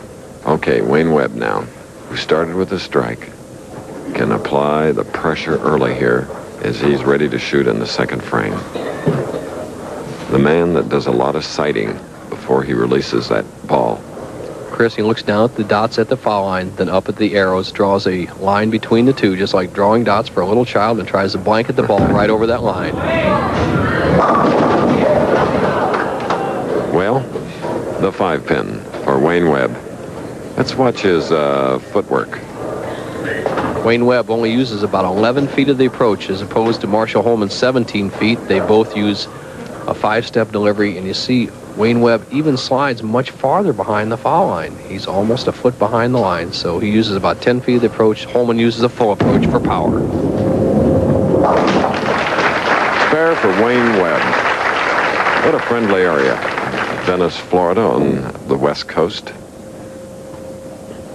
And it's not a new place for the bowlers to come and compete. In fact, Wayne's opponent, Marshall Holman, won here at Galaxy Lane, a tour event in 1983. And that's where Holman broke his bad TV streak, where he was 1 win and 15 losses. He won in Austin, Texas, then backed it up with a second victory here at Galaxy Lanes. Spare working, third frame. All right. With wins over Wunderlich and Dennis Jakes, Wayne Webb with a strike. Now the tournament leader, Marshall Holman, who has won 6 times and 20 times as a tournament leader. Key shot for Holman. He's bowling against one of the other great young players on the tour, Wayne Webb, who knows how to win. He can cut Webb's lead to 1 pin with a strike. And that is the situation here in the final game of the United States Open. Bowling Proprietors sponsored event. Here is Marshall's championship strategy. All week long, the lanes were tight, but he says they're hooking today, so he's going to play inside, which we've seen on all his shots, but the right lane hooks a little less, and we saw him just hit light, drive all the pins out. He'll play a little deeper line on the left-hand lane as he slowly prepares himself. He wants everything just right. A little piece of his towel was on the floor. He can take the lead with a strike here, 4th frame. Bows in that thumb hole to get the moisture out, get a good feel. He's all set.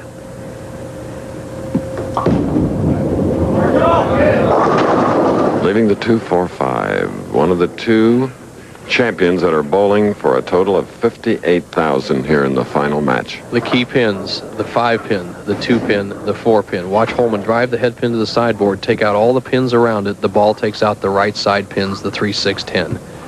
Now, if that ball was a little higher, Chris, that head pin would have come back and taken out the 2-4-5. Just another 1/4 of an inch, and it would have been a strike. Tentative for $38,000 right now, Marshall Holman. All right. Immense pressure on these 2 professionals here at Galaxy Lanes in Venice, Florida. You'll see more of the competition. But first, this message. Here now, the hand of one of only 26 players to have won 10 or more titles. One of 8 last year to win over $100,000. He's done it 3 different years, and again, he has that problem.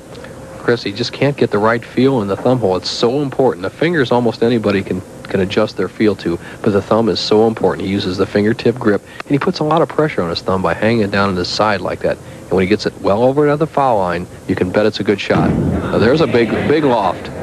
See that? And a 14-pin lead for Wayne Webb. Wayne Webb, who started in third in this field of 5, has 2 victories now coming into this championship match. Loads it back up with rosin.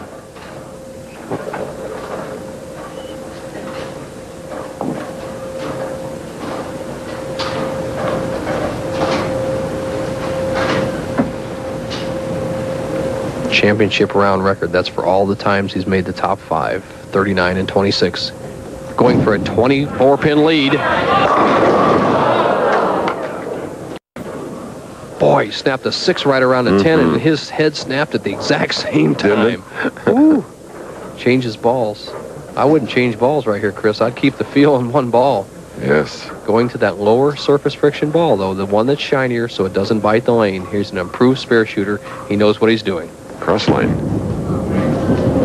Very good.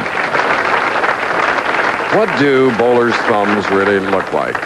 Well, on the right, that happens to belong to Nelson Burton Jr., and a right-hander. And that's my left thumb. It hasn't been worn so much. A lot of scar tissue over the years, and you can see on the inside of your thumb there, the calluses in the base in the lower side. And all the players have that. Marshall loses the ball.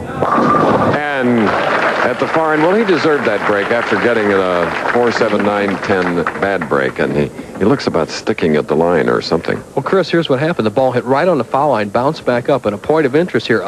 Here, watch this replay. A ball cannot foul. He can release it behind the foul line. See the ball hit right on the foul line. It double bounces off the foul line, but the great arm swing of Marshall Holman was his savior. Any other player that I've seen in a championship round usually tries to guide the ball at the bottom of their swing. It would have been an errant shot. Accuracy saved him on that shot. Let's see if he capitalizes on that break and throws a double to cut the lead to 3. All this in Venice, Florida, sort of discovered in the 1880s by Hamilton Diston and Frank Heigl. What a spot on the West Coast. Marshall Holman's line to the pocket. We've seen this before today. All the players taking that deep inside line. There's 7 arrows on the lane. He's playing up around the 5th arrow from the right-hand channel or the 3rd arrow from the left-hand channel. Oh, what an aggressive shot. They came to play. 5 frames left. Averts the split, leaving only the 10-pin on the right lane, which gets a long, hard look from Mr. Webb. Let's see if he changes balls for the spare. Yeah, he goes with the ball that goes straight. He's been very successful. Has not missed a spare today. That's the big improvement in Wayne Webb's game in the last few years. He's become a very good spare shooter. We know he's got a powerful strike ball.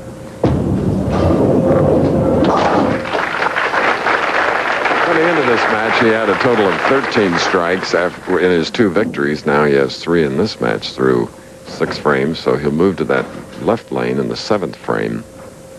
Close for 38 to the winner, 20,000 to the runner-up.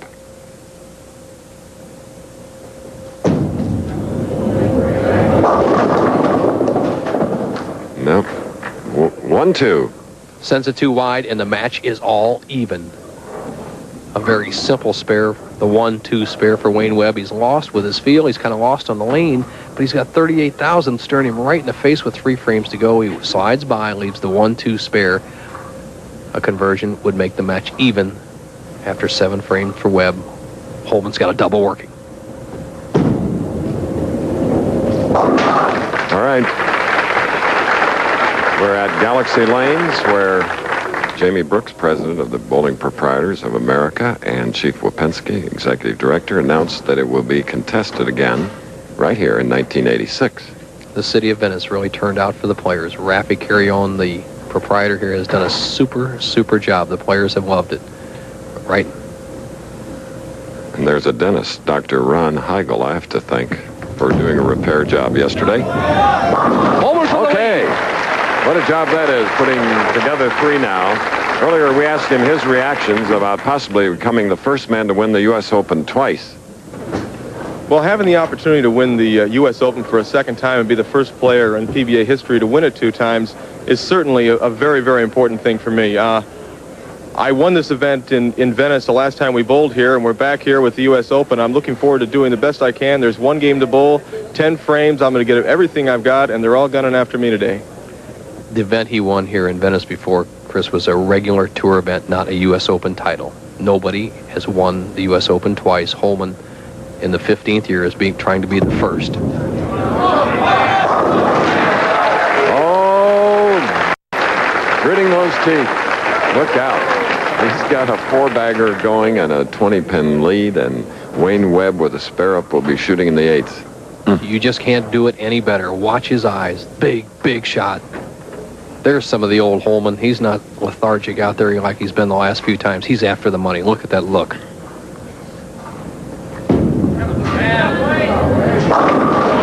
Wayne will take it, a crossover strike. Wayne Webb. Webb crosses over. We've seen a half a dozen crossover strikes today. Dennis Jakes had a pair of them. This is the most important frame for Wayne Webb in the whole week. The U.S. Open title lies on the line.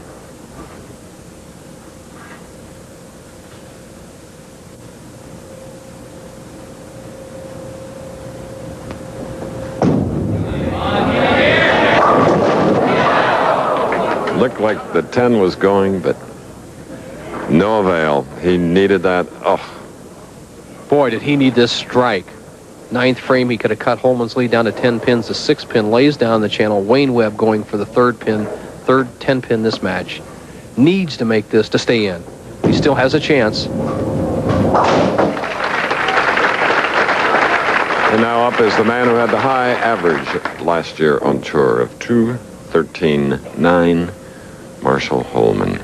12 years a member of the PBA, 17 titles. Chris, when Holman was in his bad streak a couple years ago, this is where he messed up. When he had an opponent by the throat, he wasn't able to put him away.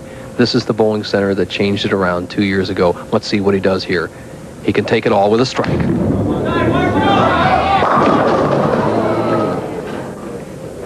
Almost leaves the 8-10. Look at him running back quickly to get some rosin or something for his thumb. He dropped that ball completely. So the man who's won a Firestone, he's won a U.S. Open, not yet a PBA National Championship, and here today trying for his 2nd U.S. Open. What's getting in the thumb hole? Anything? Oil in the lanes? No, Chris. He's just keeping his thumb hole nice and clean. That's no problem. He wipes it off. But as I said, a bowler, especially top pros who have all those calluses that we saw on a pro's thumb, those calluses have a tendency to shrink under pressure of being in the thumb and the thumb heating up. The body size actually goes down. Holman making sure he doesn't drop another ball. He needs 2 marks to lock up the U.S. Open Championship. Oh, he dropped it again. Well, both finalists having trouble at hanging on to that 16-pound bowling ball. Marshall Holman and Wayne Webb. Let's watch again. He looks at the score sheet over here. Holy cow, Chris. The pressure has to get to him. There's a man with all the experience that, look at it, just drops, bounces. Thank goodness for that straight arm swing. He gets the ball in the right zone. We always said 95% of this game is accuracy. Holman's proving it. He needs 1 good shot to lock it up. If he opens here, he gives Wayne Webb a chance to win the title.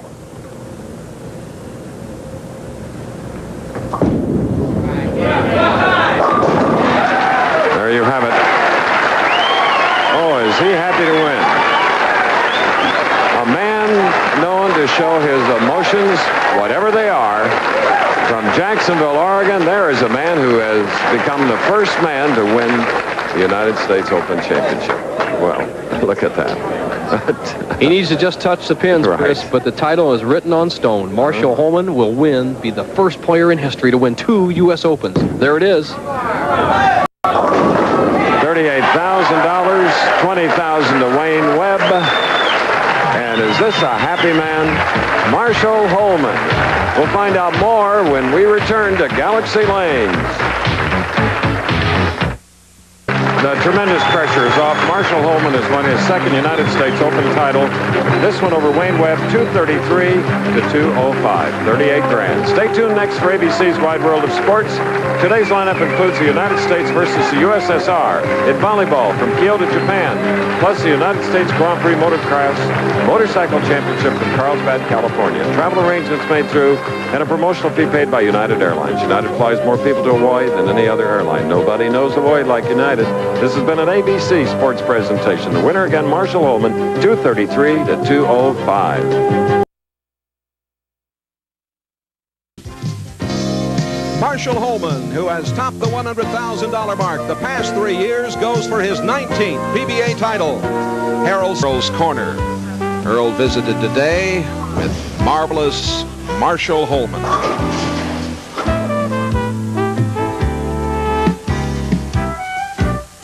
My guest, Marshall Holman. Marshall, it's been a tough week for you. You were sick all through the event, suffered a wrist injury during match play.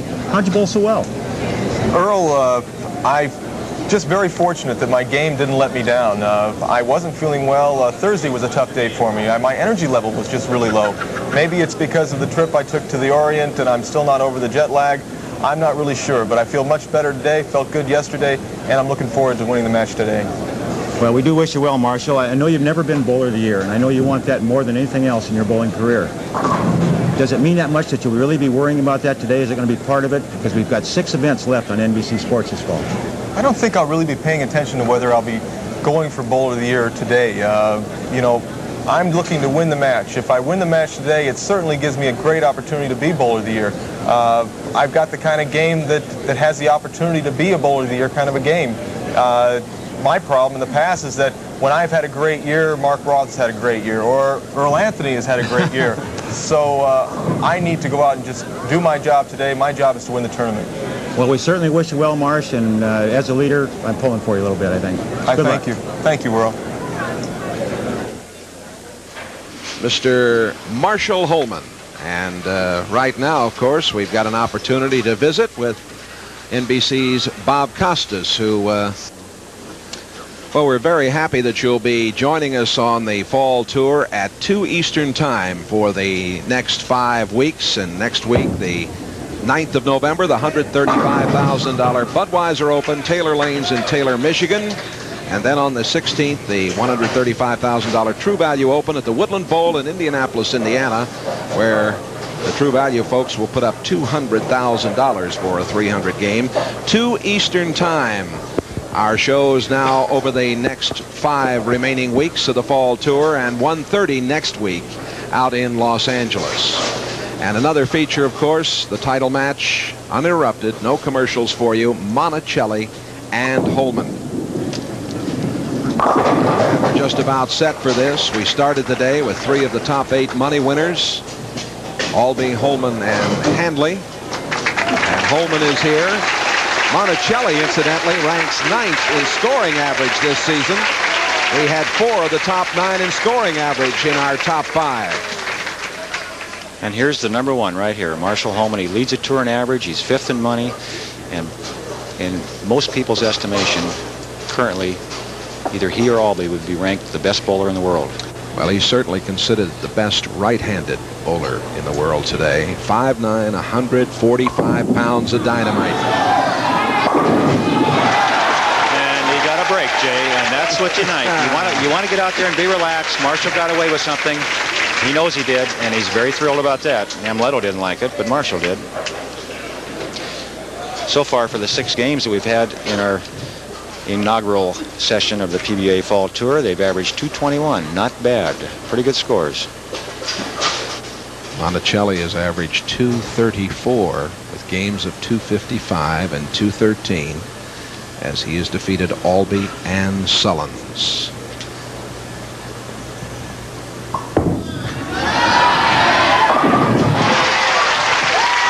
Both players tipping the 4-pin. Good start for both players. Both of them a little tight. They're bowling for the championship. All that money, $27,000 on top. They both pulled the ball just a little bit, got away with it. Some of the great stars were here this week, Earl. Pete Weber finished 74th. Mark Ross, 76. Wayne Webb had a 300 game, but finished 39th. You see Unusual Holman, finish there for those guys, huh, Jay? You see Holman working there as he always is, fidgeting with his equipment. This is some story here. Monticelli on a roll this afternoon here in Rochester. A little high, and he got a break. Tremendous amount of rotation. Tremendous rotation. And if you remember at the end of the last game, especially the last few frames, he was really arcing the ball, getting it out near the channel. Now he's starting to tighten it up. Now watch this ball. It will be 3 to 4 boards inside of where he was throwing it before. And that's why it broke through the middle of the head pin. He got a good break. Not an easy spare. Cross lane at the 610, a lot of speed. And he's got it. Holman now on lane 34 asking for a re-rack. The all-time money leaders. I wish I had some of that money still, Jay. Oh, I thought you saved a little bit of it, huh? Chance to jump out in front and put the pressure on. Marshall Holman. He got it. Back to back. Marshall 12th after qualifying. 19-5. Match play record. He started yesterday 219 pins behind, and this is the reason that he took the lead yesterday. A 212 average on the TV pair, and young Monticelli sweating it out here early. Marshall Holman, probably the most expressive bowler on the tour, along with being so talented. He always lets you know what he feels. He'll show it to you. Just recently back from the Japan Cup. See if he makes an adjustment here. And he did. And 3 in a row for Marshall. The crowd loves it. It's been a wonderful afternoon here. Now, on that particular shot, different from the first two for Marshall was that he got the ball farther down the lane in the air. The ball doesn't hook in the air. He wanted it to go farther in the air so it wouldn't hook quite so soon. A little more loft on the ball, and it was perfect. That's what Amleto does. He's been high twice. He's got to get it out near the channel. There it is. Out and back. Oh, split strikes right there. He scrambled him down there. If you remember his last shot, he was high. He's made the adjustment. He's loosened up a little bit. He was a little tight. Now watch the loft. Way out on the lane. Clear out near the channel. See the rotation way out by the edge of the lane. All the way back. Tremendous power. 5-pin into the 4-7. Somebody once said that bowling is more than a sport. It is an American heritage. And the question is, can this young man from South America win this title here this afternoon in Rochester? He has the ability, but he's bowling against, as we already said, one of the best in the world, Marshall Holman. Way out and back, he's got it. And a 10-pin. Bad break. Well, that looked very, very good, but the 10 remains standing. You don't give Marshall Holman very many opportunities to get away, and he's got one now. So as the ball enters behind the head pin a little bit, didn't really get that tremendous lift that he got on the shot before, left the 10-pin. Cross lane, again, he'll throw a lot of speed. He has missed this spare several times this week. Ooh, and he did it again, Earl. Yes, I've seen him. I watched the match play all day Friday, and Leto missed several spares. Kept him from probably pushing Marshall Holman for the lead. You see the ball going cross lane, sliding. That's the way he released it, so it would slide. Gets near the pin, falls into the channel, and an open frame ended a disastrous open frame with Marshall Holman on 3 in a row, going for 4. And Holman up by 32. He averaged 226 here this week. His high game was 279. Way out and back. Marshall going for his 19th PBA title, and he is already very much feeling it here. Marshall Holman bowled tremendously well all week, and as I said earlier, you don't even have to watch the ball. You just watch Marshall Holman react, and you know what happened. Look at this. Yes. He's into the game. He's really into it. Very emotional person, tremendous bowler, and a nice guy to boot. chance to take a tremendous lead right here. Could go up by 52 pins with a strike here in only the 5th frame.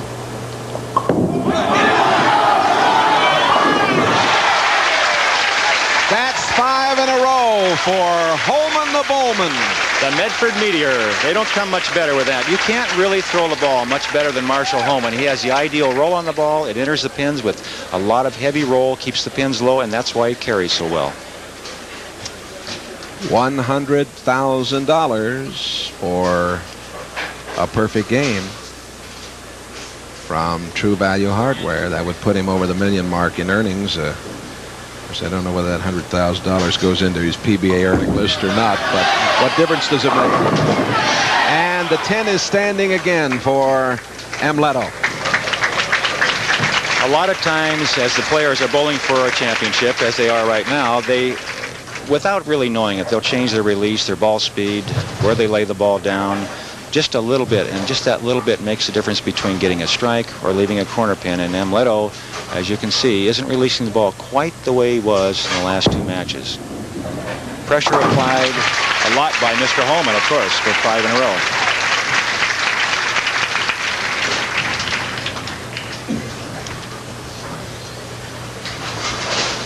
The match far from over, with 5 frames left to play. Anything, as I said earlier, can happen. Amleto capable of throwing a string of strikes as well as Marshall is, and we've already seen that disaster can come toward the end of the match as the pressure builds.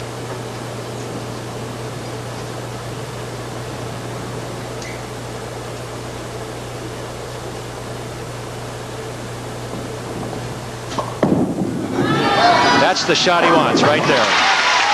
That's his best release of the game, Jay. He got it out, he got it back, he turned it over, and he carried the 10 pin. He's still alive. Yeah, he really needed that one. Want to congratulate Marcel Fournier and his family, and Frank Formicola, his general manager here, as we look again. The ball rotating very strongly off near the channel, coming back very sharply to carry the 10. Marshall Holman for 6 in a row. And he's got it. And he looks slyly back here at you. Well, Marshall really didn't throw the ball as well as he wanted to. It looked good. The result was great, but he got it a little bit wider than he wanted to. And he still got the strike. That's that tremendous roll. Terry Chouinard right there in the middle of your picture, his #1 fan. His biggest rooter. I mentioned Marcel Fournier and his family, man who owns this house here, and the great job they've done this week. We want to thank everybody for their hospitality. It's been a splendid week for the PBA and bowling fans. Oh boy, the bowling fans, Jay, they've been really supported the event. There, the bet post down there. He had 9 in a row in Vegas this year, and he leaves the 7-10. Now, even though Marshall Holman did start with 6 strikes in a row, the match is not over. As you can see him looking at the score off to the right. He's checking the score. He doesn't want to get careful or careless and miss one of these pins. The pin count could be very important. As you see the ball come in behind the head pin, the 5 pin goes in front of the 7. The pin lays in the channel near the 10. Didn't get much of a break there, did he? It's not a good break. He normally would get 9 at least on that shot. He's just not very happy with it. He's going to go for 1 pin here. He's not going to be careless and give away that pin count, which could cost him at the end of the match.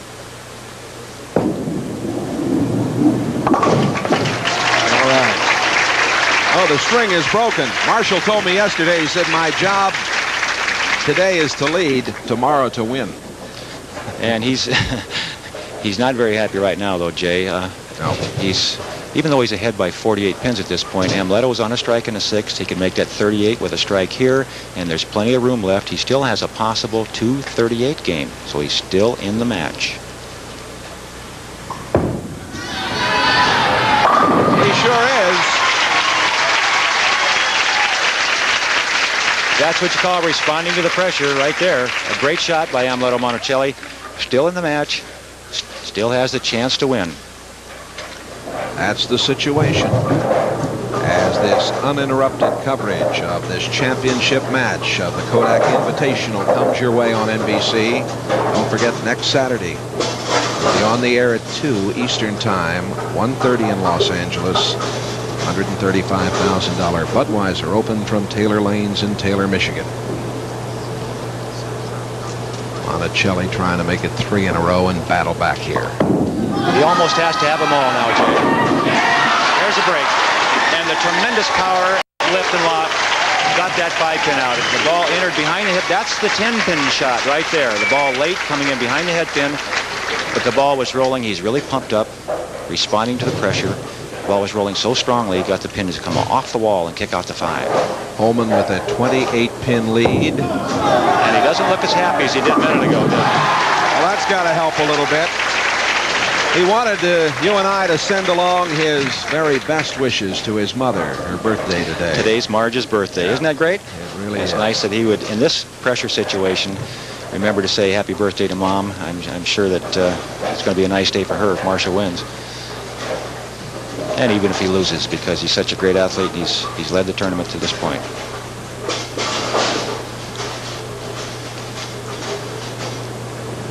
Chance to really increase the pressure on Monticelli with a strike in the 9th. Oh, he loved it. At this point, Marshall Holman knows with that double in the 8th and 9th, he only needs a mark. Any kind of a mark in the 10th frame, and he's a winner. Holman, 31 years of age, the man from Oregon, and boy, oh boy, he was very pleased. Marshall has bowled great for a number of years, and he doesn't feel he's been rewarded for his ability by winning enough tournaments. Monticelli's still alive. It's not over. He has to have them all. Almost the same thing Marshall left in the 7th frame. Just the 7 standing for him. The same shot he threw in the 8th frame that struck. This time he got the bad break. The 5-pin goes over, kicks right behind the 7, and the little up tap on the 10 breaks up the split. Could have been a strike, wasn't. Sometimes that's what decides championships. The good breaks and the bad breaks. Monticelli down by 39, and Holman a little happier now. He knows he's a winner. He's won this tournament, and it's been a long time for Marshall. He has won once this year, but over the last 3 or 4 years, it's been very hard, even though he's bowled extremely well, for Marshall to win on television. He captured the BPAA U.S. Open in Venice, Florida this year. This is going to be number 19 in his career, and a real shot at the Sporting News PBA Player of the Year award. Monticelli with a strike. And he has a score of 187 in the 9th. There's your winner, folks. Right there, Marshall Holman. Possible 217 for Marshall. Or for Monticelli, excuse me.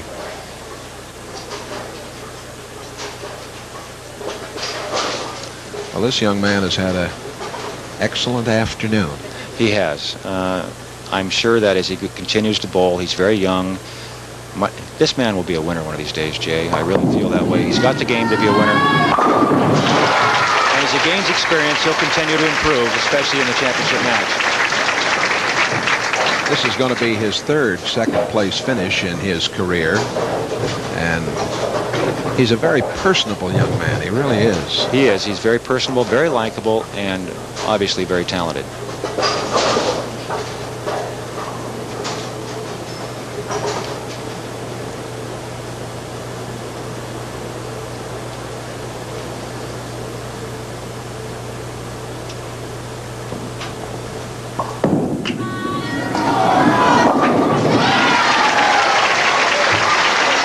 Monticelli, a score of 217. And congratulating Marshall Holman. Marshall will finish the game out now, a possible 266. Monticelli pulls down $14,000.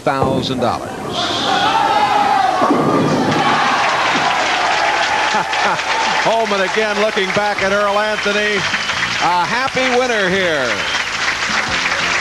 And he just said, happy birthday, Mom. But you can read lips. That's what he said, folks. For Earl Anthony, this is Jay Randolph reminding you that the PBA Fall Tour is brought to you by the following sponsors, and we're happy to have them, of course, with us. Bud Light, everything else is just a light. By Kodak, Kodak Film, because time goes by. By AC Delco, the smart parts. And by Sure. You can raise your hand if you're sure, because Sure antiperspirant helps keep you dry. The victory here for Marshall Holman, $27,000. The Kodak Invitational, that lovely trophy, and the check from Dr. Rod Heitke of Kodak. Join us next Saturday at 2 Eastern Time for the Budweiser Open from Taylor Lanes in Taylor, Michigan. For Earl Anthony, Jay Randolph saying so long from Rochester, New York. And our tournament leader, a veteran of 12 seasons and 19 career victories, Marshall Holman. That's our field for the $250,000 Firestone Tournament of Champions. With my colleague, Nelson Burton Jr., so let's join him right now. Here they are. Thank you, Chris. 10 years ago, our tournament leader, Marshall Holman, won this tournament. And then, Marshall, in the last 9 years, you've done almost nothing in this tournament, and all of a sudden, you're back on top. What's been the reason for the struggle, and why have you resurrected that talent this week? I think after the first year, I started putting too much pressure on myself here at Riviera Lanes. And with each year that I would bowl poorly, the next year would just seem to get worse. But finally, maybe the law of averages are in my favor. I just bared down this week and worked very, very hard and find myself in that enviable position of waiting in the wings for that one game. One game for $50,000, Marshall. This has been the highest scoring Firestone Tournament champion since 1972. What do you expect out there in the championship here today? As of right now, the lanes look very, very nice. I look for high scores as of right now. But as everybody knows on television bowling, the lanes can change a little bit. So I've got about an hour and 10 minutes to wait around before my match, and we'll see what happens then. Well, the lanes can change, Chris, but there's $123,000 out there for the first 5 players. They're ready for action. Okay.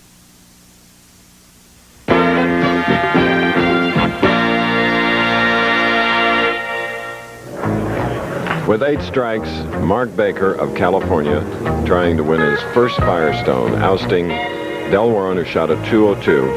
And now, Baker's chance is against the 1976 winner here, Marshall Holman of Medford, Oregon. They honored the title and $50,000 here as they're bowling for a total of $78 grand, and they are practicing.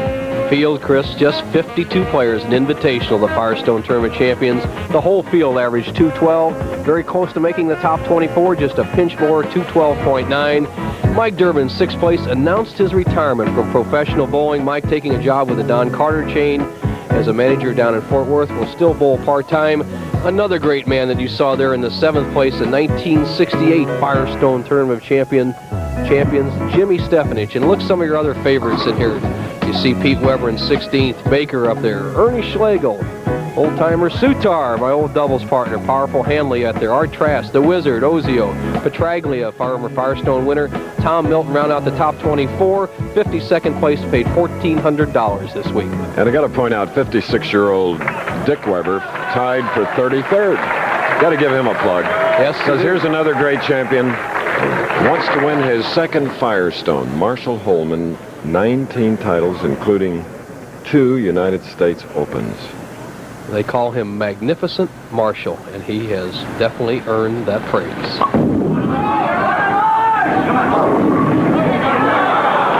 All right, he left the 7th pin on the left lane. Very rushed to the line, but it was his first shot. He has that quick style, as you said, Chris, but a very safe shot right there as he sends the ball wide. Doesn't want to go high, as the other players have done on this left-hand lane in the very first frame. Almost gets the strike, but leaves himself a simple spare, the 7-pin. Blows in that thumb hole, and we'll get some of that moisture down as it's becoming very warm in this building. It's a capacity crowd watching with you. Sports writers from all over the nation covering this, the great prestigious Firestone Tournament of Champions.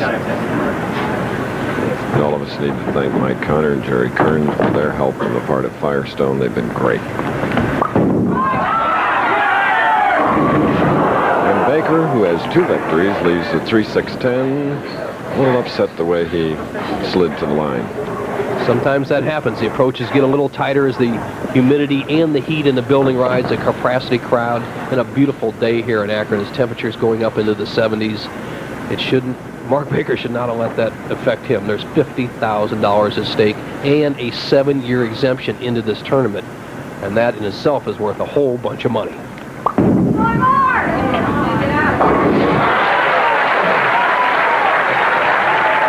Which is a point where we can say Mike Durbin will be bowling in the Firestone next year because he's won it 3 times and he has 5 years more on his last victory.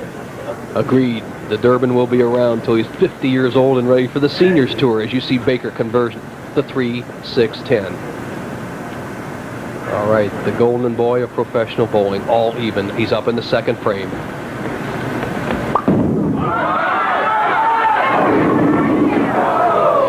Leaving a 2-pin. Pressure. Just a little wide, you're right. Simple spare for Baker. You can see him starting to breathe very hard. He can feel that victory, feel that pressure.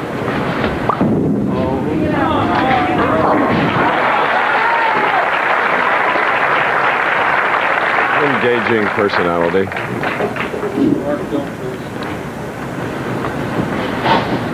And so is this man. Charming, very bright. Talks to himself a lot. Don't we all when the heat's on?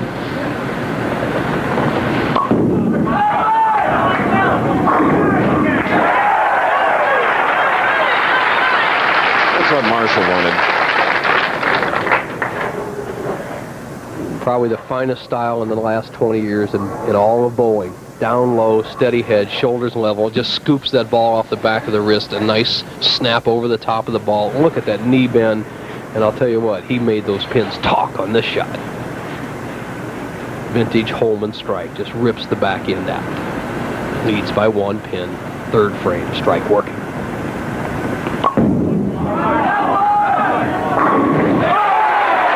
There's the man that wants his 20th title. And if he can win, he will become only the 3rd man to go over $1 million in money earned on the tour. And he would be the youngest to do it. Roth and Anthony, the other 2. 2 power players, and you see the power ball of Holman. He says, take out that 10. Here I come.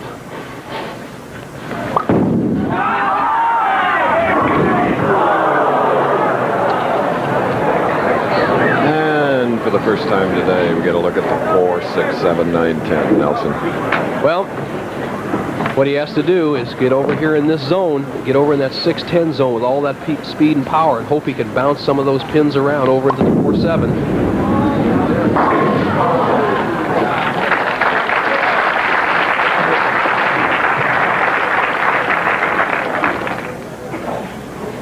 $28-pin difference. Baker with an open in the 3rd. See if he can come back in the 4th. You see Holman has that double up. Style of these 2 players, these contemporary young players, they can throw so many strikes that 28 pins is not very much at all, and 7 frames left in the match. Okay,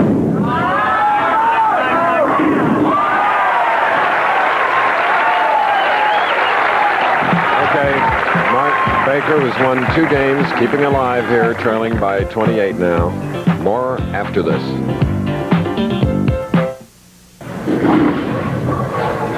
We're back again at Riviera Lanes, and while we were away, we did not bowl through. We had a little housekeeping. Well, what happened is somebody left a rubber mark basically off the heel of their shoe on the approach, and Larry Lichtenstein, who is our player services director, took a cleaning pad, went up there and just cleaned it off. Everybody's satisfied. They're ready for action now as Holman comes up here live, leading by 28, a double working, has a chance to extend to 38 with a strike here in the 4th.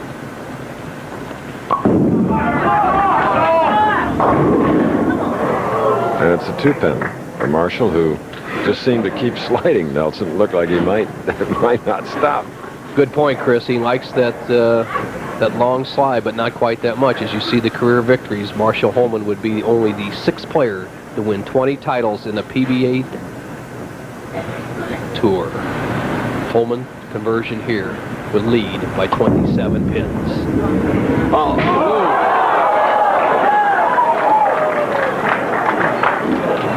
costly will that error be? Is there pressure out there? We saw it last year as Bob Hanley was all over the building, could not close the door in the championship matches. Mark Williams went on to win.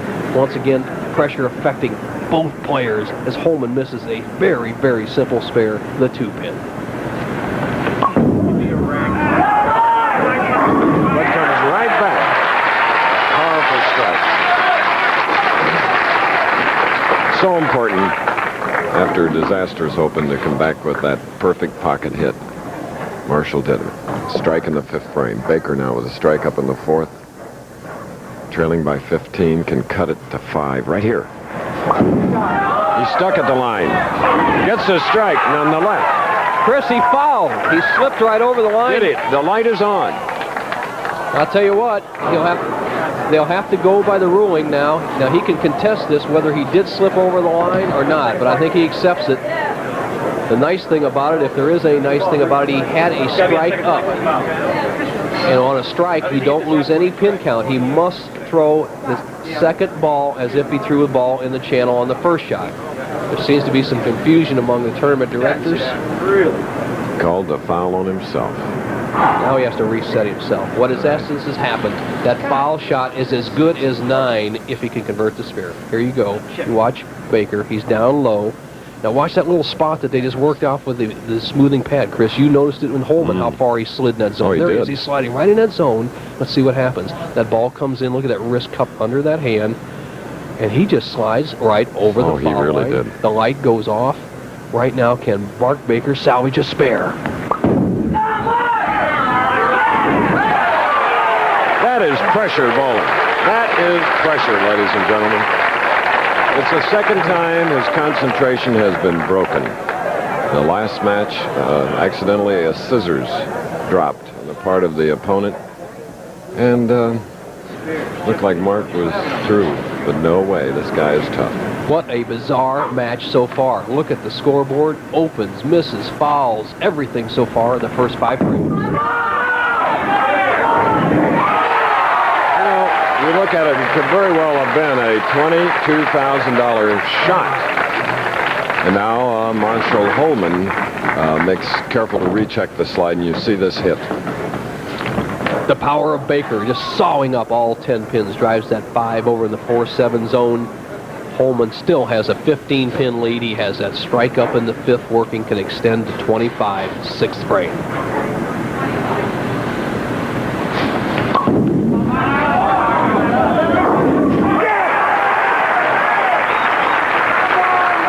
This is our championship game in the Firestone Tournament of Champions. Some of the questions we've had in our Ask Bo segment, Chris, as you see the reaction of Marshall Holman, is why do the players put so much spin and power on the ball? Why don't they just throw it down the middle? The answer is right here.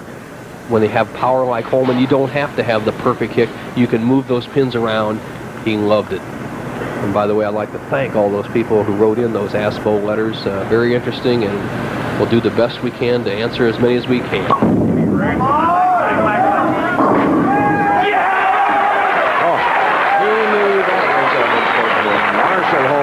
Look at the reaction of the crowd. They love the antics of this highly intensive competitor from Medford, Oregon. Ooh. This is a carbon copy of the strike we saw Baker get in the 6th frame. The ball drives in light, drives the 5 into the 4-7 zone. Holman commanding 35-pin lead. Baker in a must situation.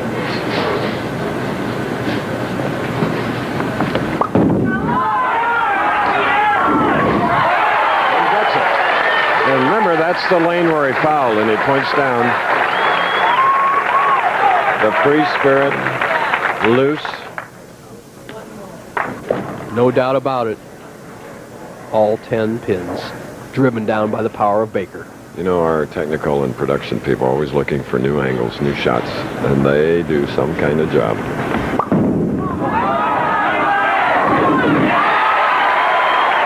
knew that one was in the bank. Is he ready? Is he ready? He says, Marshall, you try to do that one. He just took those pins and took all that power and bowling ability and just scattered those pins. He took the 5 pin, threw it over against the left-hand wall. It shot back across, took out the 6 and 10. He's let Holman know that he's still in the match for the $50,000. Holman coming up, lead 15-pin lead.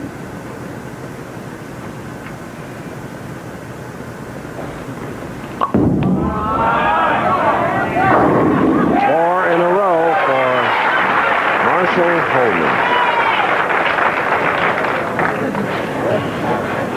The bowling technician Holman trying to be the mathematician right now, adding up the score, figuring out what he needs. Right now, he is going at a 2:27 pace. Baker has a possible 2:32. Re-rack requested, and Marshall says his ball did not return. The re-rack has done.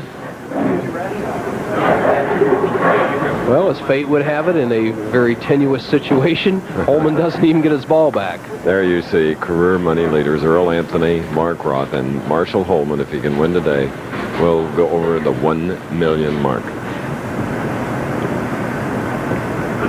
Holman, 25-pin lead through 8 frames, has 4 strikes up, can extend the 35, 9th frame.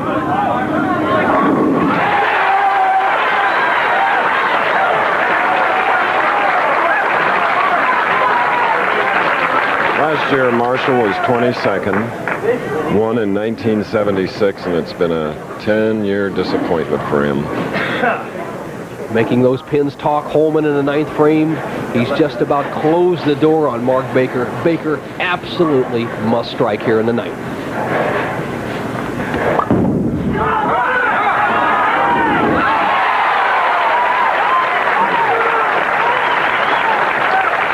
But he will never get down. What a crowd. Representatives of so many industries, Bo. Baker right here can force Holman to mark with a strike on this ball.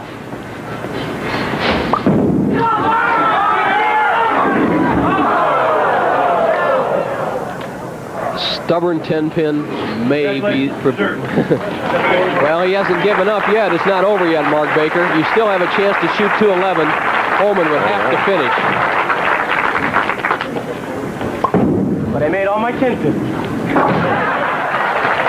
You know, good reaction. He has had trouble, as Bo indicated earlier, in covering 10 pins, and he just reminded the audience here that he made his 10 pins today.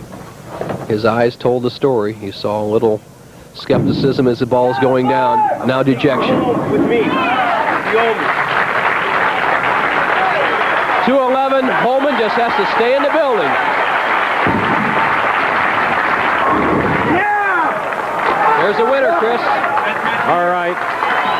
Here comes one of those so few that have won 2 Firestone Tournaments of Champions. Marshall Holman, a great champion. He wins his second, $50,000 to go with it. The world champion Soviet squad in America. Marshall, you aren't excited at all. I tell you, I'm about ready to cry. I can't stand it. This is unbelievable. You know, after missing that 2-pin, I took a mental vacation, but oh, I just feel so great. And thank you, Firestone, and thank you, PBA, for allowing me to make a living. This is fantastic. This is the peak. All right, now, before we get all the spoils of victory, let's go to Nelson Burton Jr. and Mark Baker. Thank you, Chris. Mark, 2 bizarre happenings. The scissor incident with Del Warren. What happened? Del was just taping his ball, and the scissors fell. I shouldn't let it affect me, and that's a 4-9 on the shot. I won the match, but that doesn't really matter right now. That board out there, I want to take that thing home with me. You're talking about that foul in the 5th frame. If it had been a strike, you'd have been right in the match. Well, I stuck in the 3rd, and or 2nd, whatever it was. I Greek-churched, and I stuck. At the commercial, Marshall and I both went out there, and there's a black mark this long. We both, Litchie took it off, and the next shot, I tried it, didn't slip, and the next one I threw it perfect, but I fouled by about a foot. But hey, we're professional athletes, and things like this happen. You got to come back, and I made a match of it, and I'm proud of myself. I think everybody else is proud of you and our champion, Chris. Okay, over $1 million earned on the tour. His 20th victory. Mr. Jay Rosenson, Vice Chairman of the Firestone Tire and Rubber Company, has something to add to the total. Congratulations, Marshall. On behalf of Firestone, please accept this winner's check for $50,000. We also have a trophy for you. Thank you. You won't forget us. Well, thank you very much, Jay. This is fantastic, and I've got one like this at home, a little more tarnished, but I'm going to have to go home and shine that one up so I can have a nice, shiny matching pair. This is absolutely my best day right now. This is going over $1 million and doing it in style at the Firestone. I love it. I love it. Congratulations, Marshall. Thank you, Firestone, ladies and gentlemen. Coming up next on ABC's Wide World of Sports, the United States women gymnasts face the world champion Soviet squad in head-to-head competition for the first time in 3 years. It's the U.S. versus USSR in gymnastics. Plus, the final chance for Derby hopeful. A 235 with a spur and a strike in the 10th frame.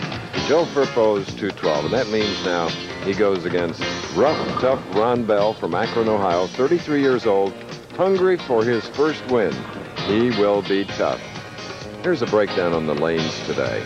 The championship pair, lane 31, 22 strikes, lane 32, the one that hooks a little bit more, 27 strikes, and that's due to just a little more braking power. As you see Ron Bell taking his second last of his warm-up shots. He's the tournament leader, gets practice on the lanes before the championship match. Marshall Holman, who has already bowled 3 games, gets no more practice. Chris says we have a great fight coming up next, and trust me, Haugen is going to do it. Haugen, who had the title before Pazienzo took it away from him. It'll be a brawl. It will not necessarily be the most beautiful technical boxing match, but it will be a battle. That's live. Plus World Cup skiing, the women excelling in Yugoslavia. Sort of a prelude to the Olympic Games, which start a week from today, and then they'll be naming the Athlete of the Week. And, Bo, next week, you and Dick Weber are going to handle the telecast, as I'll be trying to stay warm in Calgary, getting ready for the 70-meter jump on Sunday.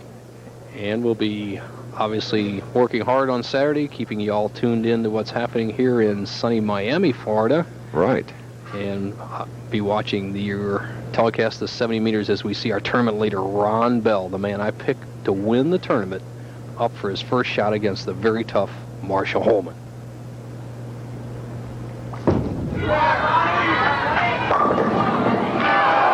Leaves the 10-pin, the big 230-pound professional from the cradle of the PBA, Akron, Ohio, and home of the Firestone. And Ron would like to get his first win, which would make him eligible for that great event, our last stop of the year always.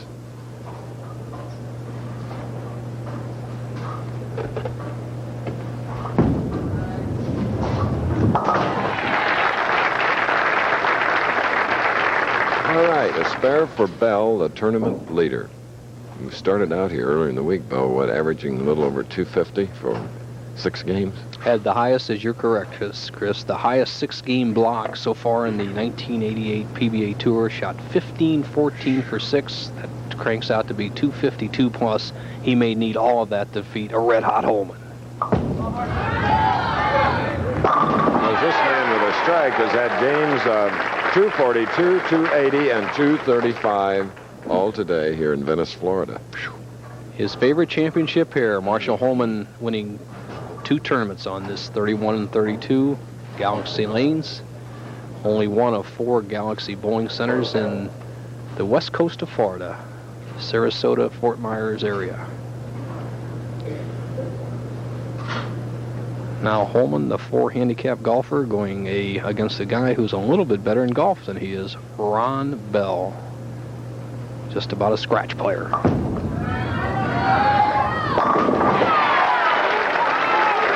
Holman with 20 championships, including 2 U.S. Opens, Firestone, amazing. 10 in a pit. Holman off to a quick lead, and that's what you need to do against the tournament leader. Nailing-wise, still a little bit apprehensive, but not Ron Bell. He's thinking win all the way. He says, Bo, I've already got my Firestone tickets for my family.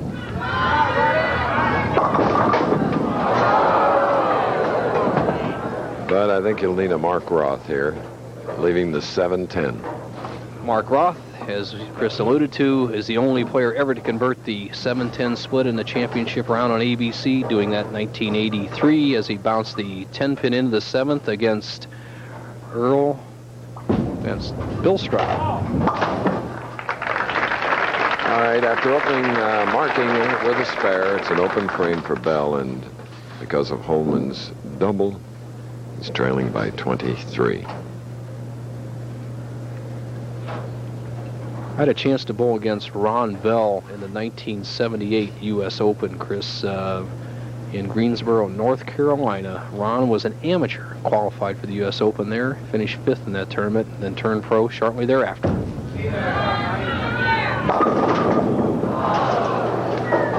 Leaving the 610 on the left lane. See, after that long wait and intermittent practice, you get over to the championship pair, and it's just a different ball game, isn't it? A little bit different. You're correct. The lanes have changed slightly. Bell has to make the adjustment here after the third frame. Keep some pressure on Holman. Needs to convert this spare. He would still trail by 23.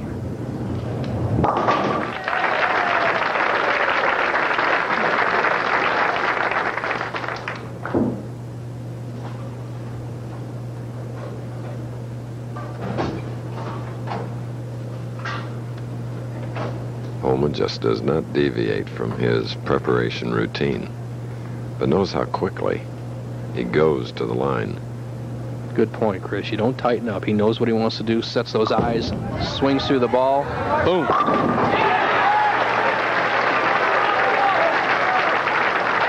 3 in a row. Chris, those approaches are only 17 feet long, but Marshall took about a 35-foot return when he came back. Watch him. He sticks a little bit, reacts to the strike. Now with the sashaying return back to the ball return, he walks left, he walks right. He looks like a snake coming back. Very confident way of walking. I guess if you can bowl as well as Marshall, you can walk around in the approaches any way you darn well please.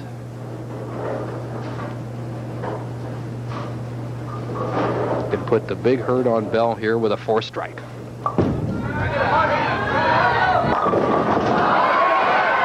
Would you believe it? A cross lane knockout. What a break. Holy cow, watch the action of the head pin. Here's Holman's ball, 4th frame. He drives the head pin to the sideboard. There's a 10 pin, but don't forget about that head pin. Here it comes. Can it get there? Can it get there? 4 strikes in a row. Holman has a 43-pin lead. It's like we've always said, a lot of preparation with a little luck, and you can go far. And we'll be back to continue this championship. Spares and slow bowling, we run behind our schedule, so Ron Bell bowled while we were away, had a strike in the 4th on the right lane, left a 6-pin, made his spare. Now Holman 4 in a row. He has 5.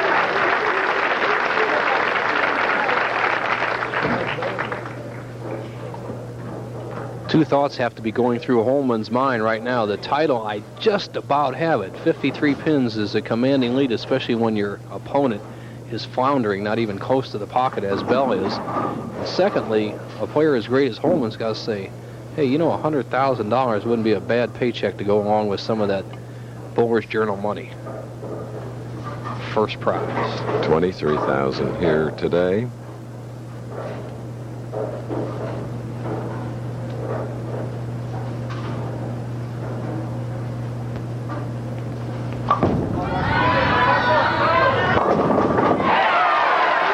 Halfway point, as he did earlier, toward the true value $100,000 perfect 300 game bonus, and Ron Bell is pulling a Fuzzy Zeller on Greg Norman, the U.S. Open, seen here on ABC a couple of years ago. Bell right now can't give up in the match. He has a potential 237. It's not over until it's over, as they always say, and he still has a chance.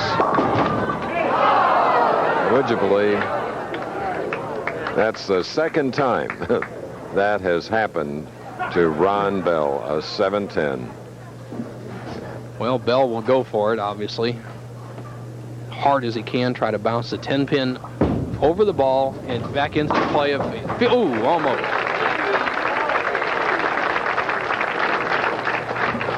So a likable 33-year-old from Akron, Ohio, Ron Bell, in against a Tiger here in the championship match.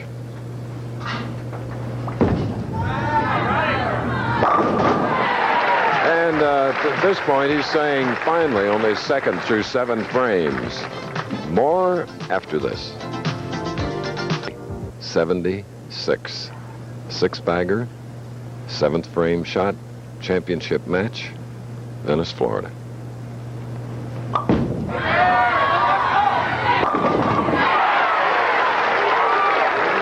kiss at the end. 7 in a row, 5 to go. The action of Marshall Holman's ball just sawing the 5 out, driving it straight into the 7. Those 3-pound, 8-ounce pins just dancing to the tune of that power.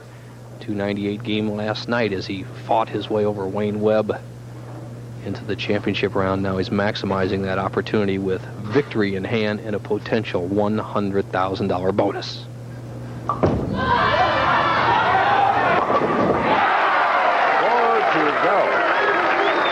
Marshall Holman, big games today, all of them. This is his 4th.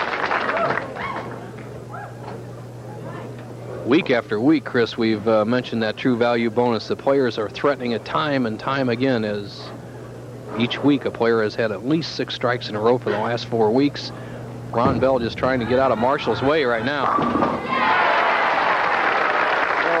Ron has doubled, but it looks like he may have to settle for $12,000 today.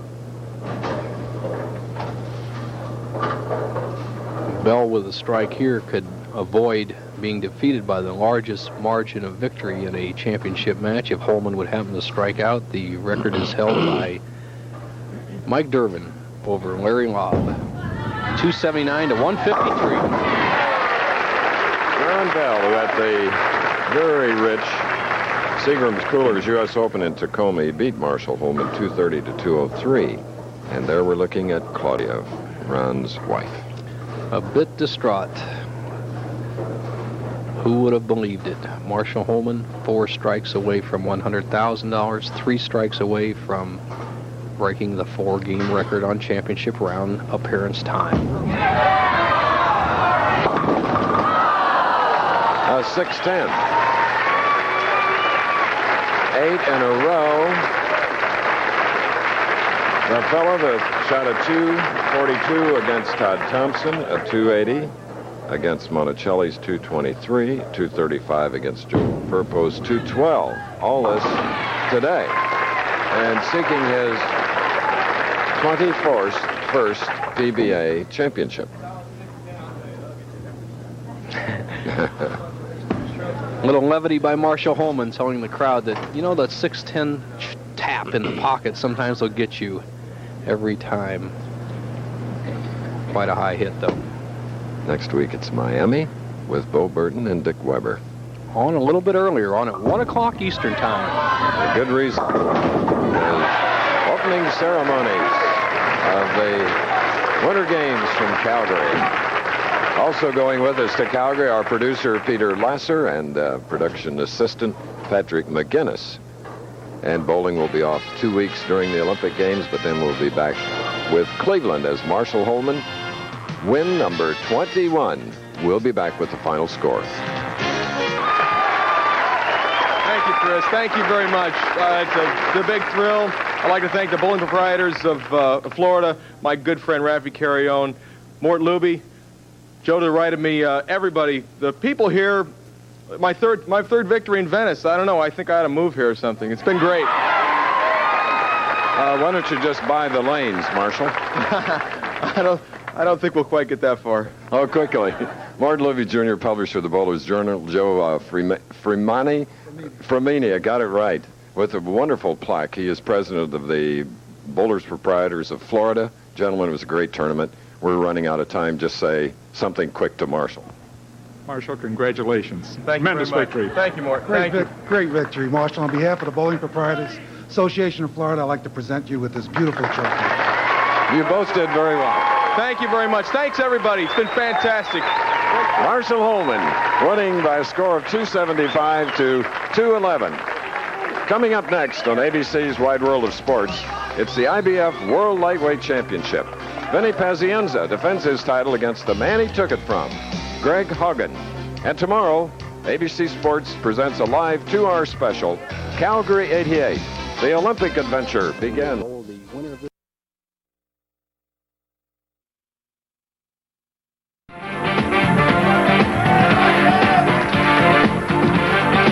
And now it's time for championship frame. And in our opening match, Wayne Webb is in the 10th frame here, Brian. It's the second ball in the 10th. He needs his first strike to take the lead right here for the match. Throws it just like a veteran right there. Well, you'd think he was a veteran. Wayne Webb in the opening matches, we see his reaction defeats Bob Learn 215 to 200. Earning him the right to move on against Tim Chris. And again, here he's in the 10th frame. What's the situation here? Chris opens in the 9th. Wayne needs this mark right here to win this game.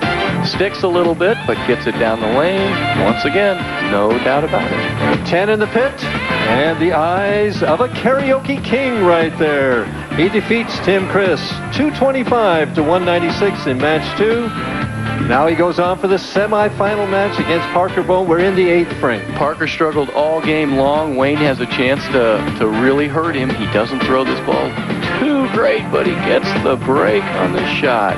Comes in light. 10 balls at the last minute.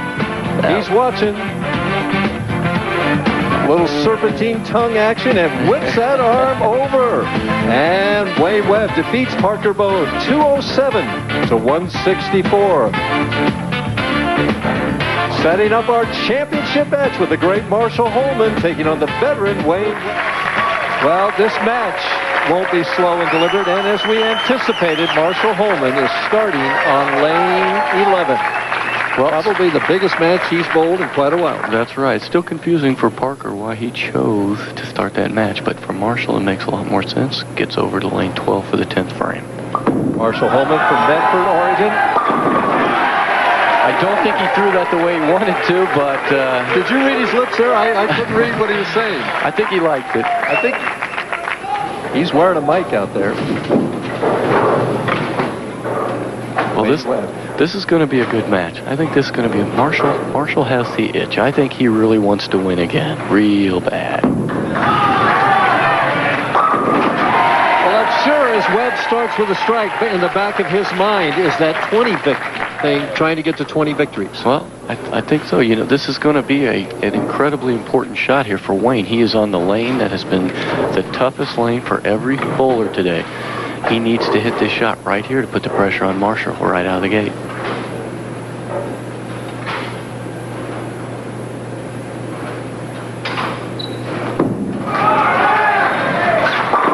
Well, he does. Boy, we've got a match. Shot.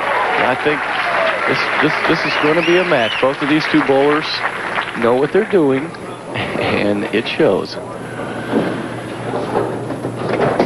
Marshall's playing a line that's real similar to what we saw Tim Chris doing. He's floating the ball out, but he's got a little more continuous back end than Tim Chris had. Come on. Keeping himself under control there, talking to himself. I think that's key for Marshall. I've seen him in the past. He has a tendency to get excited. Iraq. What a record there. 6 consecutive years making over $100,000 each year in the 80s.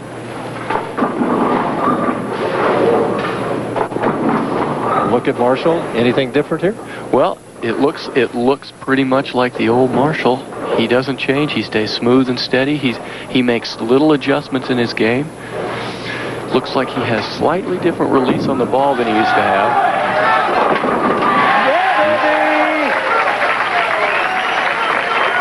Gets a little fired up, calms himself down.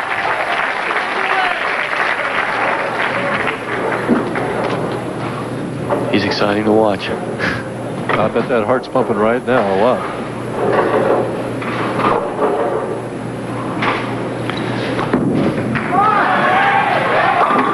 Oh, my goodness, a solid 9, and that eliminates any possibility of a perfect game there by Wayne Webb. Well, Bowl 1's offering $25,000 if anybody does it, so it's up to Marshall now.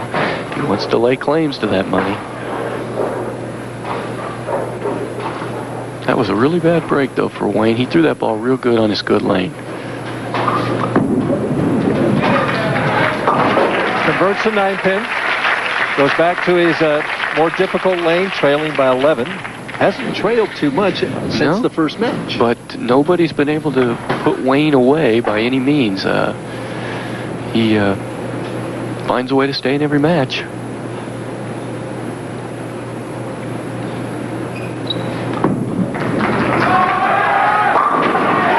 shot right there.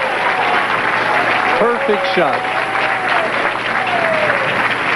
Well, I'm wondering if he's thinking he should have done that earlier in the day, but I guess since he's at this point, doesn't really matter, does it? That's right. No. But it does matter for Marshall to keep striking. That's right. I think. Keeps the pressure on.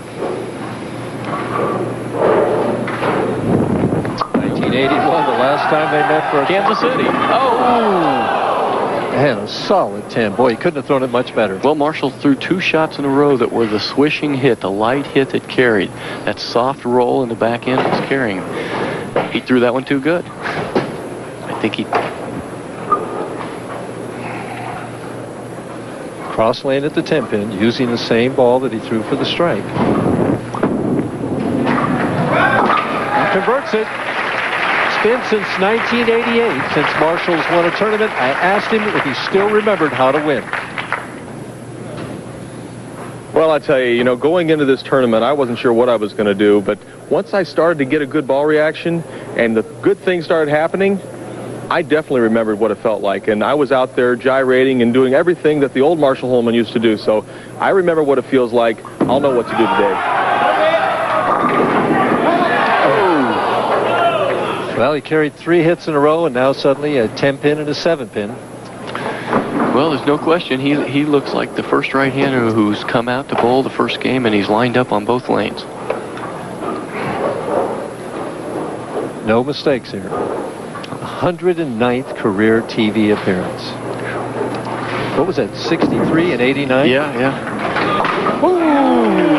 Okay. A little pirouette there. He looked like Brett Favre. Ooh, playing with the crowd a little bit, too. That's just like the old Marshall. Marshall playing to the crowd. I think he enjoys that. Webb with an opportunity to take the lead.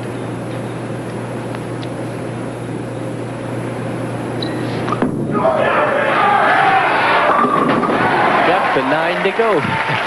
That looked like another one, didn't it? I thought he left it again. Basically an even match. Webb a pin ahead. Been too long. And he is throwing a different ball in the left lane than he is the right lane. Yep.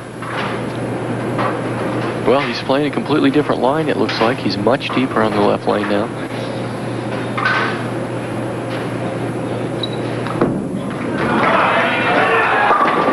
Oh, is he wired? 11 pins ahead. That's Wayne looks like he's finding it, and he looks like he's concentrating, and he's not playing to any crowd.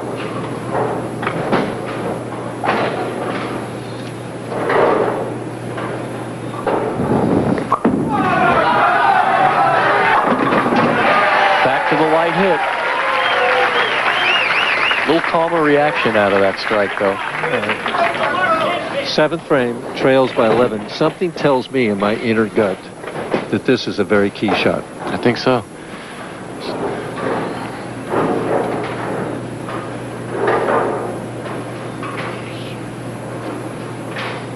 This shot here, if he can throw it, is going to bring this match down to the wire. There's no doubt. Come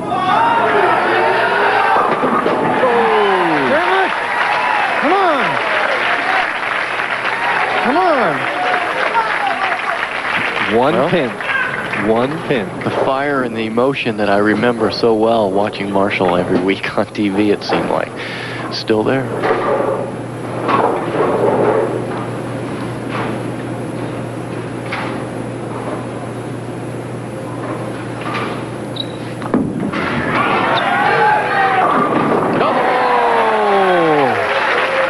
Well, there's a payback break maybe for the solid 9, but what a great match these two guys are playing. I'll tell you what, with all the struggling that we've had before. Wayne took a little extra time on this one, threw it, just gets the break on the 4. The 2-pin gives it the tender touch. 11 pins can increase it to 21 8th frame action.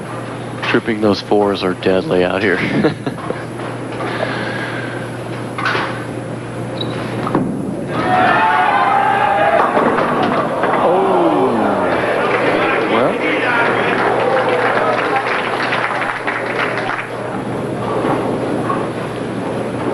I don't think Wayne got through this shot as well as he wanted to. They kind of cut it a little short, didn't get his follow through, wasn't balanced as well as his other shot. Ball just hooked up a little early. But he did get away with a break here. At the 4-7. If you're enjoying this bowling, stay tuned. Later tonight, it's the LPBT, the Three Rivers Open. At 11:30 Eastern Time tonight. That's only 9:30 on the coast, not even late out there. Well, I'm informed that that's 11:30 Central Time, so we got to make sure that we're correct here. Well, Marshall needs this strike to take the lead. To take the lead. Oh, he threw that nice.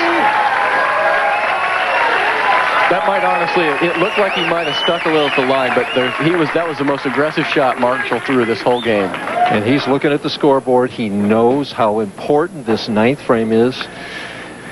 Look at this ball. This ball really had a lot more pop to it when it came back. He wasn't going to flirt around with it. He liked that. I don't think he was going to fool around with that light hit. 1 pin ahead, 9th frame.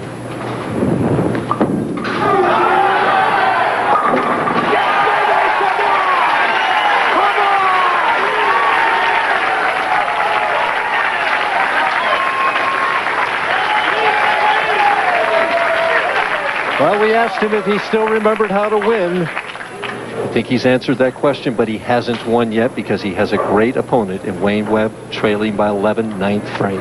Well, if Wayne strikes out, he shoots .257 this game, and Marshall is going to have his work cut out.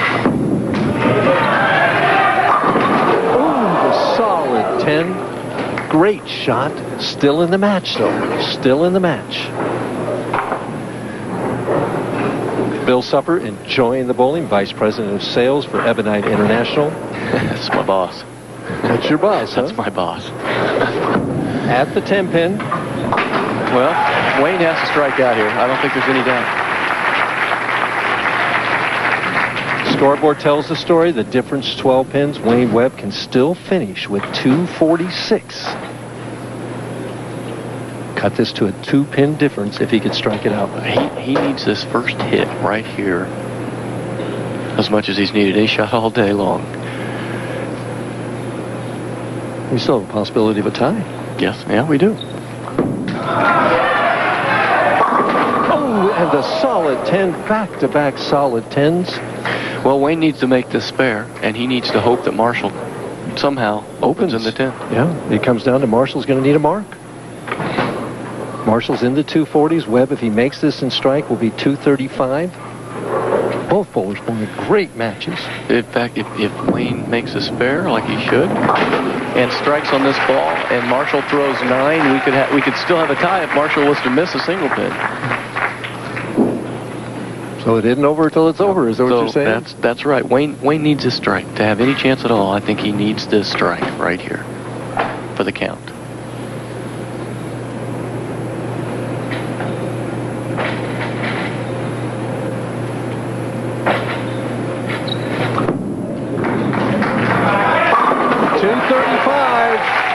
An outstanding game, his best game of the night. No question about it. Two ringing 10s, solid 9. So the most important shot in the last 8 years for Marshall Holman right now.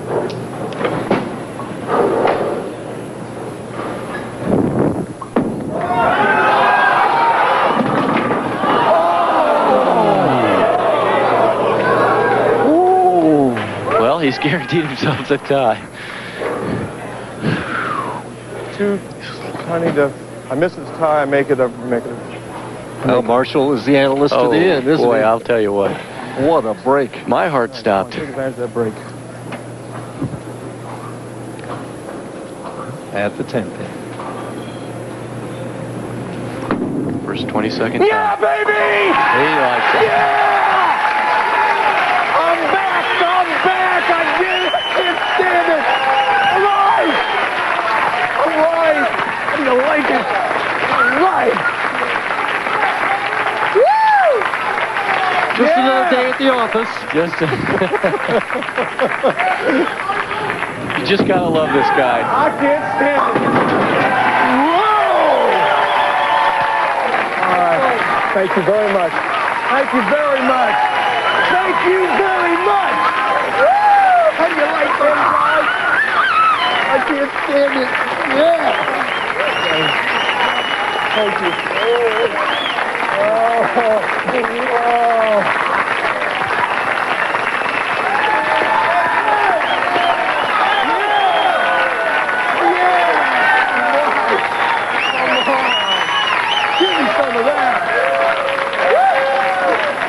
Marshall Holman putting on a show, and we'll be back to talk to this reticent bowler right after this. Don't go away. Day late, but... Yeah, baby! Yeah! I'm back! I did it! Damn it! All right! Marshall Holman, quiet as always. Well, you know, I like to keep things understated. I am so thrilled right now. Everybody I talked to yesterday was happy for me, all my peers, all the fans here. You know, it's been a long, long time. My friends at home, I mean, I'm flying home tomorrow, and I can't wait to get back to Southern Oregon. I'm just really, really excited. Brian's got a question for you. Yeah, Marshall, the key shot, 10th frame. You need a mark for your win. What are you thinking before you throw that shot? Well, I tried to get it off my hand as quick as possible because I was kind of shaking. And, you know, I've had a lot of good breaks and a lot of bad breaks over 109 telecasts. That was a darn good break. Very, very fortunate. Wayne Webb just bowled a great game. He was unlucky towards the end. And, you know, I give him his due. He's a great player. It's fun to be bowling against a player close to my own age. Well, I'll tell you what, I think it was great, Marshall. You threw the ball great today. You really looked relaxed. Well, I was relaxed. And, you know, I always knew that if I could just get a ball reaction, that the emotions would take care of it. And, you know, I may be 42 years old, but, I mean, those were 20-year-old emotions out there. Well, Marshall, we would offer our congratulations, but we've got to run right now. For Brian Goebel, this is Mike Durbin saying so long from Allen Park, Michigan, where Marshall Holman is your champion. Be sure to join us.